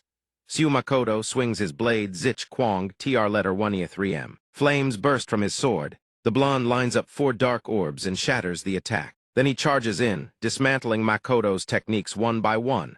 Impossible this can't be. He's fully recovered. Strange images flash relics of various kinds, an era of chaos teeming with serpents and monstrous beasts. Makoto thinks relics, objects so powerful that every nation tightly controls them. Artifacts from the era of the ancient tower. No organization should have free access to those. The blonde closes in and drives his foot into the wound on Makoto's side. Blood sprays. Makoto lies sprawled on the ground. Blood soaks the earth beneath him. His sword slips from his fingers. The blonde stands over him. Finally, you've gone down. Makoto's eyes glaze over. He stares straight ahead, blood trickling from the corners of his mouth. His hand reaches desperately toward the sword. His mind screams not yet. Images flood in Hai's parents smiling. Young Shinji clutching a ball with tearful eyes. Jin and Midori's gentle faces. Fallen comrades flashing one after another. A single thought burns, I still have things to do. Minato's words echo through his memory. I'm an only child, so maybe I can't fully understand how you feel. But why not try treating Shinji the way you treated Orihime? In that memory, realization dawns on Makoto. You're right, Kaminaga. That's it. He grips his sword once more, within Minato. The ancestor's spirit surges with killing intent. Tears roll down his cheeks. Vero glares furiously at the Dark Apostle. You're the one making our disciple cry, aren't you? Makoto, struggling on the ground, hears a familiar voice and looks up. Kaminaga? But he shakes the thought away. No, it's not him. Even the 12th apostle senses the anomaly emanating from Kaminaga. The boy before him is no mere rabbit to hunt at will. This is a presence he doesn't dare ignore. The 12th's best option, don't be reckless. He points toward the weakened Makoto lying in a pool of blood. Make one move, and this one dies instantly. But Hai's arm is severed clean from his body. The 12th recoils in horror, unable to believe his arm was sliced off in one clean cut. His eyes widen. He never looked away, not for a second, yet he has no idea when the arm was severed. Minato stands motionless in the falling snow, still as a statue. His expression is unreadable. The sword in his hand is bent and warped beyond repair. Vero within his body mutters, truly a dull blade.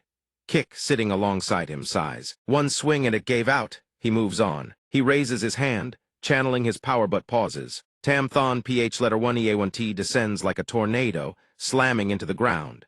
Within the vortex, countless weapons of every shape and form materialize. Kick guides Minato's handfingers spread wide, reaching forward. Let us give you a new weapon. Through the lenses, Kick's eyes gleam with unmistakable sharpness and cold authority.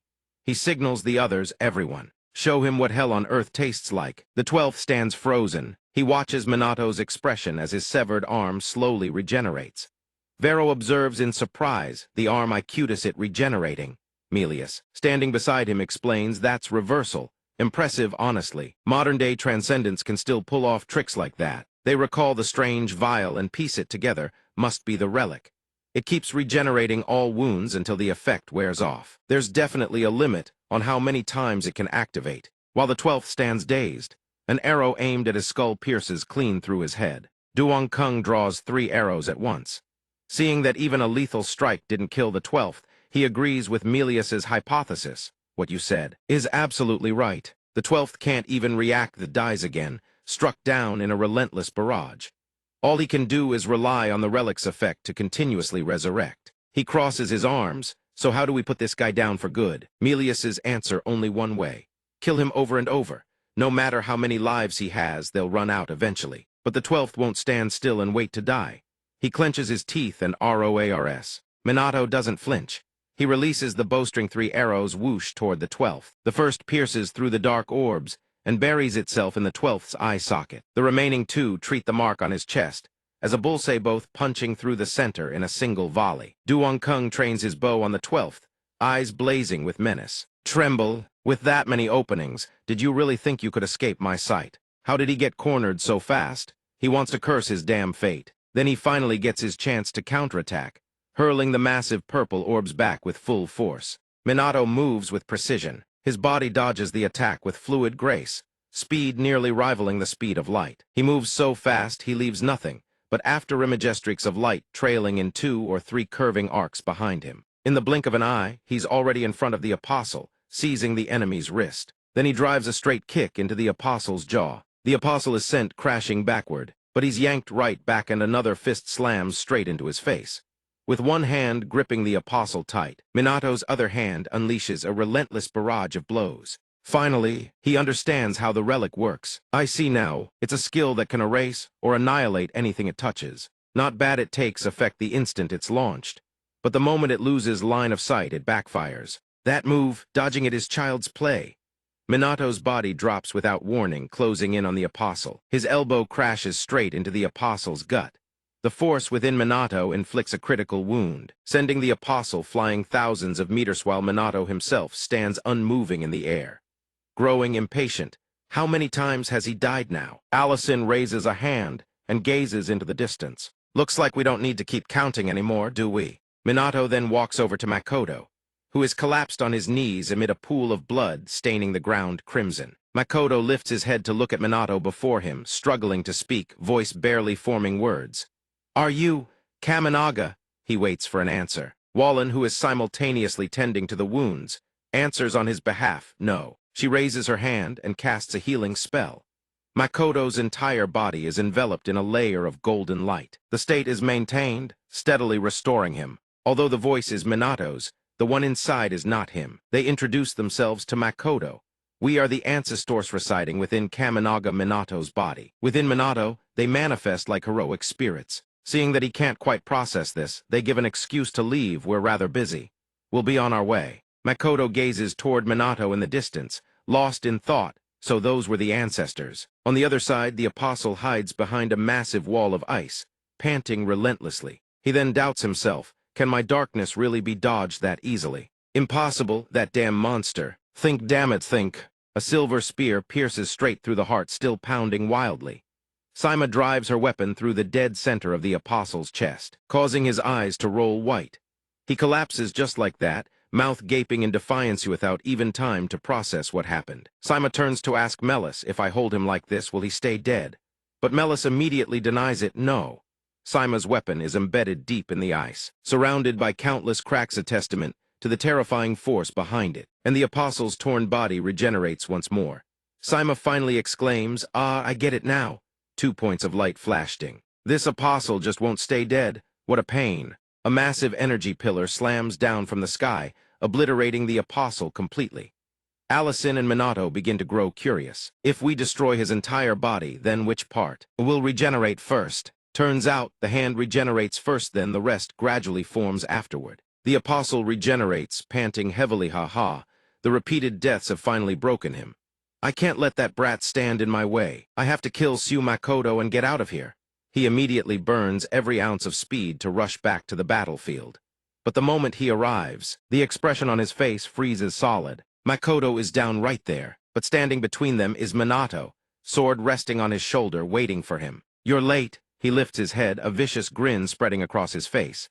The apostle stands frozen, unable to utter a word. Vero rises with his sword and says to Makoto, watch closely.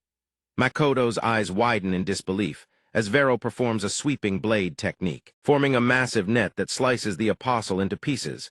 The apostle's body is diced into cubes in that very instant. He begins to question his own purpose. My entire life has been devoted to fulfilling the prophecies. I don't fear death. But this overwhelming anomaly has shaken my resolve. The fear I cast aside so long agate was always this close. He is willing to sacrifice his life to complete the prophecies, so he must not. Before being completely dismembered, the apostle thrusts his hand into his pocket. He pulls out a golden vial. I have to overcome this fear, but an action that obvious can't escape Gyro's notice. He swings his sword down, severing the apostle's arm clean off. The relics scatter and clatter to the ground. A time cage materializes, trapping Minato inside. Blood stains the snow crimson. The regeneration effect has expired. Apostle's severed arm no longer regrows. If I'd been killed just now, I really would have died. Drenched in sweat, he collapses to his knees and exhales in relief. I did it. I actually did it. Vero raises his gaze to the thing now trapping him. This is... Melius recognizes Ida cage created by that relic. She raises the question, what do we do now? Vero silently glances down and sees the apostle's severed arm still lying at his feet. Vero knows Thai's apostle has reached his final limit. His regeneration skill has stopped. The apostle clutches his bleeding arm, staring at Minato trapped inside the time cage. Relax, Evan, my darkness can't do a thing to that cage. I can't kill you, and you can't kill me either. but I can leave this place. The result of this battle is, before he can finish, Vero cuts him off. Hey, you saw it clearly, didn't you? Those words come from Vero, addressed to the person slowly rising behind the Apostle Sue Makoto. A chill runs down the Apostle's spine.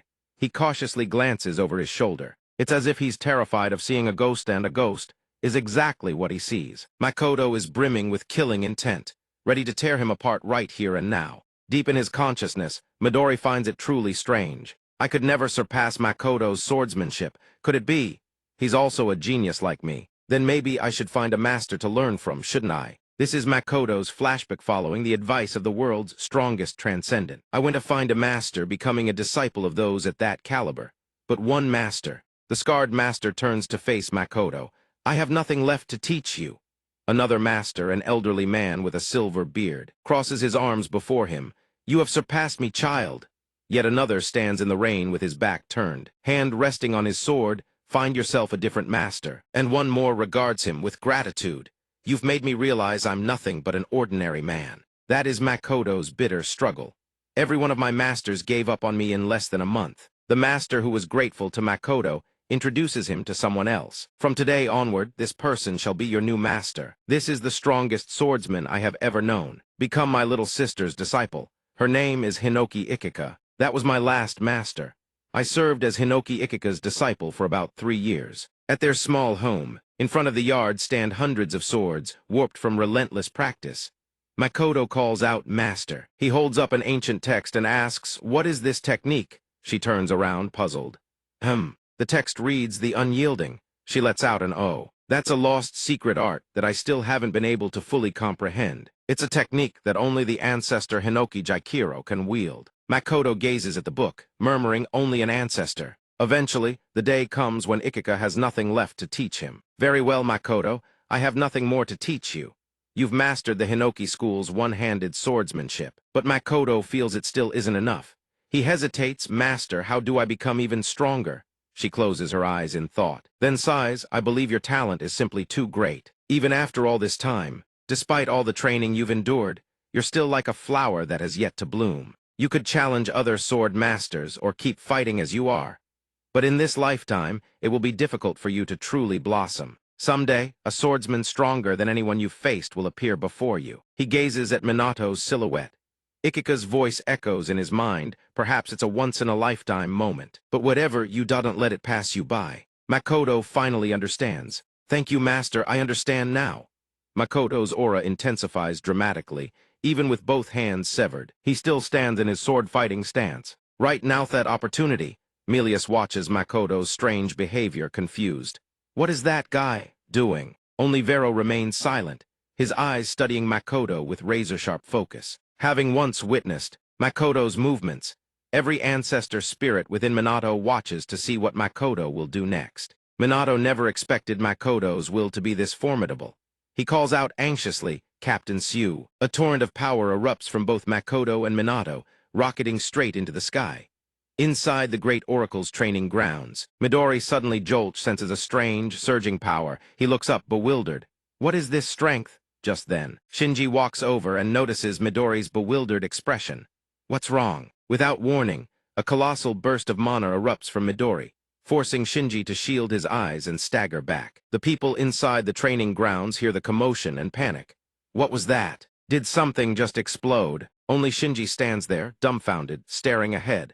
A massive hole has appeared in the wall, leaving him in utter disbelief. At the snowy mountain, the apostle is cornered between two ferocious beasts. The apostle's mind is consumed by dread. The swordsman before him is done waiting, and he will surely be shredded to pieces. His face is ashen, drained of every drop of blood. Minato! Vero suddenly calls his name. If humans are like flowers, they only bloom to their fullest in a single moment. Is it when their physical strength peaks, when they discover their ultimate technique, or perhaps when they've found their truth? Vero points toward Makoto. For him, that moment is right now. Engrave what you see before you deep into your mind right now. Minato is stunned. Could it be? Makoto lets out a deep breath.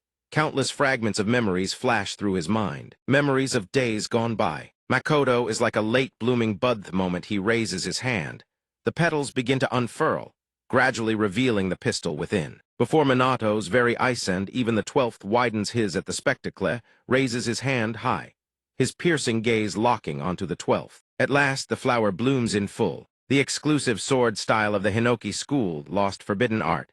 Bu cuculaves the 12th's body clean in two with a single stroke. He can't believe it. The 12th's mind reels my darkness should have activated instantly. To be precise, cut through my body without any blade or hand. Right here, right now has his end already come. The 12th's body has been split completely in two by the young Makoto. His darkness falls away, rendered useless. Downed, Veo is thoroughly pleased with Makoto's performance well done. Makoto stands there solemnly but then collapses. In that moment he knows he has done it. The sword that existed only in his mind has finally taken physical form. Even standing beneath layers of dark clouds, I can still see it far across the other side of the sky. Makoto smiles, so that's what it feels like. I've finally become a swordsman of that caliber. Heaven blessed me with a family. He thinks of Midori a friend. He remembers all those who fought by his side. Comrades and subordinates alike. Very experience has made me stronger. Even if this is my end, please give their cat a hug for me. His expression is one of utter restraint, but Makoto does not walk toward that light. I'm sorry, Shinji. Forgive this brother of yours. I am content. Footsteps approach. Makoto looks back. It's Minato walking toward him. He says nothing, just forces a smile and extends his hand to shake Makoto's. Makoto freezes for a few seconds. Then he lowers his will. That's right, this death is not yet the end. Makoto believes in Minato. I can still pass on my legacy to the next generation. Then he whispers to Minato, thank you. In reality, Minato breaks free from his cage. He rushes toward Makoto in a panic. Right now, through the void mark, he can feel Ida connection forming with Captain Sue Makoto. Minato reaches out, crying in anguish, Captain Sue. At that very moment, a brilliant light erupts in the sky, piercing across the vast continent, cutting across the gaze of the surviving comrades and those who have sacrificed their lives. Midori is blazing toward Makoto at full speed, screaming Makoto. Midori slams down onto the ground. Then in a blur immediately lifts Makoto's body and carries him to a nearby boulder. But Midori is too late. He's drenched in sweat. He stares wide-eyed at his friend. Makoto is dead, a supremely satisfied smile frozen on his face. Sue Makoto, at the age of 23, has fallen in battle against the 12th. Minato lies unconscious on the ground, tears flowing without knowing. The two Sue brothers and their katans playing together under golden sunlight know, reduced to a long trail of blood on pristine white snow. A voice screams out Makoto. He smiles, but blood keeps pouring from his mouth. Midori catches Makoto, his voice trembling, Makoto, damn it. He clenches his teeth in fury. Cut to. Earlier, Midori had come to talk with Makoto. He calls out Makoto. Why did you decide to become a captain? Makoto wipes the sweat from sword practice, looking at him in surprise. Midori tosses over a water bottle with a light grin. In this great oracle you rank second. Only I stand at the top. Sure, you should fight at full power. Who could even match you? Don't you think fighting alone would be better then? Makoto sighs in exasperation. That attitude of yours hasn't changed one bit. Midori laughs. You mean I'm not cut out for teamwork? Makoto looks up and poses a deeper question, outshining every star in the sky. That's what matters to you, isn't it? Makoto puts on his shirt and begins to explain, but for me, how should I put it? A voice calls from outside the door, Captain. Captain Sue. A report comes through. Koshiro has passed the examination. Sword Art Level 2 mission complete. Hand it directly to the captain. Koshiro gets a pat on the head from Takaru, grinning. Now I can be of use to you. So the first thing I did was bring the good news to the captain. Takaru beams. Let's go grab a meal. Makoto doesn't look Midori in the eye. He continues, you're right. I cherish my comrades deeply. Even if I fall covered in wounds, I still want to leave something behind for them. Meeting these people, that is the thing that makes me happiest. Back to present. Midori kneels on one knee, his darkened face bowed low. Your comrades have witnessed it, every achievement, every battle won. Two of his teammates stand beside him, in agony. Midori continues, two of them are still alive. Midori reaches out and gently closes Makoto's eyes. You did it. You fulfilled your duty as their leader. Something I could never do. Midori gently embraces Makoto's shoulder. You've done well, Makoto. Minato lies on the snow, fists clenched tight. The circular mark on the back of his hand begins to glow. A dark space materializes before him, the first generation of Transcendents. The ancestors. Alexin looks up. Everything is growing darker. Munit follows his gaze, nothing surprising about that. Milos thinks anxiously. That's right. He must be thinking this is all because of my own weakness. Every single ancestor has experienced the loss of comrades, friends, and family. Their hearts shattered after watching the silhouettes of their comrades walk away forever, and they nearly couldn't overcome that pain. Rairo steps forward Minato. He hangs his head, dazed. I don't want to fight. No more. The ancestors hear this, stunned beyond belief. Minato raises his fist to his chest, bowing even deeper. Tears begin to fall. An old debt. My heart feels like it's being torn apart. If I had let the ancestors fight from the very beginning, no one would have had to die. He kneels with his back to them to become everyone's strength as the vessel. All I had to do was push myself harder. Rairo stands behind him, speaking urgently. Minato, that's he cuts her off, I know. The hand that once clasped the captain's burns like fire. Then, under Jairo's watchful eyes, Minato looks up at him. He entrusted me with this. Tears still stream down his face. Minato stares straight ahead, resolute, and I refuse to waste his legacy. Everyone who hears this is deeply moved. Right now, I'm not just thinking about surpassing the ancestors anymore. I want to surpass everything. A light appears in the dark space. It spreads wider. Boomit tears through the darkness, flooding the void with radiance. Everything around them turns bright again. Minato raises his fist toward them all, his eyes burning with resolve. I won't let anyone else die. The sky clears to blue. The surviving squad members carry each other, awaiting the helicopter. They carry one another on their backs, but none of their faces hold any joy. Especially Midori lets his bangs fall over his eyes, his expression cold as stone. On his back he carries Makoto's body. Makoto is placed inside a body bag. The zipper is pulled shut. The helicopter pilot speaks to Midori. All personnel have been successfully rescued. Time to depart, Mr. Ikehara. Midori picks up his phone, turns his back, his expression unreadable. I'll head back on my own. Kimana. The crew member looks back. Midori. Then be careful out there. After the helicopter departs, Midori makes a call. Sue Makoto is dead. Our enemy is the 12 apostles of the apocalypse. Handle the formalities later. Midori's eyes blaze as he issues the order, hunt them all down for me.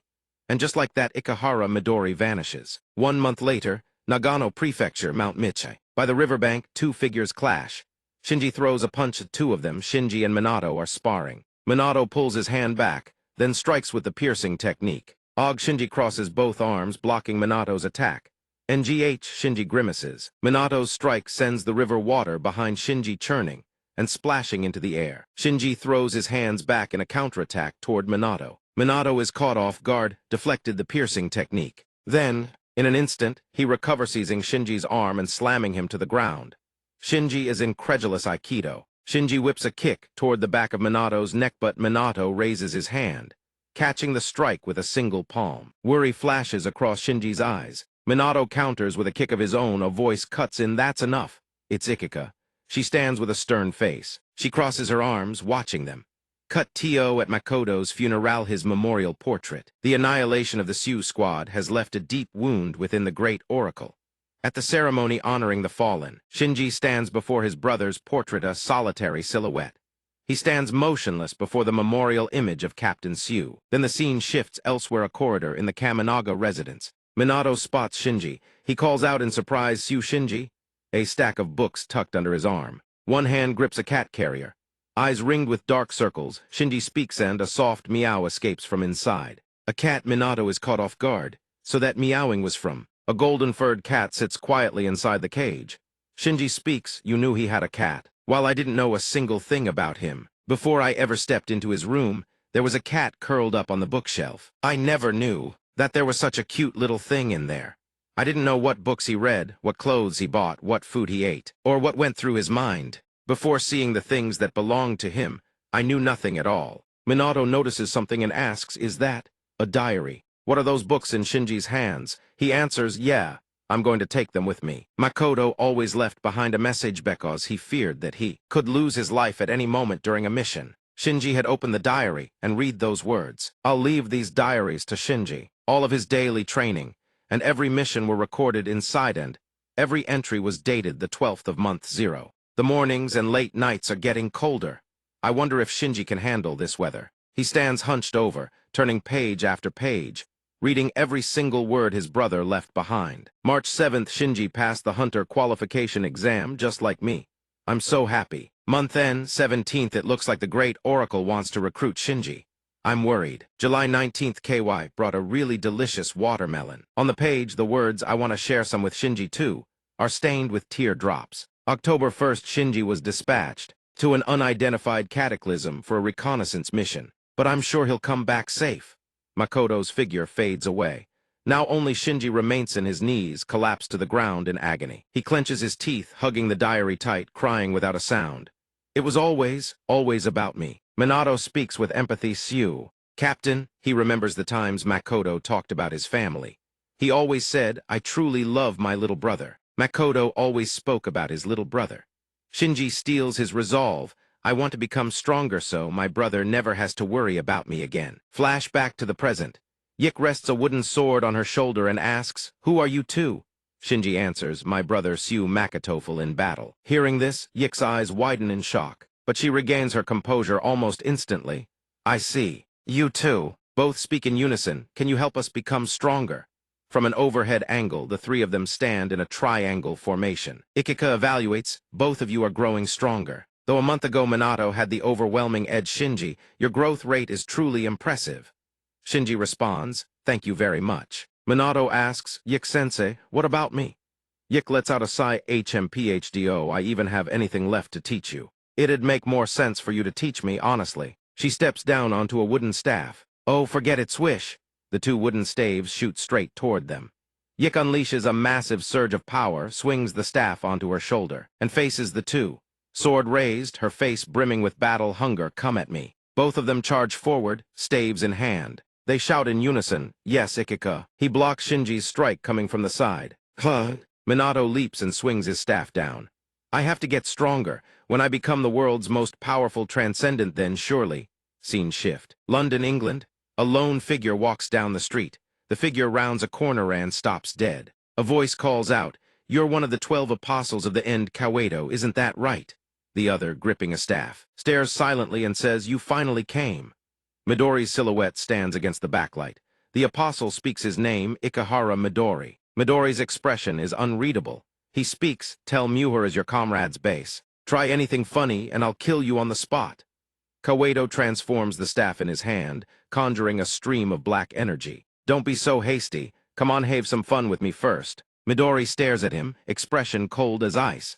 Right at the street corner, Kawato steps through. Blood sprays. Midori emerges from the other side, one side of his face streaked with blood.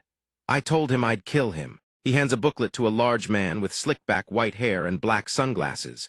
Midori lowers his head and walks away, calculating 7 more to go. In his hand, 5 collected booklets. Midori's eyes are razor-sharp. Next, a hand grinds blue powder into dust. Inside the great Oraclea simple house, a top-secret location, the Cottage of Eternal Vision. 5 booklets Midori collected from the apostles lie neatly arranged on the floor. The head of the great Oraclea, the executive director, asks, Midori sent these?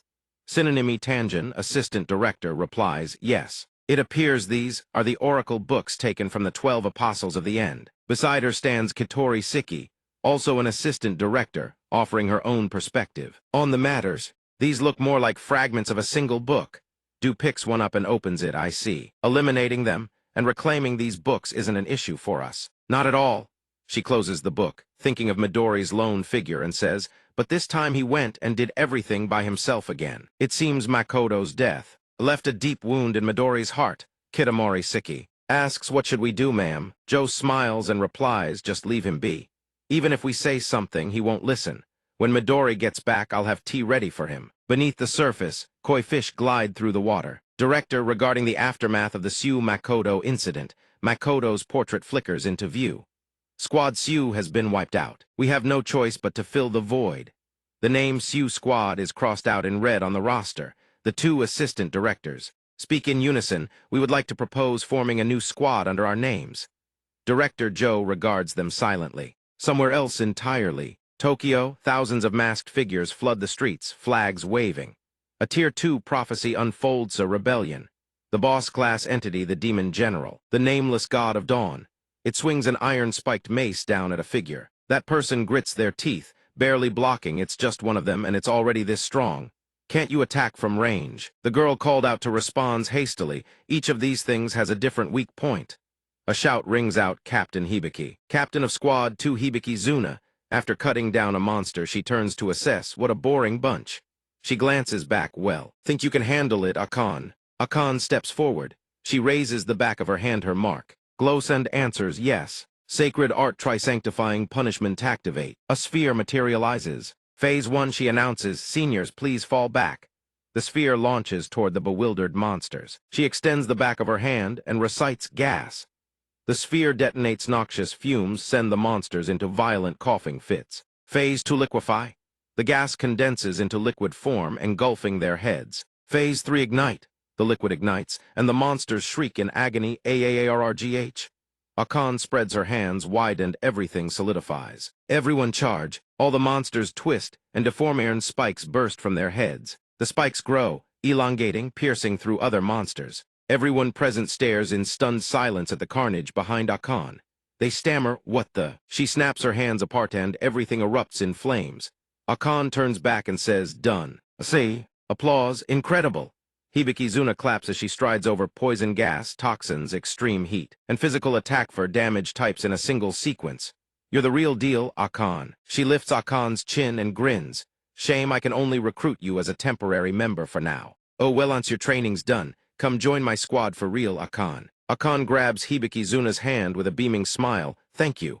I'll think about it. Two members of Hibiki's squad start whispering. The captain's really trying to recruit her, huh? Strong, cute, great personality. Wonder if she'd actually join. Captain Hibiki Sessa smiles smugly. The moment she joins, life gets easy for all of us. The two panic. Captain, that's all you're thinking about.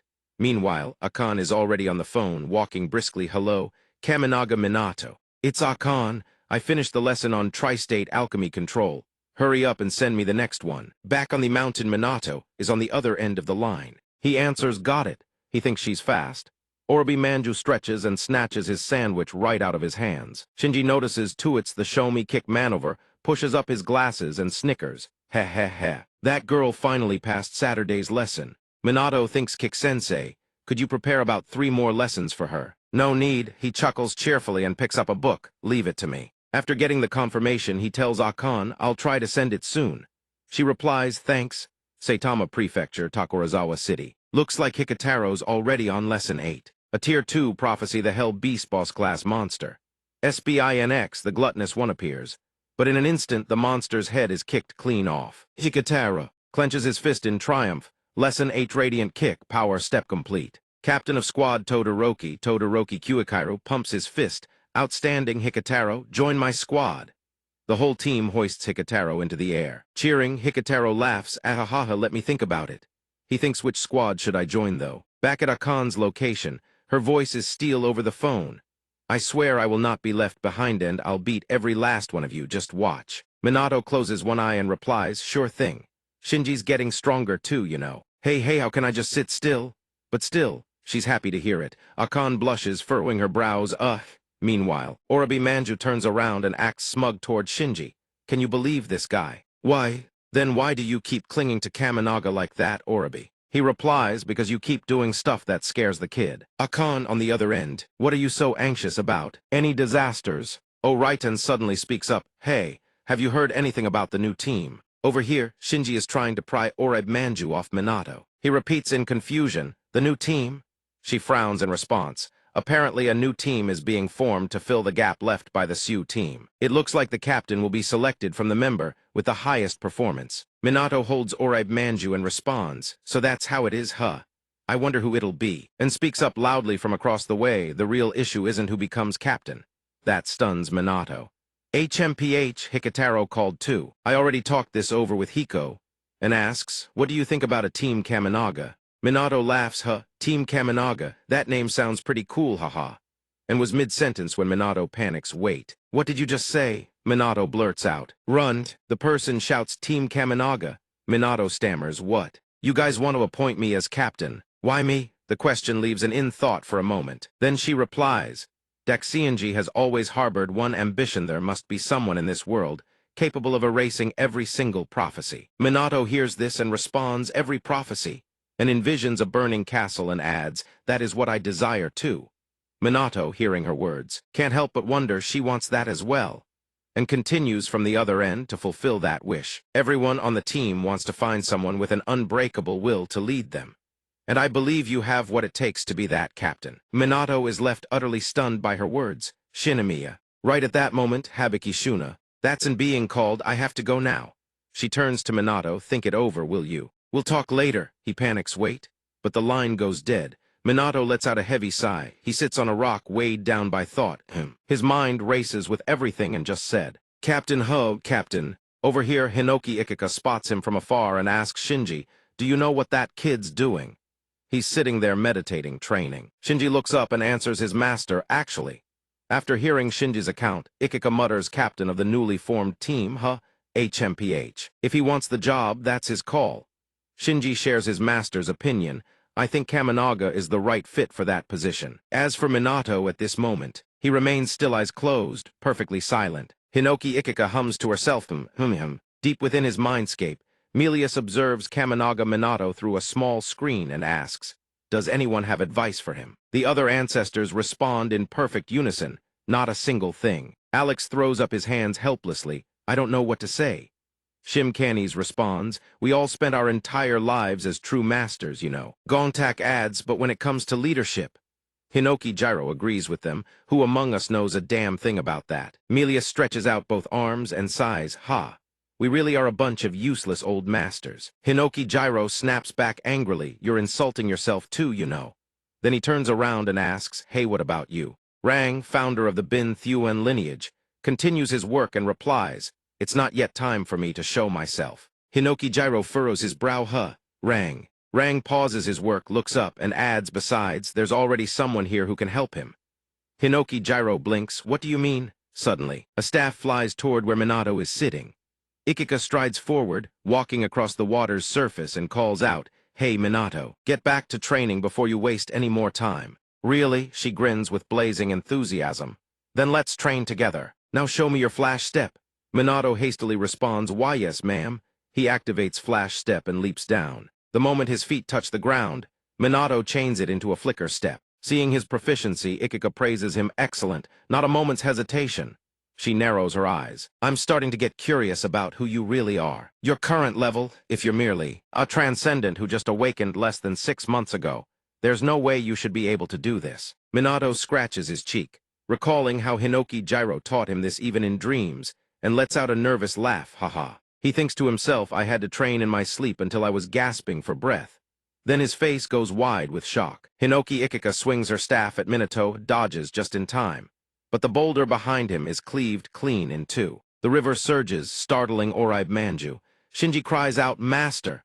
Hinoki Ikika is practically buzzing with excitement. I don't care if your mind is here or not, I'll make you pay attention.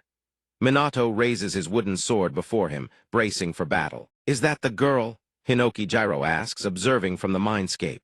Melius remarks, compared to the transcendence of this era, she's remarkably strong.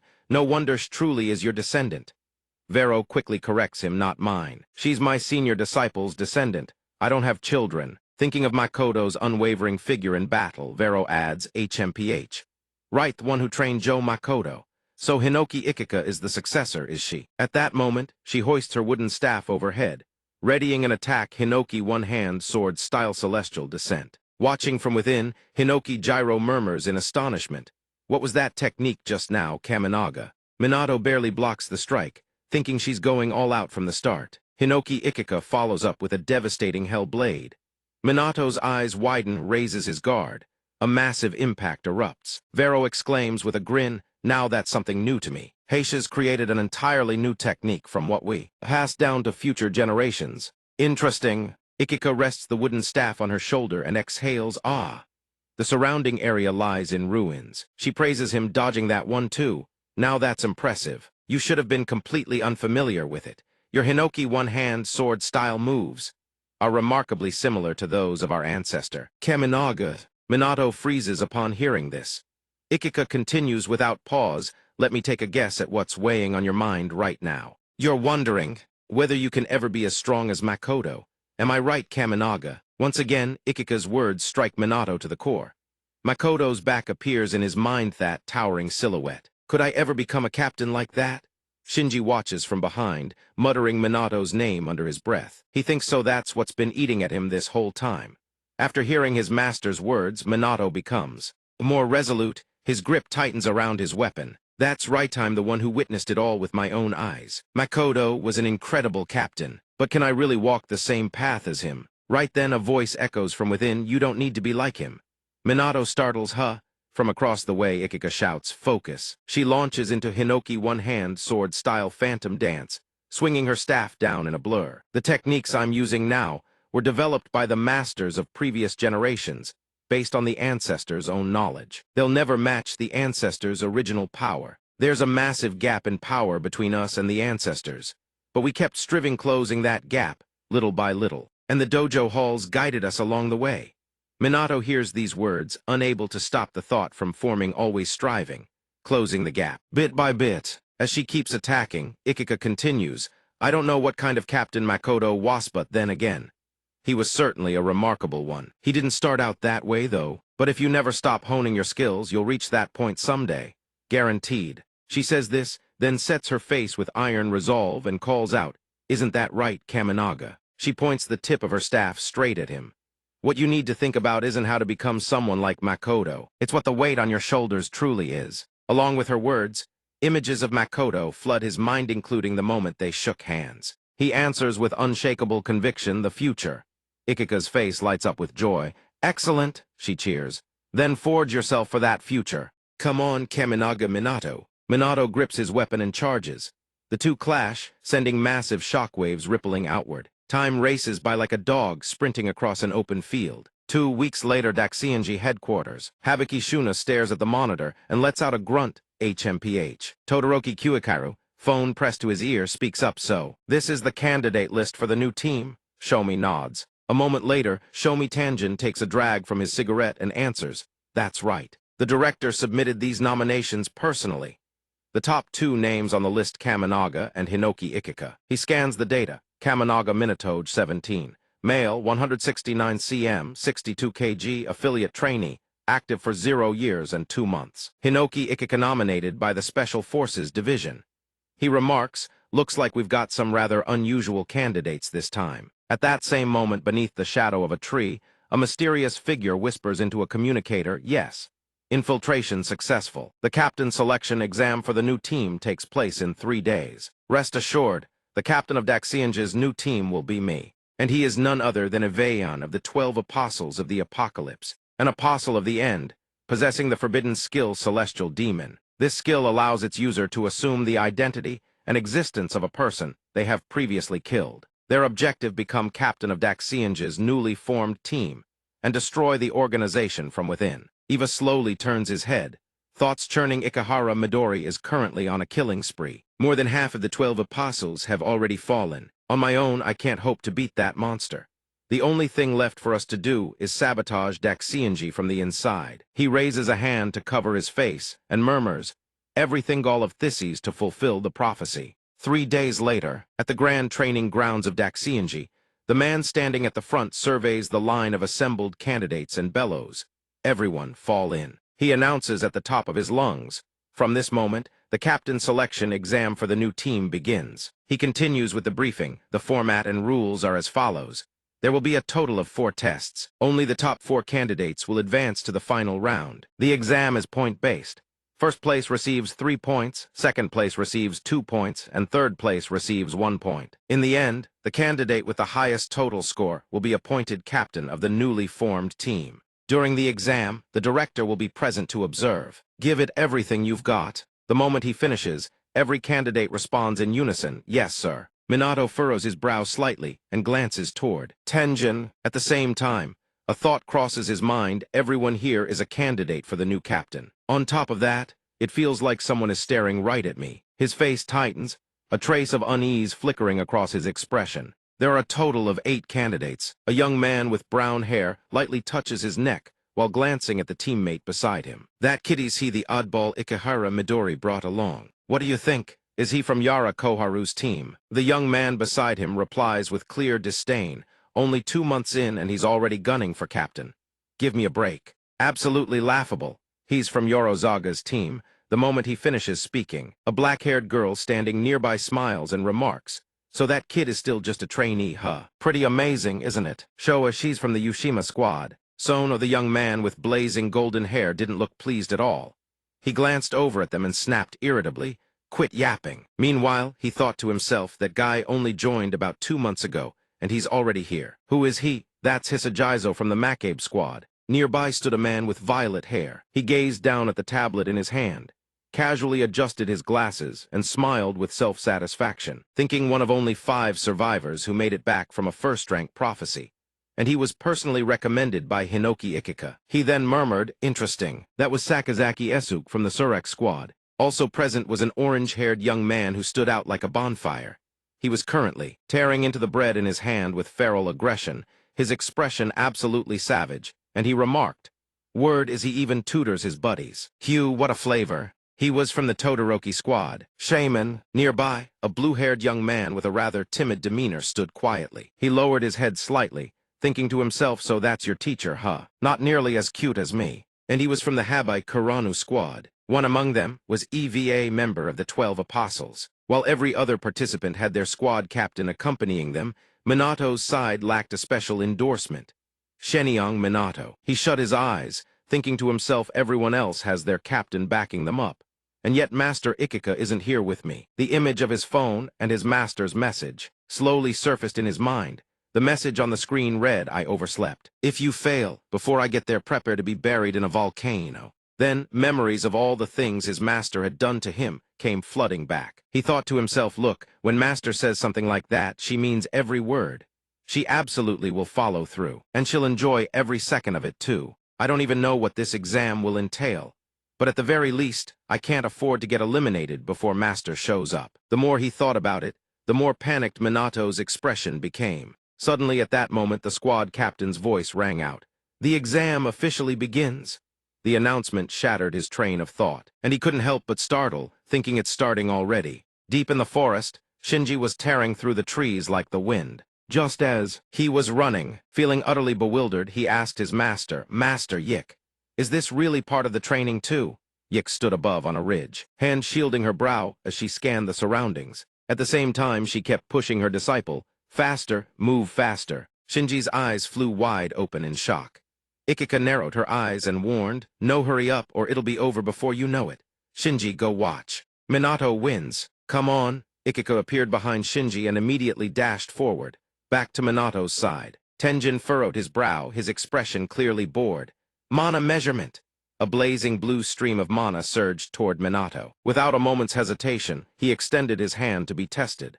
The instant his hand made contact, Tenjin immediately declared, "First place Kaminaga." After the measurement complete, the sight of the destroyed measuring device in front of him left him utterly flustered. "Ah!" It broke again. "I'm sorry." Suru stared in disbelief and exclaimed, "The measuring device was completely destroyed. You're from the Yorizuya squad Zaga. Aki, Hina Mana rank 5 Esuk." Standing nearby, he pushed his glasses up and remarked, "An anomaly." He was from the Surek squad Sehijaka Mana rank 3 Koromo, standing beside him, found it utterly unbelievable as well and asked, "Two anomalies?" She was from the Yushima squad Sanap Mana rank 2. Before the bewilderment of those around him, one person stepped in to explain. "This sort of thing does happen from time to time. When someone is a genius in physical strength or mana manipulation, it means he must specialize in magic." Esuk listened, then glanced toward his own member and remarked, "Same type as you, Shiki." At that moment, En was crouched low, gazing at his own captain with a completely expressionless face. After hearing everything, he narrowed his eyes, a grin of pure fascination spreading across his face. "I see. System examination, results mana rankings, displayed RK name affiliation. Mana 1 Kaminaga Minato, 2 Sonos, Koromo Yushima Squad, 2-3, Sakazaki Esuk Surak. Squad 1-4 Kuki Haruki Yagurumo Squad, 5-5. Akihina Yorizuya Squad, 6-6, Hisari SW Macabe Squad, 7-7, Sycamore Kai 8-8, Urukanum Habai Karanu SQ once. Everyone was in position. The organizer immediately shouted, "Round 2 begin." Tenjin then addressed the participants and began explaining the rules, one-on-one combat. Your opponents will be the other examinees. To Y, N, each participant must score 2 points. The first participant will be before Tenjin could finish and shot his hand up. He smiled slightly, eyes gleaming with excitement, and proposed they go head-to-head. In his mind, he was already thinking Shaman's strongest official member in hand-to-hand combat, and an anomaly to boot. At the age of 2, he had witnessed the emergence of monsters from another world. While his mother was pushing his stroller across the road, a swarm of monsters appeared out of nowhere. The creatures lunged at them. He sat in his stroller, eyes wide, glaring straight at the beasts. A strange source of mana erupted, a blinding light surged from his tiny hand. What followed was a chaotic battle. His mother collapsed to the ground, her body drenched in blood, her eyes filled with sheer terror as she stared at her own child. Blood dripped slowly from the stroller's wheels. He sat there, drenched in crimson, atop a mound of monster corpses. Still in a baby stroller, he had slaughtered every last creature to protect his motherland became a legend. Back to the present. From the side, Sona smiled and asked, "A duel. Todoroki sending out Shikiasent that a bit unfair." Todoroki Kyuichiro, standing beside her, immediately bellowed, "What's wrong with sending out our strongest fighter?" He then flung his cloak aside and struck a pose, flexing his physique. He wasn't gifted any mana talent, but his physical abilities are nothing like a Transcendence. I've trained him myself ever since he joined the team up to this very day. No one can beat him in hand-to-hand combat. Sesson, standing nearby, sighed in exasperation. "It's too hot for this. Stop posing already." She gazed ahead, resting her chin on her hand, and thought to herself, yeah, Shiki's combat ability really is on a different level compared to most people here. Looks like this match will be over quick. On Minato's side, En was already sprinting toward him at full speed. While running, he called out, "Let me ask you, are you seriously teaching Hiko?" Minato called his name softly, En. Then he looked at him, smiled gently, and explained, "Yeah, but I'm just a messenger. I only gave him a few pointers, that's all." The moment En heard that, he was utterly stunned and blurted out, "What?" The truth is, some self-proclaimed genius gave a few pieces of advice, but word got around that I was the one who trained him. Hiko is a super genius, same as me. Even without my help, he'd easily climb to greater heights on his own. When he finished speaking, Minato couldn't agree more.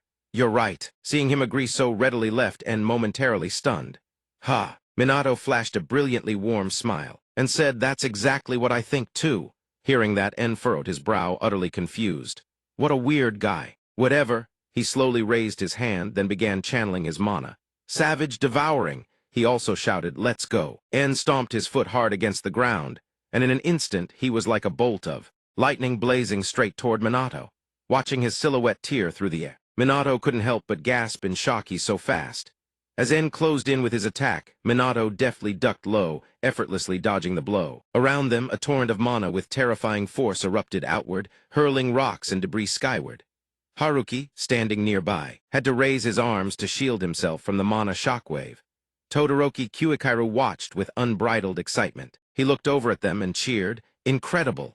En's going all out. No, give it everything you've got." On their side, En thrust his hand forward, channeling his mana.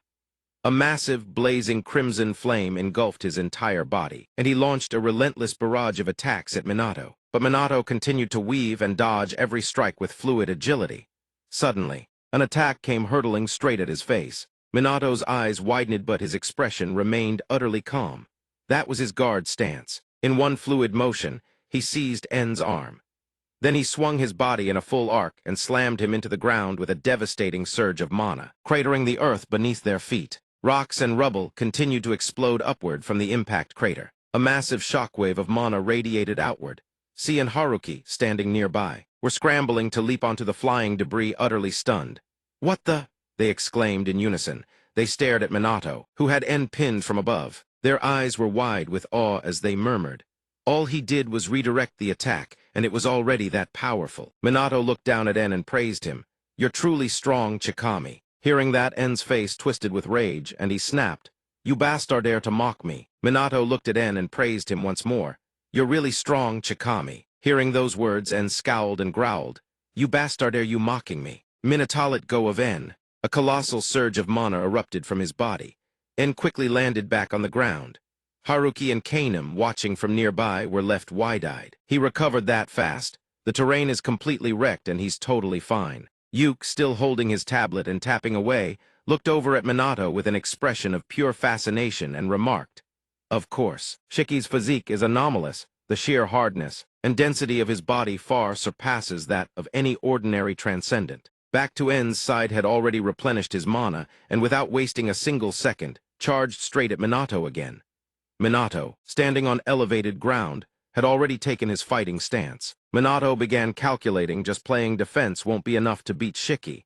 "Let me try something." His eyes snapped wide open as he began channeling his own mana. Minato unleashed his technique, Grand Light Kick, driving his foot hard into En's gut. Alan appeared beside him and launched a coordinated strike. A massive wave of mana surged forward in tandem with his technique. He didn't stop there.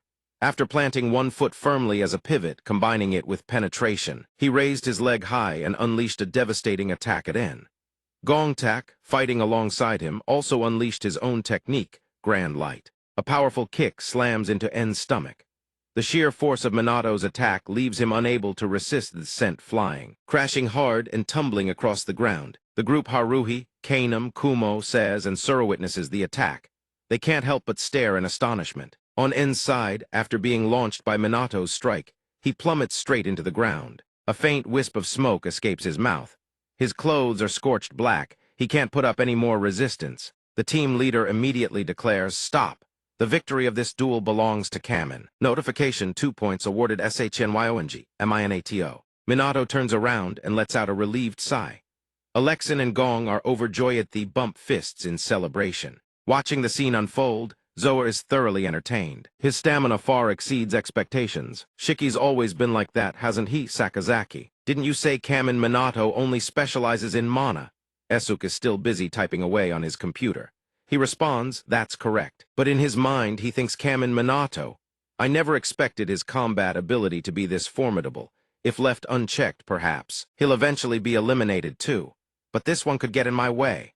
The more he ponders, the tighter his expression becomes, revealing deep unease. After a while, the unconscious En slowly opens his eyes.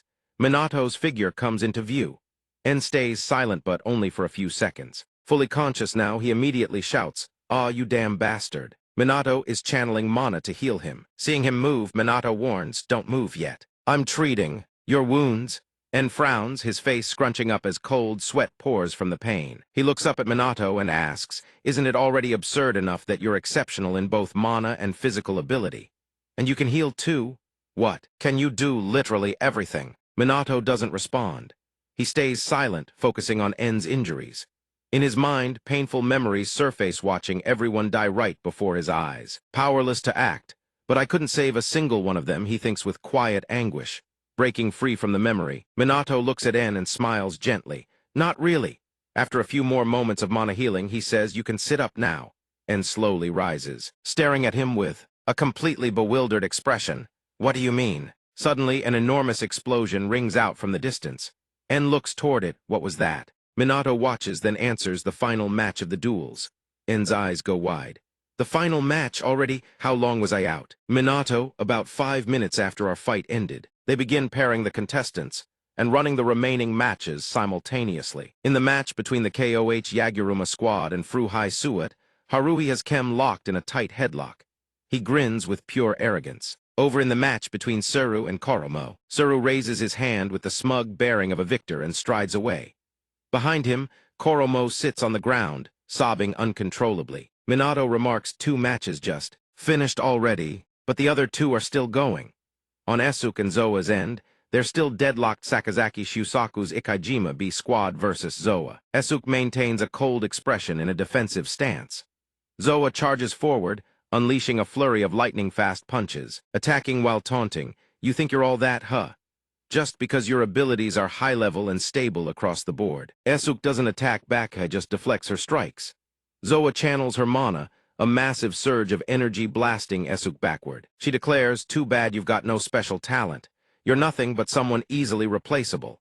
No unique skills means no shot at becoming captain." "Not a chance." She charges again, her expression overflowing with arrogance. Esuk suddenly leaps backward, creating distance. He raises a finger. "Is that so? But I'm not really the type who craves the spotlight. Being an anomaly among Special Forces members, having some rare talent doesn't guarantee anything. No matter how exceptional you are, death always lurks right around the corner for everyone. That's why a captain needs the ability to adapt to that realitito, at least give his teammates a slightly better chance of survival. That's what I aim for." Behind them, Minato stands watching. Esuk's gaze drifts, recalls a funeral held for a defeated squad from before. Returning to the present, he glances back, a subtle, pointed look in Minato's direction, so that no one suffers the same fate as that squad. After that battle, I mean, Captain Su's squad. The moment Esuk finishes, and standing nearby erupts with fury. He cracks his knuckles and roars, "You four-eyed freak. We heard every word. You've gone way too far. I don't want to hear another word of that garbage." Minato hears it all but shows no reaction, no anger, no irritation. His expression remains perfectly calm. He murmurs, "Thank you." Suru turns his attention toward Zoa and Esuk's match. There, Zoa deploys her physical arts. A torrent of overwhelming mana envelops her body. She activates the Crimson Law technique and strikes at Esuk. He silently raises his hand to block. Then boom, a massive explosion rings out. His underestimation of the opponent shatters Esuk's defense completely sent flying. But Zoa doesn't stop. She charges in again. Surprisingly, Esuk raises his hand, surrendering. "I forfeit." The team leader immediately declares the match over. Victory goes to Zoa. Zoa is stunned. What? Esuk's surrender sends her into a fury. She lunges forward, face twisted with rage, screaming, "You bastard! Are you mocking me?" Koromo rushes in and wraps her arms around Zoa to hold her back. "Calm down." Esuk pays no mind to Zoa's feelings. He slowly stands and dusts off his clothes. "Ha, fighting a violent girl really isn't my thing. I figured the match would drag on, so I'd rather conserve my energy. There are still several more exams to go." He removes his glasses and calmly wipes them. Zoa, still seething, yells, "Hey, you." Esuk doesn't bother with anything around him. He turns and walks away, thinking as he goes, "If I wanted to, I'd still have more than enough power to win." He glances back at the group, thinking, "I just didn't want to reveal my trump card to that Kaminaga kid yet." Minato stands motionless, watching Esuk's retreating figure. The second round of the duels concludes.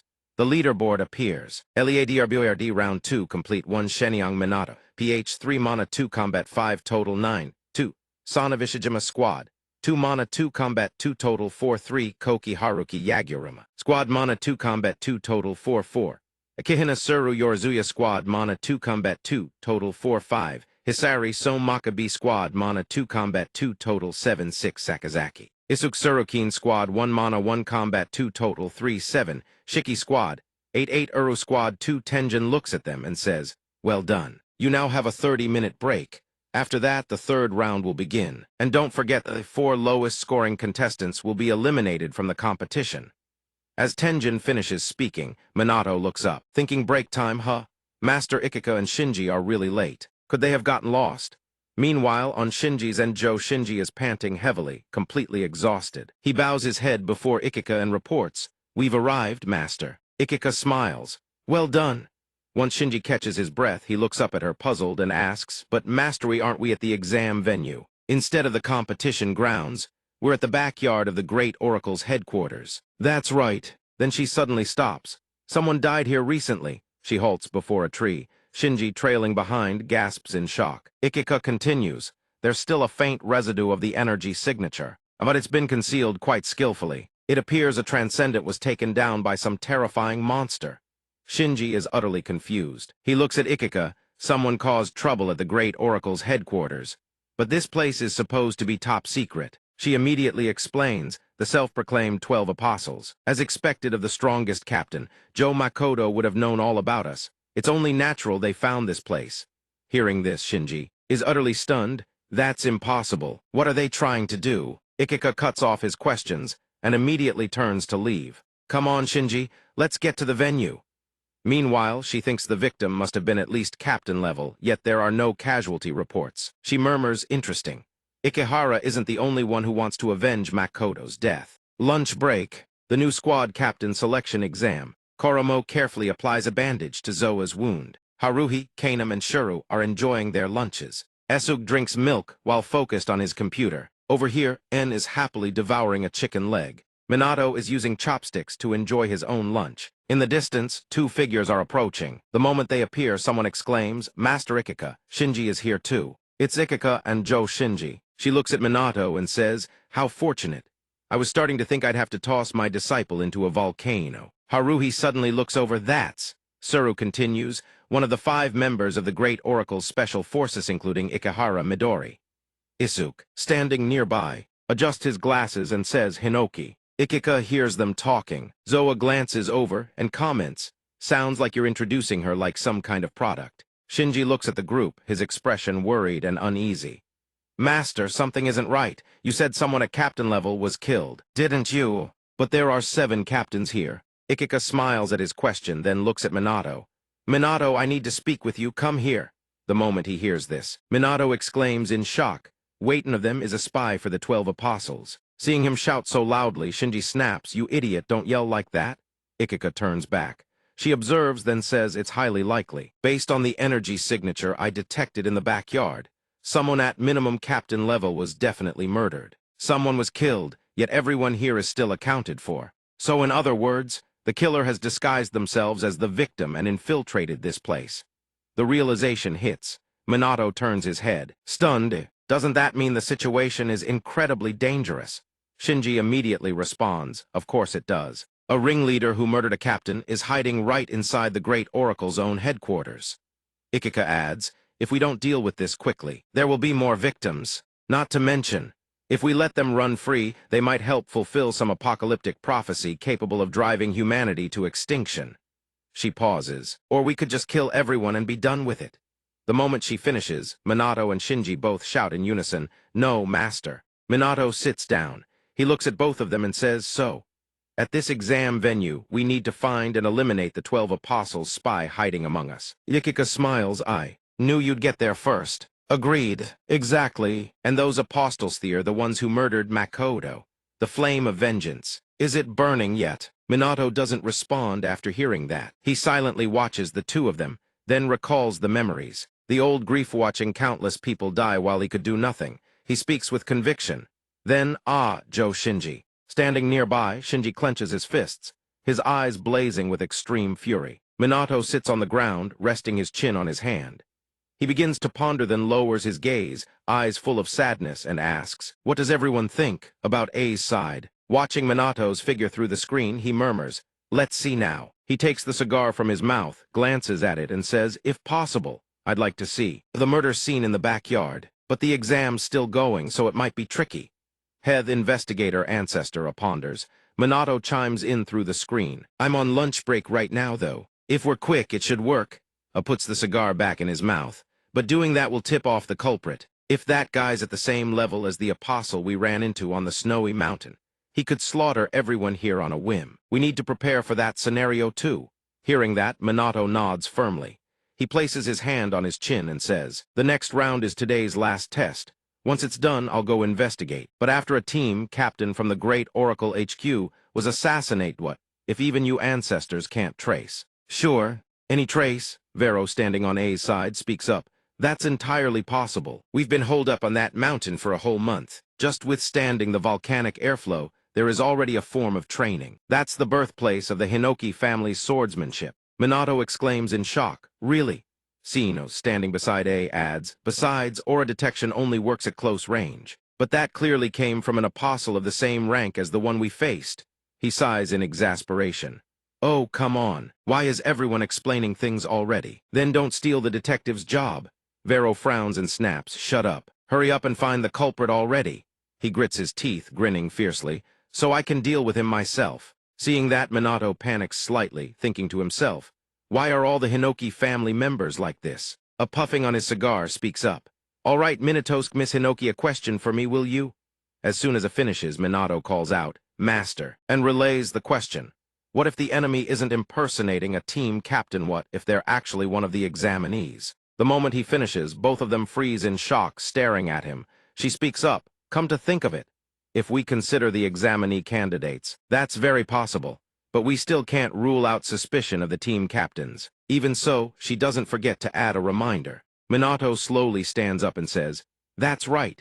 If the next round tests the combat abilities of the examinees, I have a plan." The team captain announces, "Break time is over. Round 3 of the exam will be." Minato sits at his exam desk, staring at the pen and the written test before him. His head spins. The proctor keeps reminding everyone, "No talking, no phones, every man for himself." Minato at this point. He scratches his head while working through the test, muttering, "This is hopeless. What can I even do here? I don't know a single thing about the Great Oracle's regulations. Answer the following questions about the ancient Ku cataclysm. Fill in the blanks in the passage on the destruction of Wakayama. List the organizations that must be notified when a Tier 3 prophecy emerges in a city with over 1 million residents. To use the training chamber, what documents are required?" At the same time, he thinks to himself, "But then again, This is an exam for selecting team captains. I guess it makes sense. His despair only lasts a moment.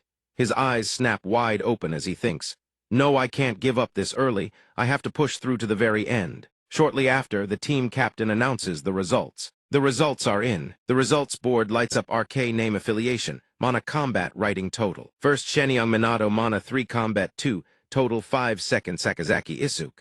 Shusaku squad Mana 1 combat 3 total 4 third Koromo. Yushima squad Mana 2 combat 2 total 4 fourth Akina Suru. Yorzuya squad Mana 2 combat 1 total 3 fifth Koki Haruki. Igurum squad Mana 2 combat 2 total. 6th Isari, Makabe squad Mana 2 combat 2 total. 7th Shikien, Todoroki squad total 0. 8th Iri Kanum, Hbiki squad.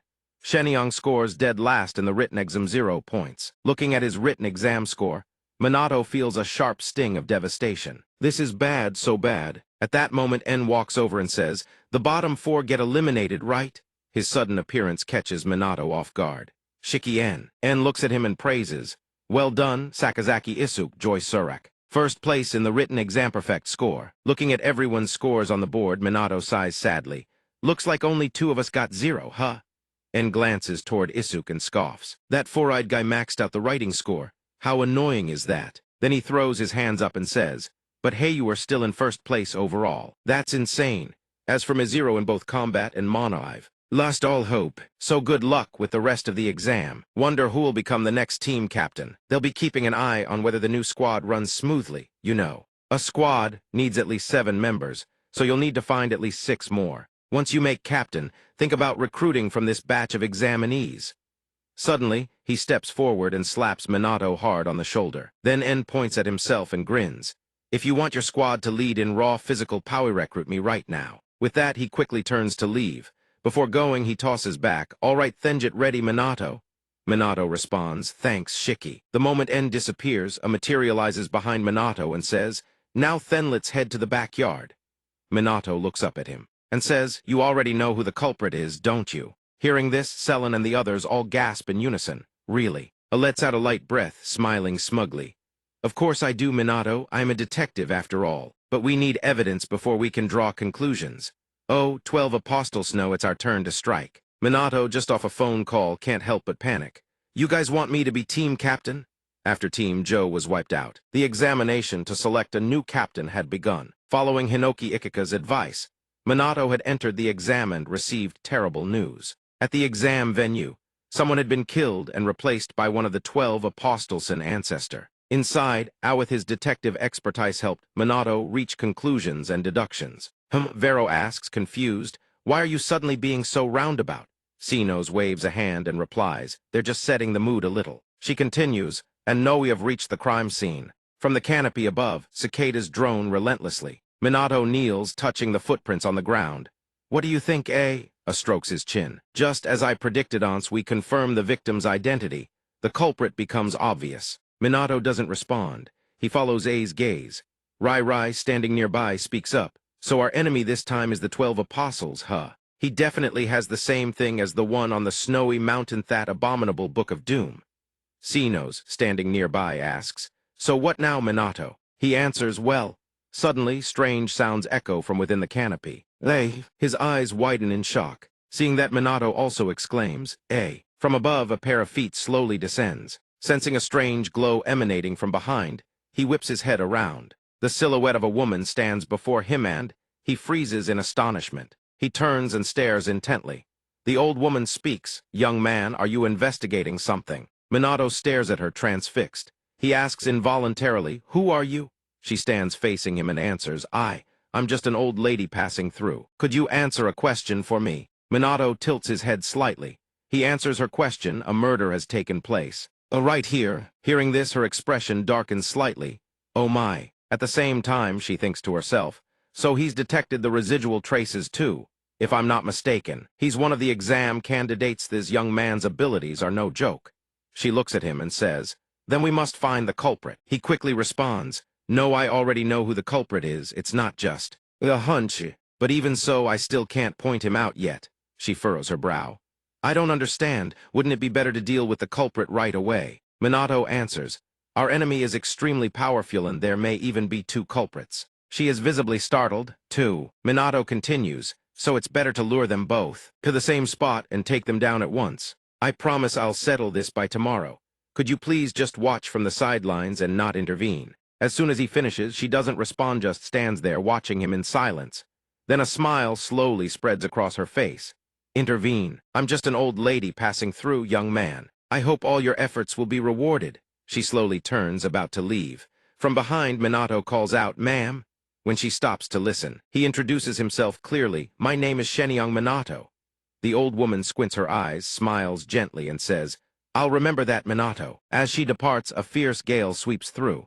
He watches her retreating silhouette. After the old woman vanishes, everything around falls silent as if nothing had ever happened. Minato pulls his hat down low, unable to hide the astonishment in his eyes. Around him stretches an empty void, not a soul in sight. The scene shifts toward her. Siri trails behind, repeatedly asking the executive director, "So, is this really okay?" Du replies, "It's fine. That boy is on the verge of uncovering the truth, and it seems he already has a plan of his own. I'm very curious to see what this kid will do. Tell Tanjin to back him up just in case something goes wrong." Siri immediately responds, "Understood." On Tanjin's end, he gazes up at a meteor shower when a sudden sense of dread washes over him. He thinks to himself, a premonition out of nowhere. Trouble is closing in. The scene shifts back to Du. She glances at Siri and continues, "When the residual energy was first detected and I approached. Let's just say I doubt we'll find anything worthwhile." Siri falls silent, listening intently. Sensing something off, Du turns to her and asks, "What is it?" Siri quickly replies, "It's nothing. It's just you seem to place a great deal of hope in that boy. I'm surprised. I've rarely seen you like this before." Sensing Siri's curiosity about her concern for Minato, Du explains it's because of his eyes. The next day, deep in a forest, Minato walks slowly with En trailing behind him. En rushes forward, tapping his hand on Minato's shoulder. "Minato, let's walk together." Minato tilts his head, unable to hide his surprise. "Shiki just left." En speaks up. "The second half of the exam takes place today. It'll be a test to see how you perform as team captain. So, Sakazaki used captain tactics to show them what you've got. Good luck." Hearing that, Minato's expression darkens for a moment. But the instant En finishes speaking, his face lights up with a bright smile. He smiles and says, "Thanks for that. Why did you deliberately skip the exam?" The moment his question lands, En, walking ahead, freezes in his tracks.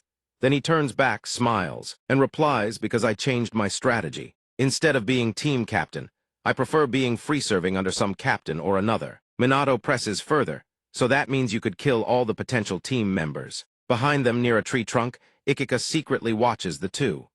En looks at Minato, his expression brimming with excitement. "Well, if replacements are needed, I wouldn't mind getting my hands dirty. During the written exam, the questions were so brutal I couldn't write a damn thing. My skill only lets me access information stored in the host's brain, so I ended up scoring a perfect 0. Minato listens and sighs, "So things didn't go as you planned."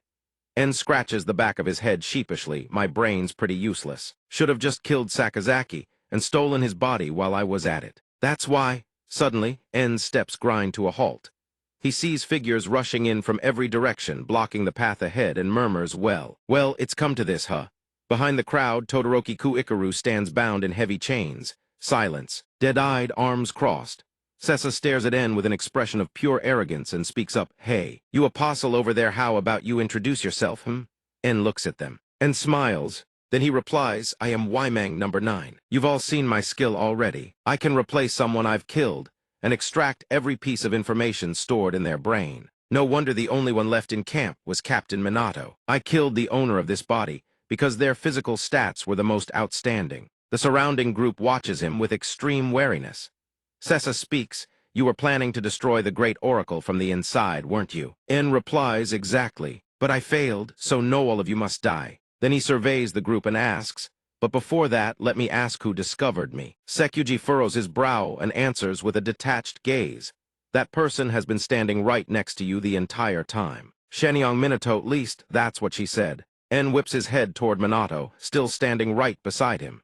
He exclaims, "I can't believe even now you dare to stand this close to me." Then he turns back, grinning with twisted delight. Now that's something. A torrent of overwhelming magical power erupts from his body, his eyes blazing as he stares down Minato, Who the hell are you? This was just before Shiki's body was taken over by Eva. En looks at Todoroki Ikaru, beaming with joy. Are you really nominating me as the new captain candidate?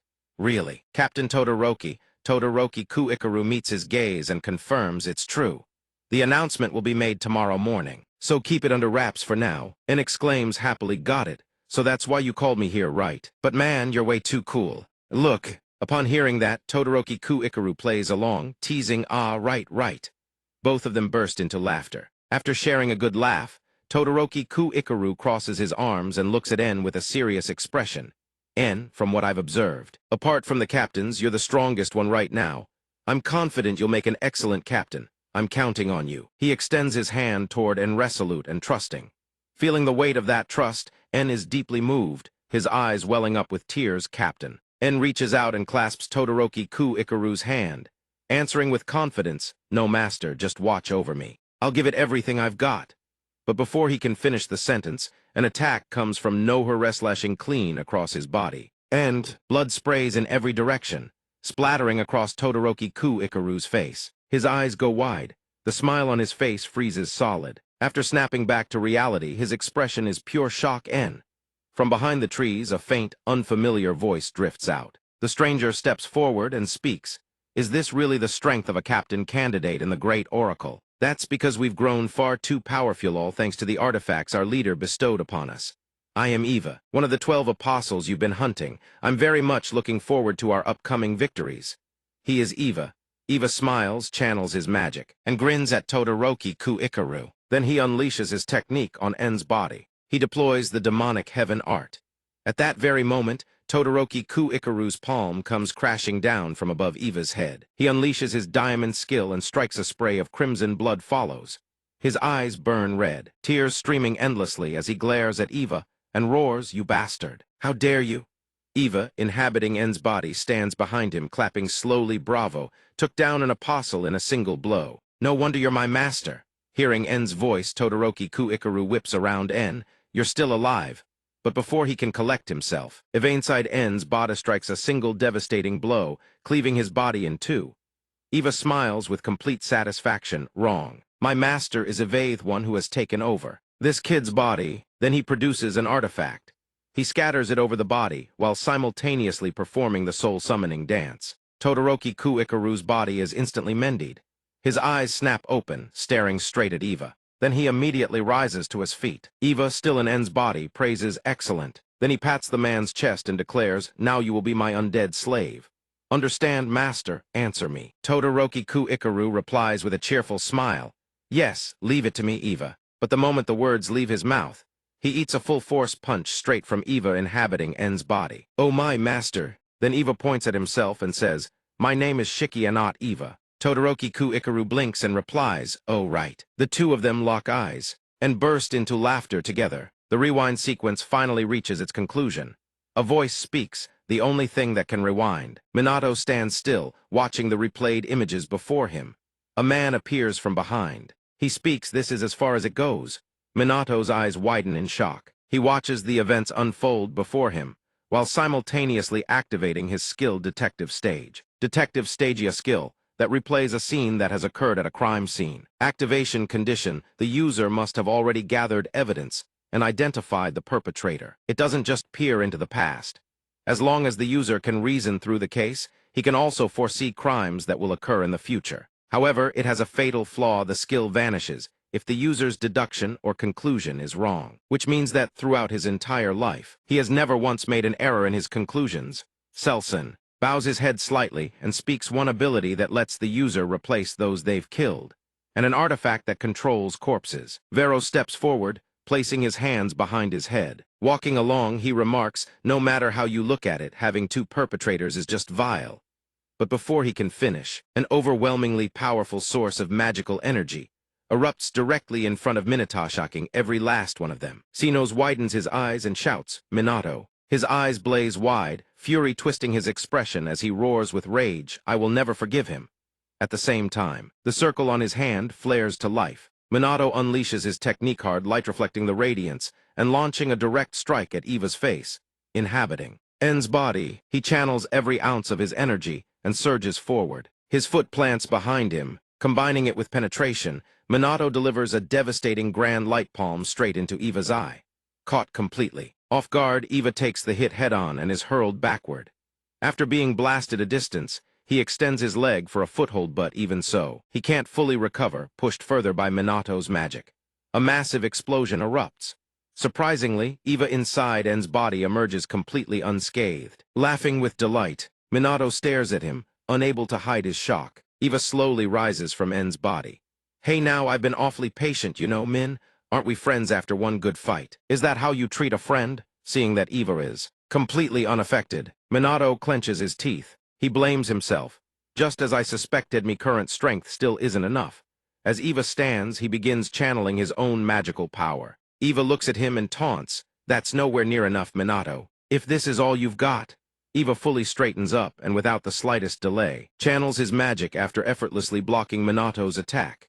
Eva smiles arrogantly, "That kind of attack won't work on me. The real deal is on a whole different level." Minato slowly raises his head. "That's right. A pity, but the one who will defeat you is not me." His hair gradually turns silver, and from a source of magic that crackles like thunder, a voice suddenly speaks. "Well done, Minato. You've stalled long enough. Now hand over your body to me. Give me all your rage and your regret." She is Sino's mage of truth. She turns to face him and declares, "Leave the rest to me." Meanwhile, Minato on the ground below deploys his own technique, Moonlight Prayer. Eva inside En's body. He stands far off in the distance. Gazing toward where Minato stands, he thinks so. This is what the satellite report flagged when he transforms into a completely different person. Suddenly, he tilts his head back and spreads both arms wide, laughing like a madman. Magnificent Minato. From high above, the black clouds gradually part, revealing a strange blue glow. From it, a beam like lightning channels down into Eva. Through the rift torn open by the clouds, puppets begin to emerge. They look like mummies. He channels his mana and declares, "Life is an ocean of suffering. Cross the ocean of suffering and it's the end. So let's play to our heart's content." He looks at them and bursts into laughter. Sino watches him intently, her eyes sharp with vigilance. Through the rift torn open by the clouds, mummy-like puppets emerge. He raises his head high, channeling mana as he declares, "Life is an ocean of suffering. Cross the ocean of suffering and it's the end. So let's go wild." Sino watches him, her eyes burning with wariness. Staring at the mummy puppets before them, one of the group blurts out, "What the hell are those?" On answers, looks like Eva's just an empty shell. With the artifact's power, he controls every body he's ever possessed. Eva, inside En's body, looks at them and cackles with delight. Those corpses pack physical strength on par with this body, you know. Well, then let the games begin. Shun scans the mummy puppets and mutters him. Rough count, about 100. Bodies with power rivaling Shiki's level. En, standing nearby, hears this and completely freaks out. He clamps his hands over his ears, face draining of color. What are we supposed to do?" Class 2B team leader Minato stares at Eva and En's body. Stunned, he already killed Theme and now he's trampling on their dignity. Is this thing's nature really this vile? Hearing this, Selen standing before him smiles softly. "Minato, you've changed." Her words hit him. His eyes widen, expression frozen in shock. "I changed." She lowers her head with a gentle smile. "Perhaps, progenitor. We have too." His face hardens, "But you underestimate me far too much." From high above, between Minato and Eva in En's body, thunder suddenly roars. Golden lightning bolts erupt from the sky and crash down onto the mummy puppets. A massive, deafening explosion follows. Watching his mummy puppets get obliterated, Eva in En's body looks up, eyes widening in disbelief. Selen watches him, her gaze turning ice cold. "You deliberately took the hit, just to freefall. Is that all you've got before my eyes? Then I just need to cut them down before they land." Up in the sky, the mummy puppets slowly burn to ash. He looks up, impasse. His expression freezes in pure disbelief. In his mind, that bastard. What the hell did he just do? Sure, there are people who train endlessly to achieve godlike precision. But a single strike, a single volley, and every last one of his mummy puppets took a direct hit. Eva in En's body replays the scene in his mind. In the blink of an eye, lightning bolts rain down with flawless accuracy. Not a single one missed. Sino looks ahead and speaks, "Minato, stand beside me. Watch closely how I fight." Minato obeys, "Yes." He stares ahead, eyes wide with awe, and murmurs, "Incredible. She's using my body, so she can't unleash her full power, and yet she's deploying every single one of these techniques so efficiently." Selen speaks up, At first, you only sought power for yourself. Meanwhile, everyone else was eager to seize every chance to lend their strength through your body. She recalls the moment he pressed his hand to his chest, channeled mana, and shouted, "Give me the strength of every last one of you." Then Gyro rallied the group, "Let's go, everyone." With fierce determination blazing in everyone's eyes, Minato looks at Hereditary confused. Sinnoh's continues after that. You gradually became intoxicated by that power feeling you drawn closer to your goal. You saw wanting to grow stronger as only natural. And we, too, were intoxicated by your unparalleled talent. Then you suffered the greatest tragedy of your life and someone you deeply respected entrusted their future to you. And now, I see you've given everything for those who de-driven to the brink by his manipulation. You see it, too. Minato tilts his head, watching her. Sinnoh meets his gaze and smiles warmly. "We love the person you've become." At that moment, Eva in N's body begins channeling mana, shouting, "Hey, you, what kind of nonsense is that?" He lunges forward, bellowing, "The weak get toyed with and devoured by the strong. That's just how the world works." His eyes widen in shock. From above, a bolt of lightning crashes down, cutting off his charge toward Minato. He whips his head around, bewildered. Minato stands facing him. He looks at Eva and says, "A lot of people think that way. I used to as well. We, too, remember our true existence. We want to tear down the very tower built by trampling and devouring the weak. From another world entirely, our hearts ignite for the sake of the weak." Minato strides toward Eva in N's body. "You don't have that power right now. I know you're frustrated." Lightning crashes down with every step he takes. Eva, possessing N's body, keeps retreating, dodging lightning bolts raining down from above. Minato continues, speaking as he trains on the mountain on the surface. "Just keep smelling but inside. It's like a wire stretched to its breaking point. But never forget we are always here, sharing every thought with you. You will reach the same pinnacle we did. That much is certain. Whenever you face hardship, we will always be right here to help you." Then he slowly raises his hand. Minato points his finger toward Eva inside N's body, causes his entire form to levitate high into the air. "If you feel rage or sorrow over some injustice, then aim that fury straight at whoever made you suffer." He begins channeling mana, declaring the end of every prophecy once and for all. Lightning bolts converge from every direction, slamming straight into his body. He's ripped apart into shreds and the lightning mana vanishes. Sinnoh stands nearby, watching the scene unfold. His eyes widen. "Is that really Minato?" Tenjin nods slightly, murmuring he looks exactly like Midori when he was young.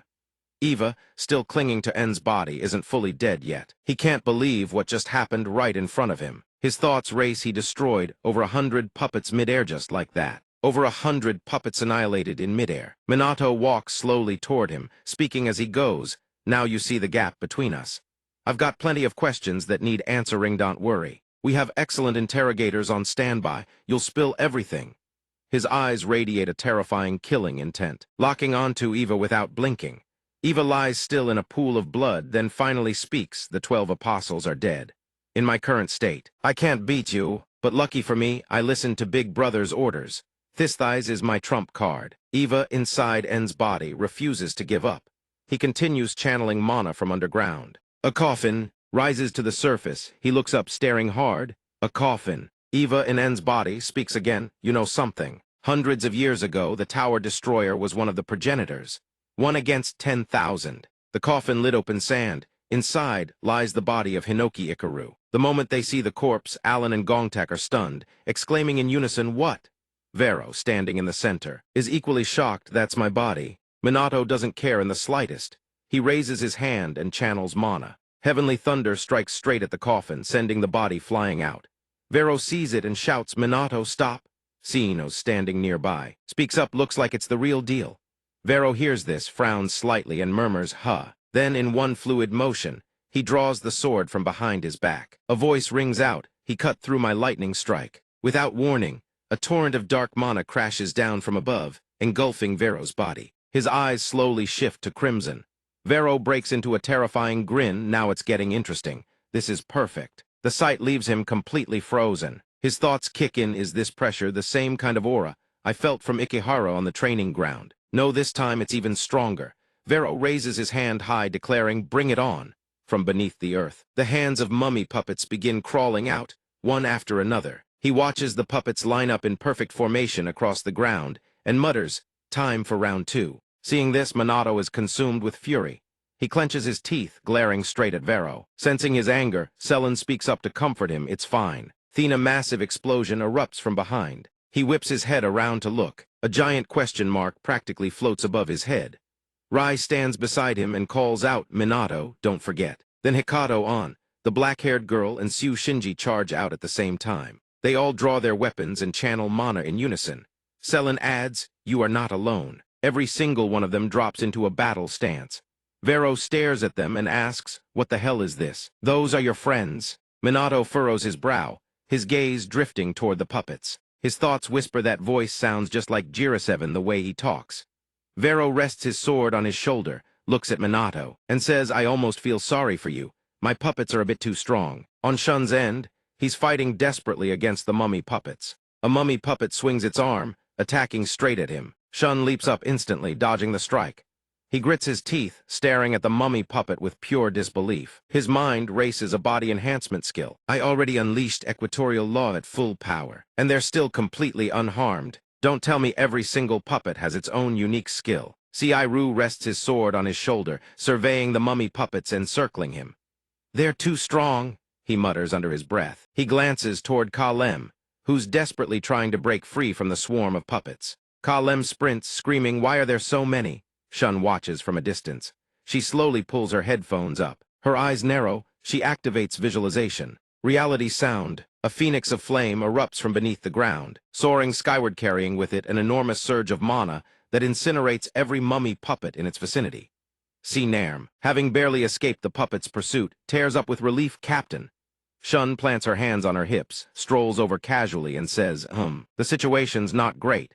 They're just corpses, yet they can still use the skills they had in life. Suddenly, the chains binding Gyro snap apart. Nerm dashes past. She looks up, eyes widening. Gyro lunges forward, launching a flame strike from above. He raises his hand and slams it down with everything he's got. An overwhelmingly powerful mana radiates outward. It spreads in every direction. Shun sees this and exclaims, ha, things aren't looking good. She floats in midair, gazing down with a knowing smile. I knew it. Nerm can hold her ground. Panic flashes across Ru's eyes as he watches the scene unfold. Vero bursts out laughing with delight. Magnificent. Pure chaos. In a situation like this, you wouldn't survive without the captain. Minato stands nearby. He lowers his head in silence. Then Selen turns to everyone around and speaks. That's what he said. What do you all think? The group behind him sighs, seething with frustration. Seeing this, he smiles faintly, then says, I'm requesting permission to swap in for a moment. Minato looks at Gyro and asks, you said they wouldn't survive. Hearing him speak, Gyro turns back his expression, revealing confusion. Minato doesn't care. He smiles at Gyro and says, don't underestimate my friends, 12 apostles. On Ikato's side, mummy puppets line up in rows on both flanks. He looks at them and mutters, one versus all just like lesson 7. A message lights up on his phone advice on how to get stronger, addressed to Hanada Hikato. A dragon slowly materializes from his body. He activates his palm art. Dragon rises, coiling around every nearby mummy puppet. Hikato leaps onto the dragon's back, using it as a springboard. Then he raises his leg and unleashes a relentless barrage of kicks. Simultaneously, he activates Dragon Ascension. G-Tech Allen watches him strike, eyebrows raised. Hikato has a physique that's quite interesting. He's the Holy Fist progenitor. G-Tech Allen observes him, remarking, his body is packed with muscle, grotesque, yet incredibly agile. His usual tactic is to strike fast, focus everything on a single point. Not bad, but far from optimal. If you want him to unlock his full potential, she is the Keith Lightstep progenitor, Furson. G-Tech Allen continues. It should be an unstoppable strike-real threat, slashing through and overwhelming everything in its path. Hikato spins and strikes. Ling Long, seeing he's wiped out a solid chunk, can't help but beam, nice work, keep it up. The mummy puppets stare ahead, utterly bewildered. An sees them charging toward her and shouts, I can't lose. A notification pops up on her phone, a message arrives advice on how to get stronger, addressed to Show Me On. It's from the progenitor alchemist, Jinzai. Jinzai speaks slowly. Alchemy is the art of transforming something incomplete into perfection. She got dragged into combat and ended up creating cheap, shoddy weapons. But that's just trivial alchemy. Alchemists are on An's side. She extends her hand and activates triple holy punishment. Jinzai continues, beings who grasp and transcend forbidden taboos. An stands atop the stone of truth, even meanies. She gazes at the mummy puppets and says, "This is the result of Lesson 8. It should be enough to shatter even these puppets' hardened bodies." Awaken all of you, the stone of truth raises its leg and stomps down into the depths of the subconscious. Minato turns his head toward Gyro and calls out. Someone seems to understand his words, lowers his head slightly, frowning. Don't worry about Shinji. On Shinji's side, he holds his sword before him, pointing it at the mummy puppets. After locking onto his target, he immediately leaps skyward. Then he cleaves a mummy puppet clean in two. "I may not be as outstanding as him," he says, "but I have my own talent." Shinji activates Sword Art Hinoki's heavenly descent. One swing, and the mummy puppets are obliterated with ease. And that's not all, he combines it with golden marigold. A horrifying mana erupts outward, blooming like a flower. Each petal becomes a blade, slicing into the mummy puppets. Ikika watches, impressed. "Not bad, nice combo." She sits atop a pile of puppet corpses, smiling to herself, combining technique with skill. Sword art has its limits, but the miracles Minato creates can apply to Shinji too. Though when Minato does it, the results are on a completely different level. A burst of light flares nearby, startles. A violent flame, erupting like a tornado, burning everything in its path. Ikika draws her sword and casually cuts down a mummy puppet. Then she stares intently at the erupting flames, thinking it's begun the battle between Minato and the 12 apostles. But the longer she watches, the more confused she becomes. Right at the center of the flames there's Minato and Gyro. Ikika exclaims, "That's the founder of our Sword Art Hinoki, Ikaru." She's stunned, screaming, "What the hell is going on?" Selen stands below, gazing up at him. Gyro smiles arrogant, cold. Ikika watches in disbelief, "The founder of our sword art. Hinoki Ikaru, what the hell is happening?" Gyro raises his sword and activates Poison Hand. Hinoki School Sword Art Blade Piercing Wave. The strike surges toward Minato, an immense force slamming forward. Massive sparks explode outward, and the attack unleashes devastating, destructive power. Minato reacts in time and dodges. Gyro's attack. In Minato's subconscious, he exclaims, "That's heavenly thunder." He absorbs the lightning and redirects it at Gyro. Gyro smiles smugly and blocks with his sword.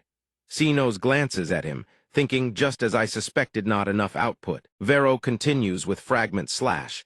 He hacks repeatedly through the air when the final cut lands. The ground around them erupts into massive square blocks. Minato stands balanced on a block of earth, looking at him. He thinks, "I know this technique. I've used it myself before. This is a real fight." But on Shuru's side is gripping someone tightly, preventing them from plummeting into the ravine. Beside them, Haruhi clings to a nearby block of earth, keeping herself from falling. Unexpectedly, a single slash from Gyro sweeps through, severing Shuru's arm. Shuru screams in agony. Sha, losing her anchor, immediately plummets into the ravine. She screams in terror, looking back toward Minato. Minato glances sideways and smiles with cold contempt. At the same time, he channels his mana. Everyone is enveloped in glowing bubbles, lifted safely into the air. Beneath Gyro's relentless barrage of slashes, he leaps nimbly from block to block, dodging each strike. Inside Minato's subconscious, Sinnoh looks at Gyro and asks Hinoki, "What do we do now?" Hinoki's face darkens. He doesn't answer, then turns and walks away. Vero approaches even Meanies and says, "Stay down. Thanks to Yaudo, whatever you want." Minato says, "Got it." He stands on a block of earth, looking down at Gyro from above. Gyro raises his sword from below, activating Poison Hand Hinoki School Cloud Stream. An incredibly powerful mana surges from him, shooting skyward with tremendous force, sending shockwaves through the entire surrounding forest. Before the devastating mana, Nerm drops to the ground nearby, hands clamped over her ears. Shun, standing beside her, exclaims, "Holy shit." Gyro looks at Minato and laughs triumphantly. "Magnificent. Absolutely magnificent." Nearby, two figures scramble to escape the range of Gyro's technique. Reveling in the power of this body, Eva laughs. "So this is what a progenitor's body feels like, a perfect vessel for combat. Stronger, I need an even more powerful technique." He draws his sword and continues channeling. Minato doesn't respond. He frowns, watching. Gyro raises his sword higher, continuing to activate Poison Hand. Hinoki School Secret Technique Indomitable. But before the attack can land, Minato surges forward and blocks it with his bare hand. Gyro's eyes widen in pure shock. Inside Minato's subconscious, Vero watches the exchange and says, flatly boring. Selen adds, "He's right. Even using your body, he's pathetically weak."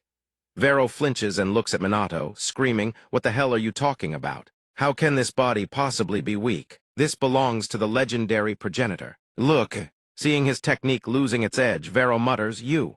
He digs desperately through his stolen memories, cold sweat drenching his face. "I need a stronger technique. I have to pull it from the brain." Another surge of mana floods into Gyro's brain, searching for deeper memories.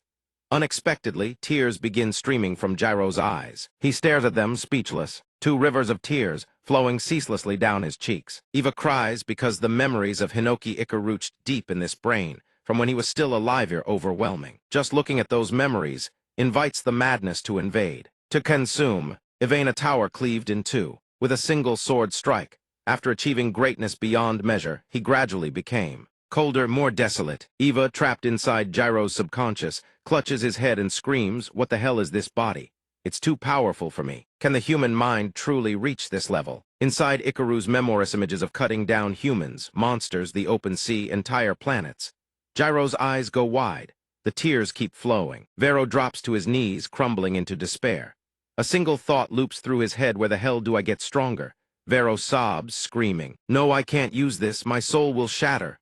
He reaches up, pressing a hand to his head, a quiet grunt. "Then let it shatter." In Minato's subconscious, G-Tech Allen turns to look at Gyro sprawled on the ground, expression hollow. He speaks if his soul fragments and spirals out of control. Everyone here dies. Minato stares at the scene unfolding before him, stunned. Gyro is now engulfed in a dark, suffocating aura of mana. Things are looking dire. In panic's Heihai's soul is actually falling apart. Everyone's gonna die. Outside, Gyro writhes in agony. He throws his head back and screams at the sky. Takasaki City, Gunma Province. The city starts to quake. Violent, relentless tremors. The man in the suit spots the disturbance and goes white with panic. Kisaragi barks at him. "Kisaragi, what the hell is going on?" Kisaragi is just as rattled. He snaps an order at the suit: "Evacuate the civilians. Now. Move it." He yanks out his phone, eyes locking onto the source of the aura. His blood runs cold. This magnitude of energy, what the hell is it? Originating from Nagano province. That's 100 kilometers from the epicenter. What's happening out there? Are there more monsters like that in this era? Back with Jiro, his screams don't stop.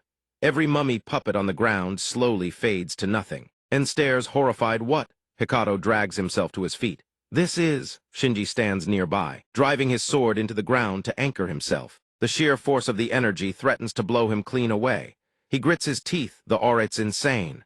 Shomi-on clings to the ground, flattening himself to keep from being swept off his feet. Sinos reaches out, fingers clawing desperately into the earth. In Minato's subconscious, he whips around and yells, "Gyro." Eva, lying crumpled nearby, tilts her head. "What? I told you already. The rest is up to Minato." The moment those words leave his mouth, Selen answers, "Understood." She raises her hands, mana surging as she begins channeling. Outside, watching Gyro's body slowly fragment, Sinos murmurs with Minato's current body. She extends her arm. Seals bloom across her skin, one after another. One strike, that's all it takes. She channels the Seal of Truth technique. Let's go, everyone. If you guys want to keep following this series, smash that subscribe button and drop a quick like. Thanks for watching all the way to the end.